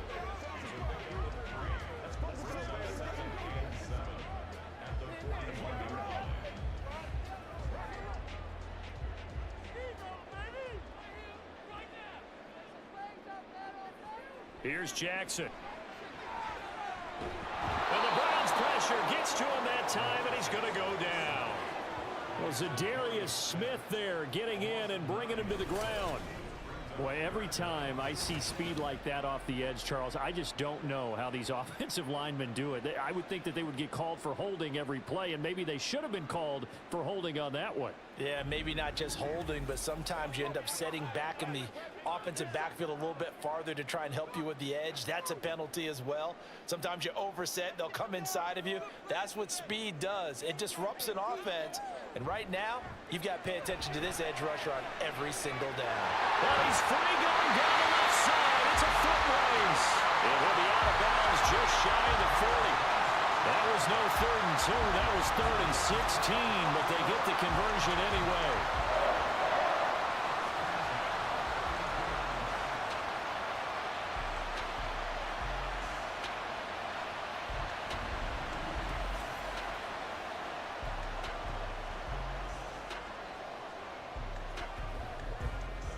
So a 1st and 10 upcoming from Browns territory now at the 42-yard line. To throw is Jackson. A short one there, caught by Likely. And he's going to be down at the 35. Gain of 7.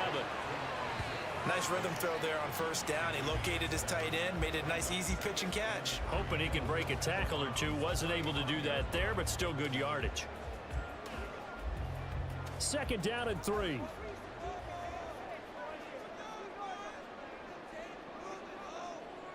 Jackson. No hesitation, goes right back to Likely. Back-to-back receptions for him, and it's another 1st down.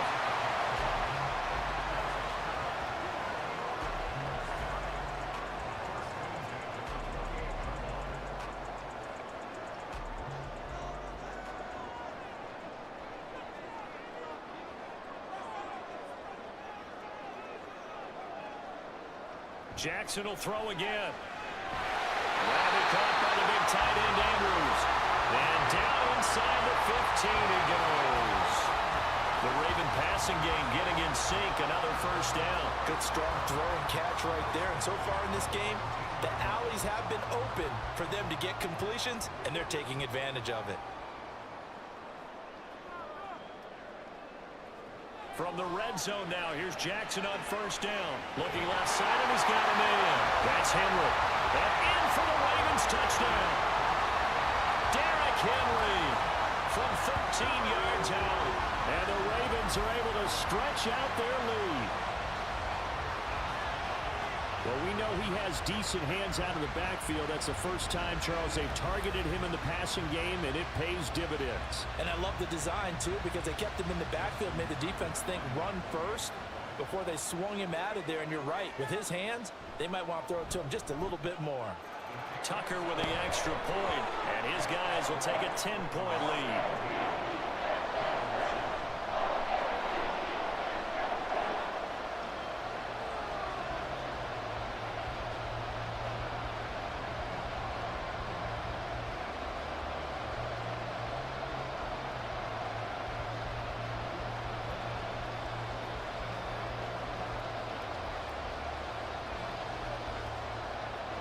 Tucker now to kick it away following the touchdown. And he'll just take a seat, and the drive will begin at the 25-yard line. The Browns set and ready to go on offense. They trail by 10, 17-7 as they come up on a 1st and 10.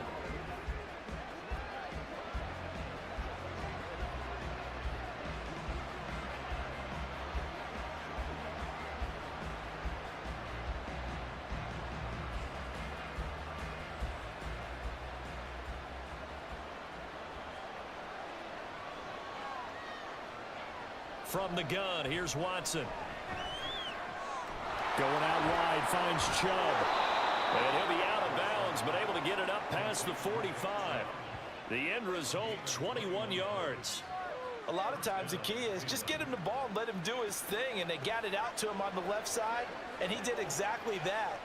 Excellent run after the catch. A big hitter to start the drive has him up near midfield here for 1st and 10.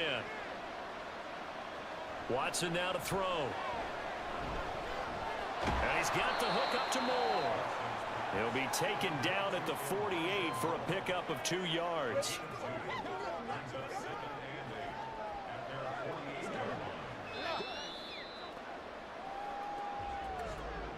And we've hit the 2-minute mark in this first half of action. From the 48-yard line, here's the 2nd and 8. Back to throw, Watson.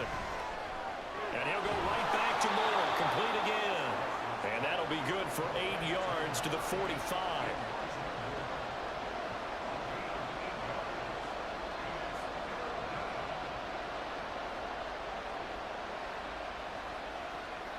They'll get to the line here, but remember, it's also 3rd down. Here's Watson. Working the middle of the field, and he's got a man complete. And he is going to have a Browns 1st down as they're able to convert by plenty there on 3rd and 1. Well, this might very well have been 4-down territory, but that's not going to matter now. They get a nice throw there on 3rd down, and they're able to keep the drive going. 1st down now, but that clock rolling. To the air yet again, Watson. That pass complete to Moore. And the result here, a pickup of 8. Leaves him with 2 to go on 2nd down. It's a gain of 8. Brings up 2nd and 2 at the Ravens' 30-yard line.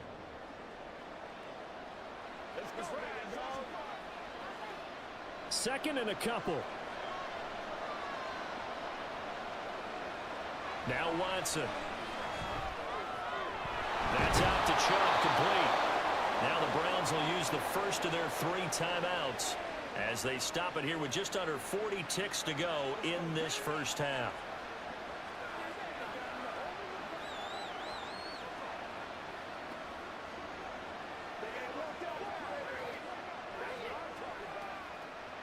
So here's a 1st and 10 now, down inside the 20. From the red zone now, Watson. Touchdown! Jerry Jeudy from 19 yards away. And the Browns get a late score here in the final minute of the first half. I think everyone in the league talks about finishing, don't they? Doesn't matter whether it's a quarter, a half, a game, a series, whatever. But they're finishing the first half in fine style, putting that one in the end zone. They did, and they didn't leave much time on the clock either. Well done. Here's Hopkins now for the extra point.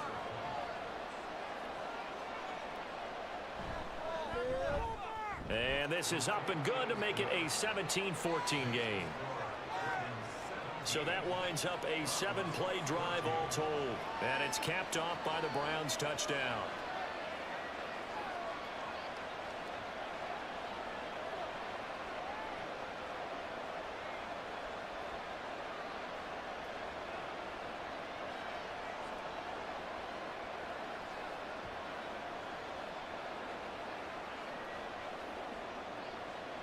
The kickoff unit is out on the field, and they will send this one away. Duvernay going to sit on this in the end zone, so it'll come out to the 25. The Raven offense going to take over late in this first half, and they may just be content to take this 3-point lead and head into the locker room.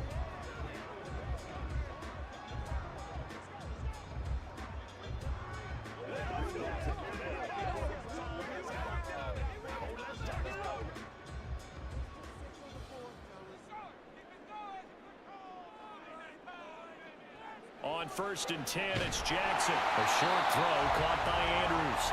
Now the Ravens going to use one of their timeouts as the clock will stop with 33 seconds to go in the first half.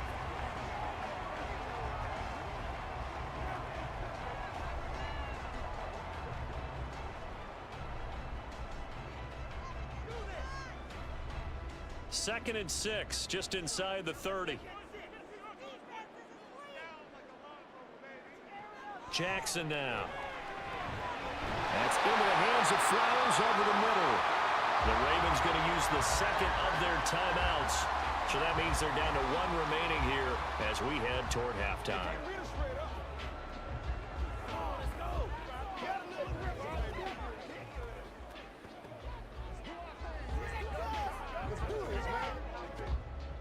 Line of scrimmage, the 37 on 1st and 10.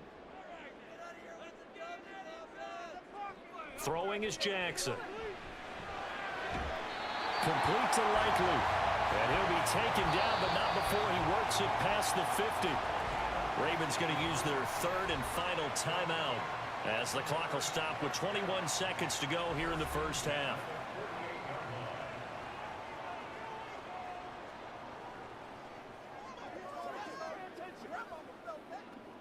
Keep our voice. Hey, pick it up now. Let's go, boy. Let's go.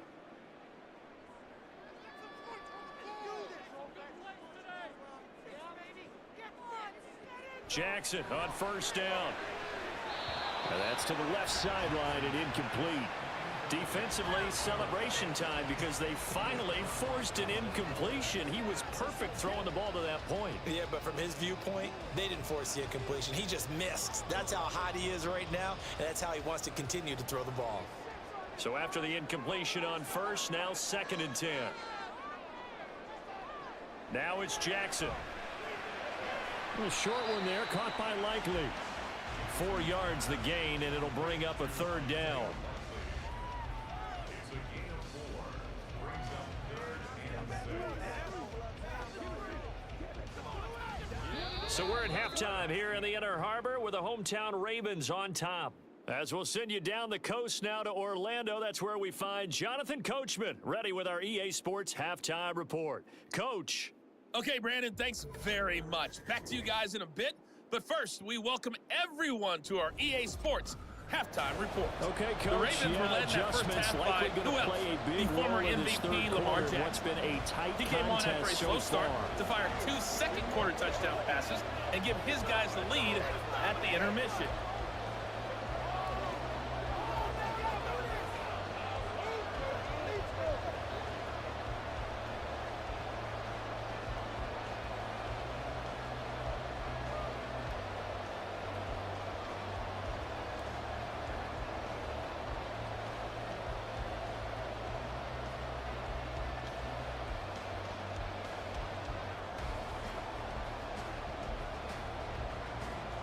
A field goal the difference. 17-14 is the score. Back underway here now in this 3rd quarter. And no fireworks to start the half. This will be a touchback. The Browns offense set to go to work to begin this 3rd quarter. This offense, Charles, had a strong first half throwing the football, at least in terms of yardage, but that hasn't translated so far on the scoreboard as they begin the 3rd quarter here, trailing and looking for a little momentum. Yeah, you're right about that because, let's face it, in the first half, most of their focus was in the passing game. And to their credit, resulted in a healthy amount of yardage. So I would think that at halftime, they're going to anticipate that defense loosening up a little bit to try and cover the passing lanes. They've got to get the running game going, and there should be some gaps to run through now. It's a first down, his 4th catch of the game after having 3 in the first half. That looked like a pretty good route combination there because you've got to find a way to clear the guy running the drag, because when you do, you can just put the ball on him and then let him run. Yeah, he's got some space. Now a first down throw. Watson over the middle and into the hands of his receiver Moore. And getting this just shy of midfield, they'll spot it at the 49. It's a first down, his 4th catch of the game after having 3 in the first half.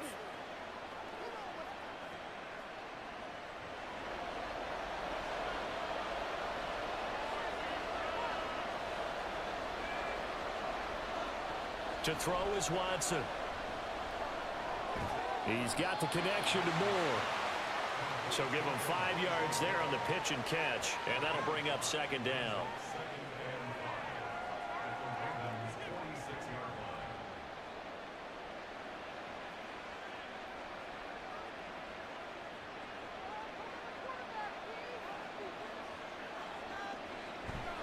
Chubb will get the call, running left. And good space to operate there as he takes this down inside the 35-yard line. That'll move the sticks for the Browns, a gain of 12. Those are the type of runs that we did not see from him in the first half, but a good start to the 3rd quarter. And I know what everyone's thinking that's watching this. They did a great job adjusting at the half. Oftentimes you don't make adjustments. You just dial into your game plan a little bit better, and maybe they're starting to make some headway. This will be stopped about 2 yards shy of the marker. 8-yard gain, 2nd and 2. And that was a good run, and it should get the attention of the defense, but it can't just dwell on it. They've been playing so well this entire game. Maybe they just look at it and say, okay, congratulations, you got 1 on us, and just not let it turn into more. Watson. Throw out wide is incomplete. The coverage was good, but I just wonder if they absolutely fooled the quarterback on that play. I think he was expecting something else, ended up with nowhere to throw the football successfully. Trying to keep the drive going here. This is play number 7 on 3rd and 2. They'll run for it. Here's Chubb. And he's going to get the first down here as he's taken down at the 22. They're able to convert with a gain of 4. I don't know about you, but that almost felt like old-time football there. 3rd and 2 is not necessarily just a running down anymore. A lot of times they want to throw the ball. They went back to the roots and powered forward and got the first down. Now it's Watson, a bootleg. And that is incomplete. Oh, the coverage a little too good there, and it's 2nd down.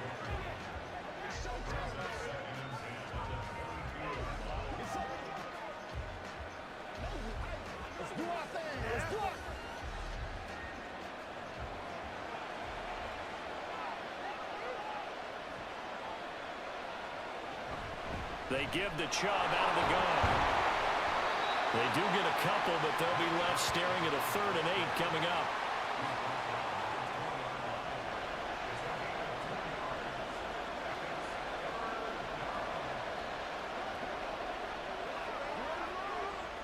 They'll be in search of 8 yards here as they hope to convert the first down. Throwing on 3rd down, Watson. Buying time to his left. And he'll take it into the end zone for a Browns touchdown. Deshaun Watson taking it in from the 20. And the Browns have taken the lead as they go right down the field and score on the opening drive of the 2nd half. And maybe the defense got so caught up in him throwing the football, they forgot he can take off too. And you often hear about the quarterback being the unaccounted for guy as a runner. Well, even on a passing play, he's unaccounted for as a runner, and he turned it into a nice gain. A very nice run, and it turns into 6 points. Extra point good by Hopkins, and that will make this a 4-point game.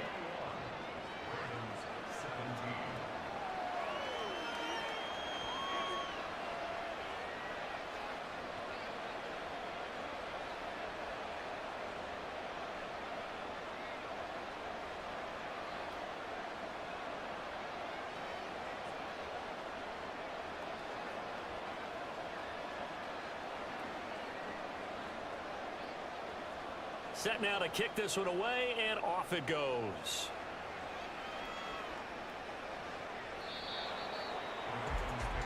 The Ravens offense getting ready now for their first possession of the second half.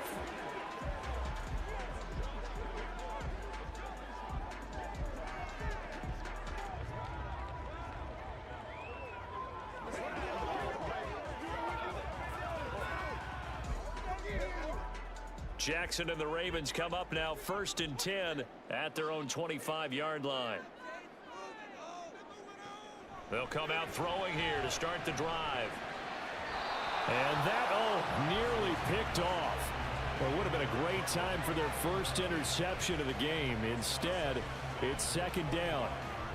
It certainly didn't appear that that's where he wanted to go with the ball initially, so he tried to get something out of it by dumping it off to his running back unsuccessfully. So following the incompletion, here's 2nd and 10 from the 25. Jackson. And this one nearly intercepted. Boy, that would have been a great time for their first pick. But instead, it's 3rd down. Tough series for the passing game. Things just aren't clicking. Hopefully they can come through on this play and get this series back on track with a completion for enough yardage for a first down. Now they face a 3rd and 10 after back-to-back incompletions. Here's Jackson. He's got his man. It's Andrews. And this effort will not get it done. He stopped well short of the first down at the 29. They'll give him 4 yards there, and that's going to bring up a 4th down. So much about this game is just understanding situations and then having to execute, isn't it? Guard the first down sticks. Don't let them get there, and they rallied and made the tackle. So they're forced to punt on 4th as this one's away. They'll call it a punt of 44 yards. The return was for 7. And the Browns will take over 1st and 10. And the football going back over now to the Cleveland Browns.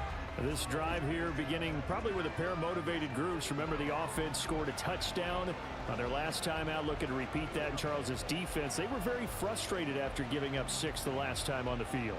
And frankly, it's just a battle of wills in a lot of ways because you know they're both motivated. They both game plan for this drive, and they both have specific outcomes in mind. To me, it just comes down to who can execute better and which side can step up and assert its will over the other.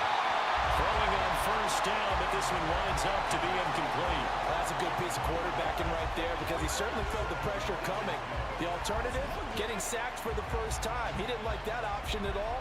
Did a nice job saving yardage by throwing that one away. Line of scrimmage, the 31 as they line up 2nd and 10.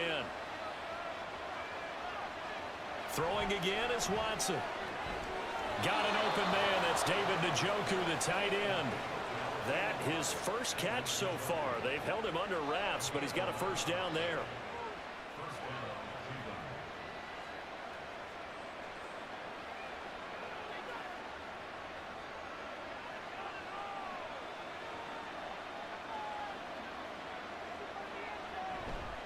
They'll go left side on the ground with Chubb.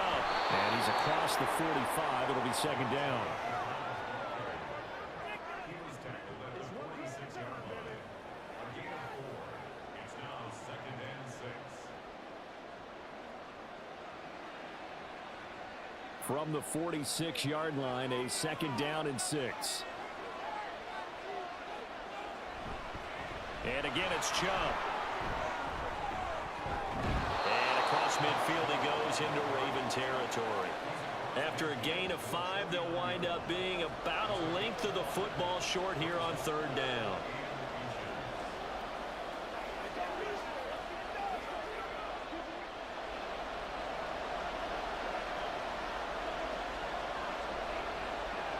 Here's Watson. Able to find the open man. That's complete. And he's going to be taken down with the first down at the Ravens 33. A good pickup there for the Browns, 15 yards. I don't care how many times we see it. I still get a kick out of watching quarterbacks and receivers do the pass tree in pregame warm-up. But I always remember that when we go to practices, we see that after practices as well. They really tune it up, don't they? They tune it up. They know why they do it for these situations. First down. And they build that trust, and that's why they're able to find him in this type of a situation. And a strong run there as he'll maneuver his way down inside the 15. 74 yards rushing now for Chubb, and a first down as well. We often give credit to the O-line there. Two tight end formation. Those tight ends block pretty well also. Yeah, and that's one of the most dynamic positions in football now. The tight ends who can block at the line of scrimmage at the point of attack, and they can also get downfield and catch the football. Watson's throw taken in by Cooper here. Short completion, just 4 yards, and it's second down.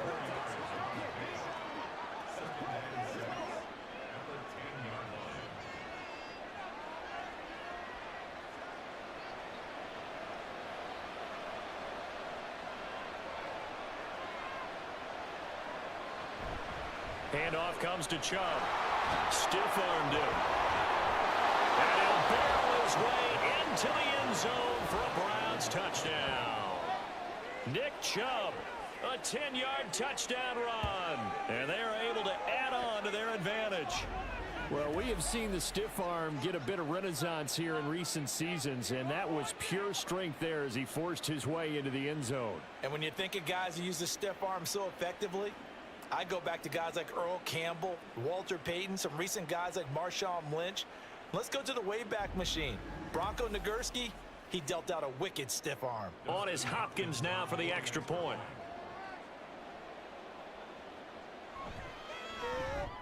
And that one pushes the lead up to 11.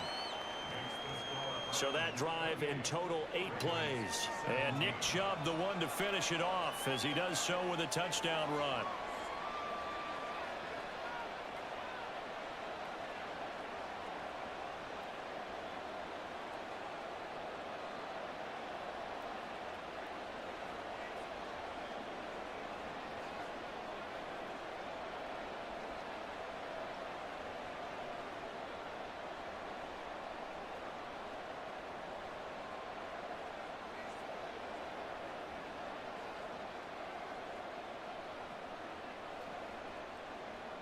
The Browns kicking team out there now as they'll send this one away.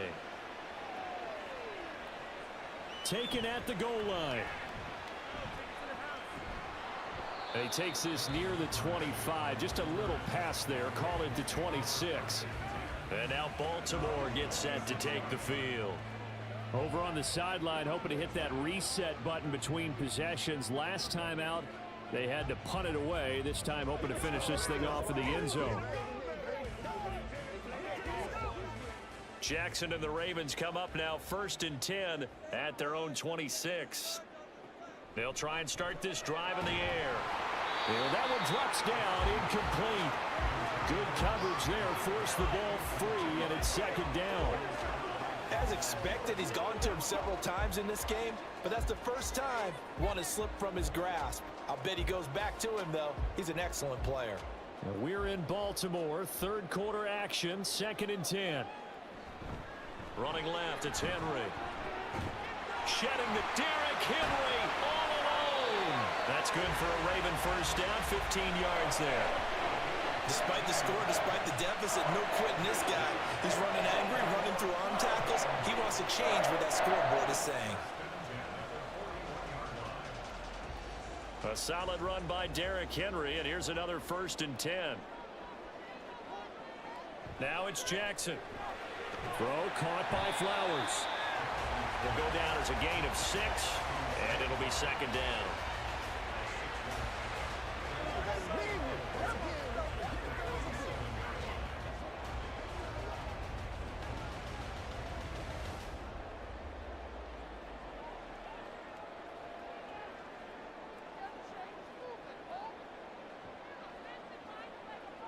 Here's Jackson to throw. Open man, that's Henry. And he'll be brought down at the 45-yard line. That one a first down pickup of 8. And we see another pitch and catch there to the running back. This position just continues to evolve. They become just as critical to the passing attack as a lot of receivers, tight ends, because their ability to make people miss in the open field can really generate big plays for an offense. 3 quarters in the books. You're watching the NFL on EA Sports. Back now in Baltimore. It's the Ravens with possession of the football, but trailing on the big board as we get set for the fourth. A short throw caught by Andrews. Call it a gain of 6 on the play, and it'll be second down.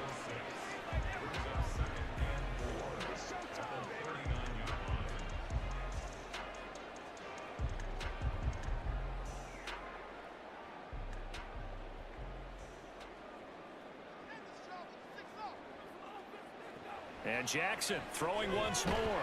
Yet again, targeting and fighting Mark Andrews. And they're going to have another first down as he's going to be tackled at the Browns' 29-yard line. Give him 10 yards there as this offense is on a roll. This drive continues to plunge forward.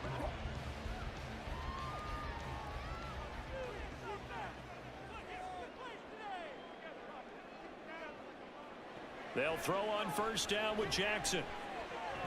A short throw caught by Andrews. And he's going to get a solid gain of 9 before being brought down. Second and right at a yard.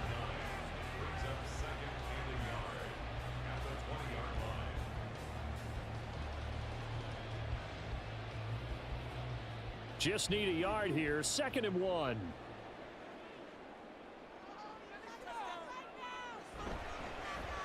On the option right is Jackson. Unable to corral him. He fights through. They'll take it into the end zone for a Ravens touchdown. Lamar Jackson taking it in from the 20.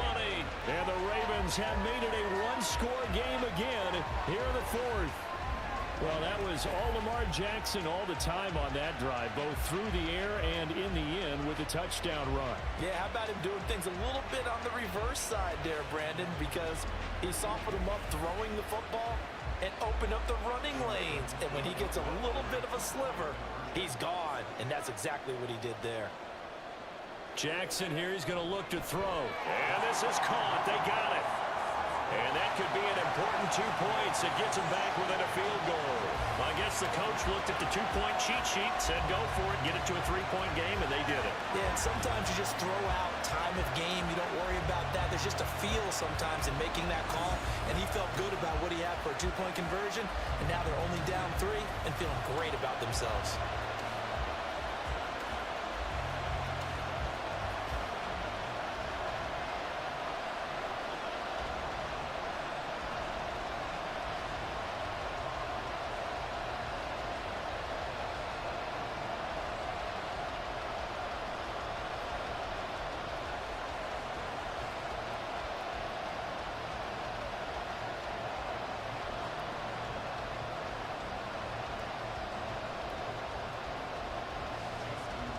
Tucker now to kick it away following the touchdown.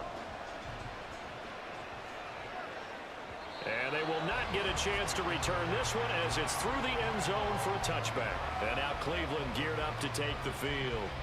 They've been rolling the last couple of drives, each ending in touchdowns. So this game is flipped. They were down. Now they're up with the football. We'll see how they handle it. Can we get a spy on the headset now between the head coach and offensive coordinator? Because they've been in attack mode. Had to get back into the game. Now they have the lead. Do you stay on the attack?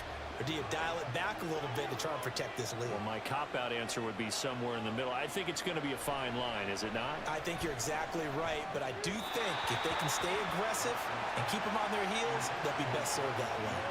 And now a throw on first down there, but it's incomplete. That time he was looking for Jerry Jeudy, and that'll bring up second down.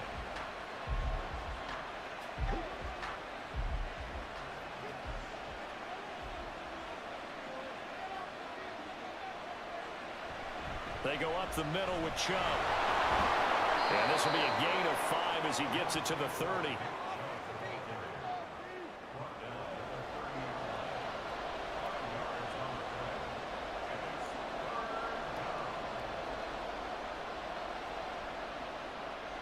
The Browns on third down. They've been near perfect, 4 for 5 to this point. This will be 3rd and 5.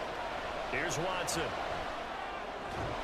He's got his target. That's complete. And he is going to have a Browns first down as they're able to get the third down conversion. Tell you what, he's been able to put the ball in some tight spots all game long. That throw, no different. Yeah, a lot of people would call it a gutsy type of a throw. I think he looks at it as, I can do it, so it's not that big of a deal to me, and I'm going to keep firing. They couldn't ask for much more to this point in the second half. A gorgeous day, one-score game. 1st and 10 here. Watson now to throw. He'll get this to Chubb out of the backfield. And he'll be brought down, losing yardage back at the 40. Not what they had in mind there. That's going to go as a loss of 4. Well, Brandon, we could see that play developing, and they were hoping that he was going to be able to put a move on the first guy and turn it into a big play. But no such luck. The speed on defense continues to get better and better in the NFL. Pretty nice example there of those guys being able to run from their assignments and finish off that play. And he's going to be taken down with the first down at the Ravens' 41-yard line. 19 yards to pick up there. Move the chains. I think it all came together there. In-breaking route, drove it with excellent pace. Money throw right there to move the sticks. So in Raven territory now. Here's a 1st and 10 at the 41. Up the middle, it's Chubb. And he'll take this one down to about the 40. Credit him with a 1-yard gain there to make it 2nd and 9. Yeah, things were pretty stacked up there in the middle of the line. A lot of bodies, not much space. I think ultimately he was fortunate to get anything out of that run. If nothing else, they've already taken a couple minutes off the clock here already as they come up 2nd down. They run it again with Chubb. On a nice burst there as he'll take this inside the 30 to the 28-yard line. That'll move the sticks for the Browns, a gain of 12. How about this offensive line? They're really starting to establish themselves, take over this game. And before the series began, I know exactly what was said in the defensive huddle. Guys, we got to get no less than a 3 and out. Let's get off the field.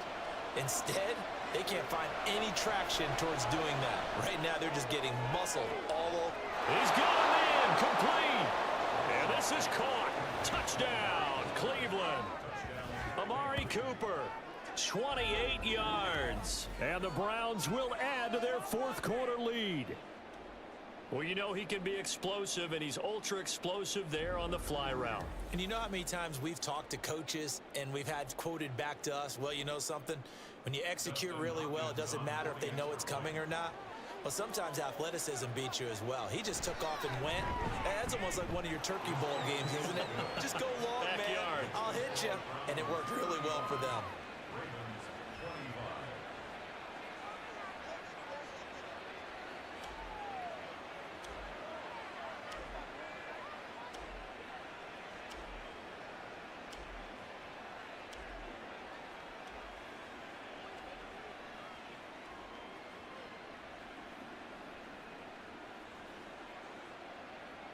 The kickoff team on the field now as they will send this one away.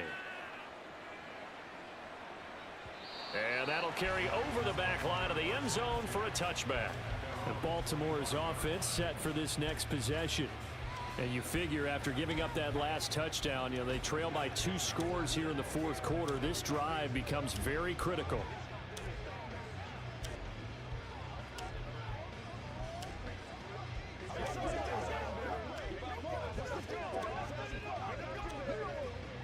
Jackson and the Ravens come up now 1st and 10 at their 25-yard line. He'll drop to throw. I can assure you, setting up a screen is much more difficult than it appears. It requires excellent timing from everyone on the offense, and the defense's #1 goal is to throw that timing off. So the incompletion, and now it's 2nd and 10, again from the 25-yard line. Throwing is Jackson.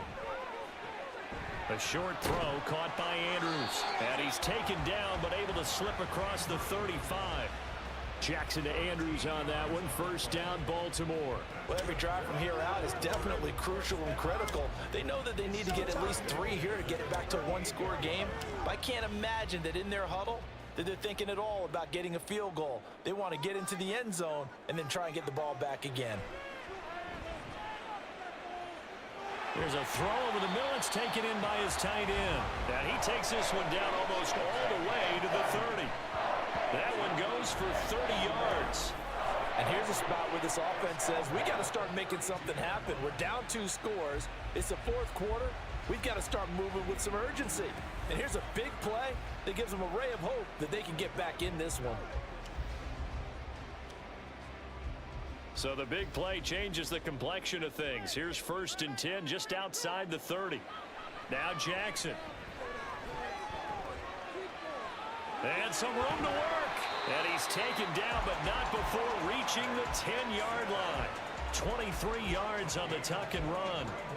Well, there you go. Save your best scramble of the day for a big-time situation in the 4th quarter, picking up the 1st. You don't want to use it up early, right? You want to make sure you save it for that exact moment, that key time. And that's what he did, although you and I both know it wasn't planned that way. But what a nice job using his eyes, scanning the field, and realizing when it was time to exit the pocket and go. Now a throw to the end zone on 1st down, but it winds up incomplete. You got to be precise with your throws, especially in this situation. You're inside the 10-yard line going into the end zone. But sometimes the emotion, the excitement, sometimes the decisions just aren't made very well because of that. Jackson. And that one going to be off target and incomplete.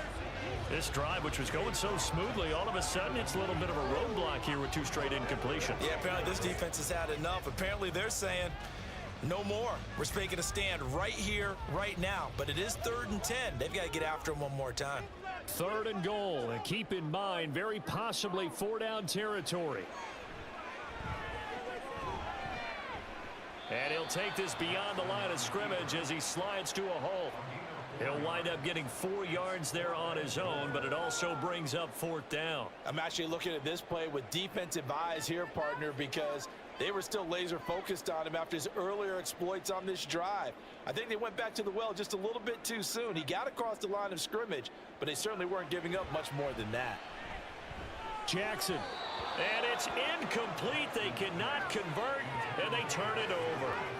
He had 3 touchdowns already, but won't get a 4th here. And instead of having a 1-score game, they'll remain 2 scores down. So they really needed points here in a 2-score game. Could not come away with anything there on 4th. And while we know they're a little bit discouraged here, they can't check out of this game. You and I have called a good number of games over the course of our career where we've seen these types of situations. Teams get the ball back, and that miracle does occur. So they can't let that dream go just yet. They have to get stout on defense here. Yeah, right now really hoping for a turnover. They'll try and wind down some clock with Chubb. And he can only manage to get a couple. 2nd and 8 coming up.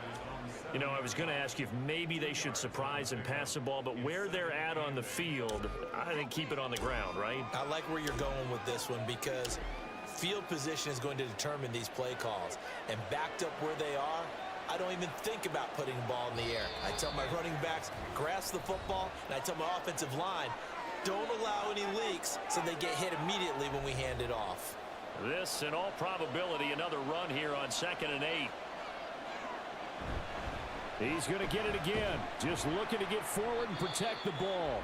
And now right out of the 2-minute break, we'll get a timeout used defensively with 1:56 to go.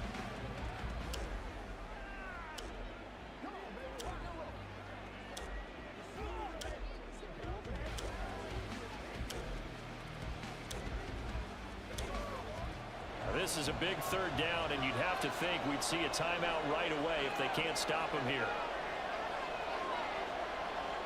Now it's Watson. And Watson's going to go down in the end zone. It's a safety. The goal here is about getting any kind of positive yardage in this spot because you don't care who, you don't care how. You just want to try and buy a little space and get away from your own end zone. But in this spot, the defense was all over that play and equally motivated to stick them with a safety.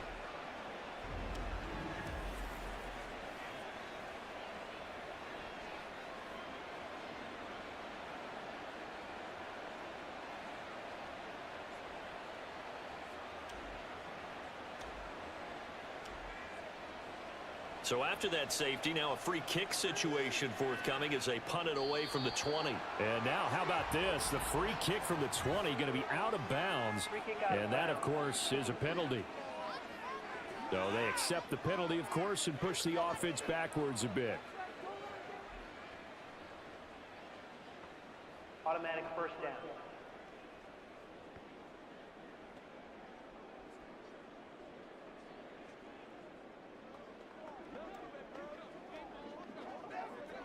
They'll come up 1st and 10 here.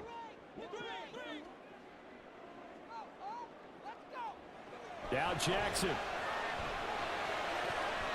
And that one nearly intercepted. That would have sealed it. Instead, it'll be 2nd down. Give them credit for excellent coverage, tight coverage. They're doing a lot of things that we talk about in basketball. They're causing disruptions in the passing game.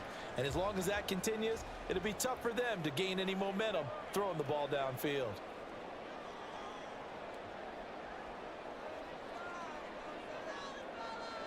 Jackson. That'll be caught by the big tight end, Andrews.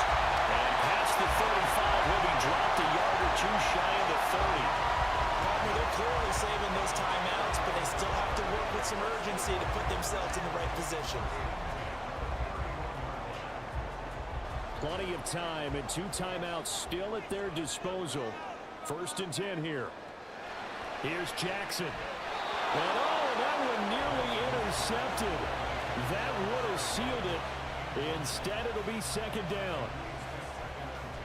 That's certainly not the worst thing. It stops the clock and lets your offense catch its breath and lets us exhale a little bit. Now I expect them to call a couple plays in the huddle so they're ready if a tackle happens inbounds. Jackson. That's into the hands of Flowers over the middle.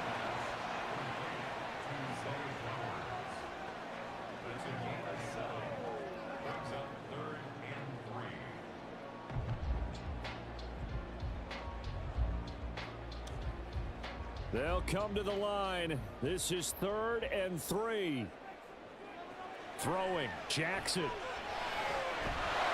the middle of the field, and he's got a man complete.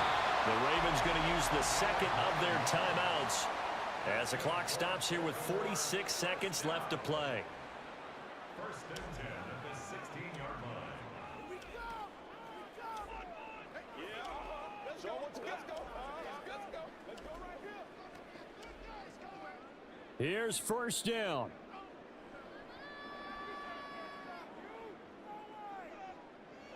Jackson to throw. And this will be caught. Touchdown. So in the final minute here now, a 2-point conversion will tie the game. The touchdown's massive, but now they've got to have 2 to possibly take this to overtime.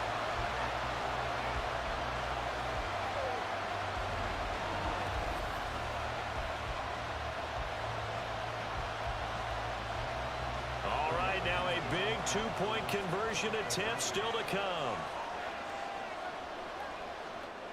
Throwing now is Jackson. And it's caught. And with it, we are tied here in the 4th.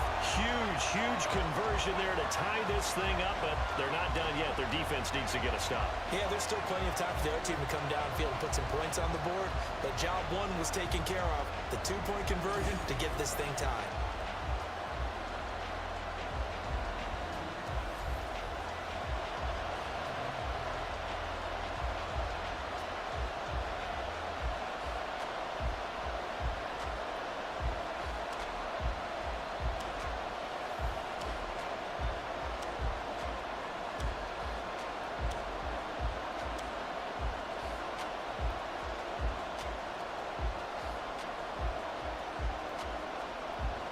This one, all we could have asked for. All tied, final minute as it kicks away here. And this will not be returnable. It's out of the back of the end zone for a touchback. Heading out as the Cleveland offense now as they get set to take over here. Well, partner, here it is. They've got the chance to win the game. You'd have to think they need to get it near the opposite 40 to have a chance to kick a game-winning field goal. We'll see what they can do. And you're right about that, because if we look at it in macro, that's what it looks like. But I think in micro, the head coach has already asked the special teams coach, what is he feeling? What does he think? Where does he want the football? What's the yard line we have to get? And he's already relayed that to his quarterback and his offense. They know what the goal is. Now the key, can they get there? Now the Browns will use the first of their 3 timeouts, as it'll come with 36 seconds to go in half number 2.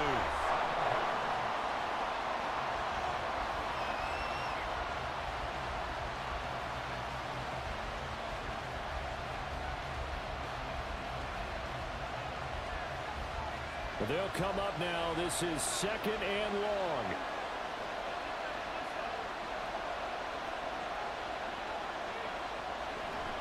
And Chubb will try the middle here. And a short gain across the 15 to the 17-yard line. Now the Browns signal for the second of their timeouts as they'll stop it with a little over 30 ticks to go in the football game.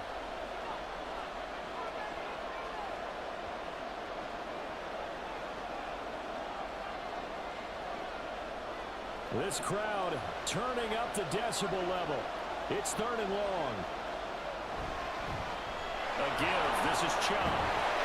And caught up. And it's picked up by the Ravens. And they're going to set up shop at the 32-yard line.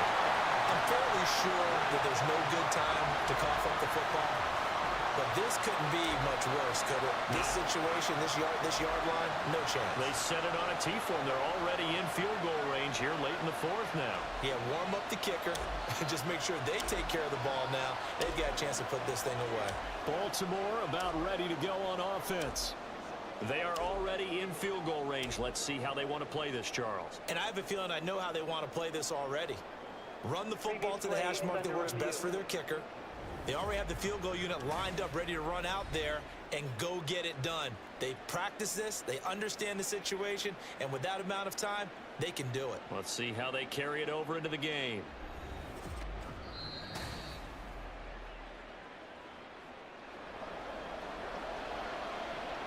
After review of the play, the ruling on the field is reversed. So that one overturned. They say the knee was down, and that will not be ruled a fumble.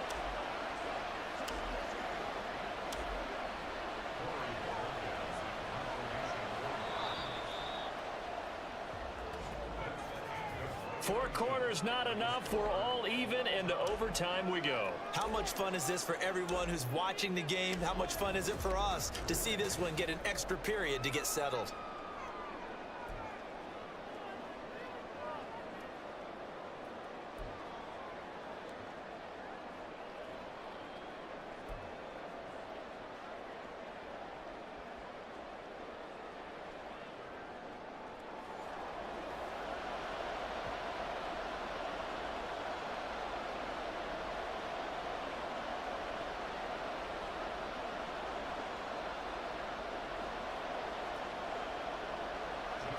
So it's the Browns who are going to get possession first here in overtime as the kick's away.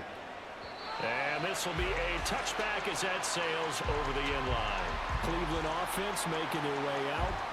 Last time out, they had the fumble. That led to the touchdown. Not a great look on either side of the ball as the defense gave up the points too, Charles. But they've got to take care of the football and do better here on this possession. It's certainly been a tough stretch, partner, for both of those units, and they kind of put their defensive mates in a really tough spot there by dropping the ball on the ground. But an easy way to make it up to them, get out there now and get some points on this drive. Now a first down throw, Watson. And he's got the hook up to Moore. And they work this well upfield across the 45.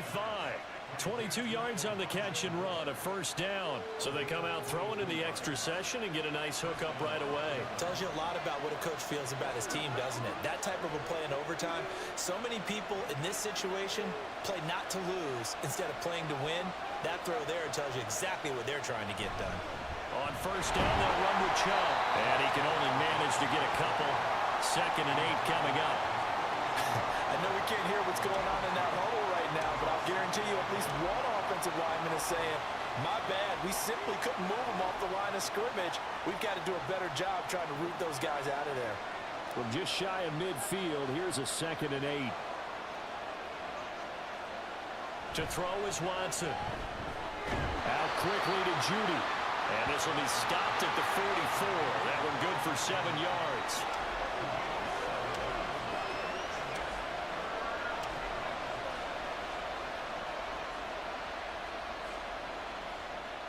Third and 1, trying to keep this drive in overtime going. A big one coming up. A run for Nick Chubb. And good work there in open space. And he's got this all the way down now to the 32. 117 yards rushing for him now as he is just trying to will his guys to an overtime victory. He continues to be effective running the football, a big reason that they have the lead. And I love one of the quotes that I read about him where he said of himself, "I love it when a team just hops on my back and I just carry them along." Watson. Wide open, Amari Cooper. And finally down he goes as they work it inside the 10 to the 7. 25 yards that time. Defensively now, the ultimate challenge. Of course, the ball gets in the end zone. This thing's over. And I remember my coaches always talked about in goal line situations, and now you're in overtime where they have to keep them to 3 points. Otherwise, this thing is done. Win your individual battle within the framework of the team defense. Beat that guy across from you and make a play. I expect them to attack on defense and not sit back. They'll run with Chubb. And he's able to get it down to the 2-yard line. He'll get 6 on the ground there, and it'll be 2nd and goal coming up. That's good hard running right there on 1st and goal. That gets them down to the 2 and puts a lot more pressure on that defense. From the 2 now, 2nd and goal.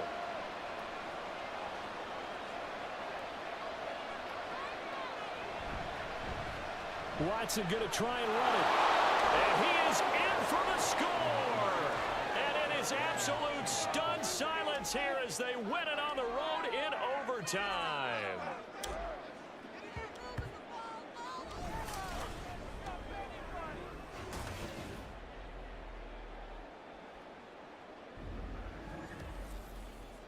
Well, Charles, he's already proven that he's not afraid to tuck that football down on the option, and he's into the end zone for the 2nd time in the game. And that's exactly what you need from your quarterback. The ability to run the ball fearlessly. And in fact, many quarterbacks will tell you running the football doesn't scare them. Standing in the pocket and taking blindside hits, that's what terrifies them. Hopkins with the extra point, and they will take a 7-point lead.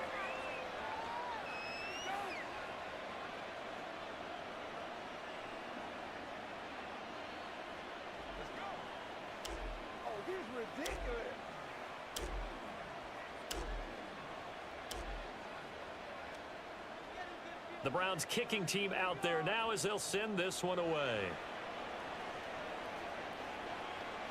No run back here for Duvernay. Touchback out to the 25. And now Baltimore gets set to take the field. Good drive last time. Really effective passing the football. Do you maybe mix it up, now go to the ground game and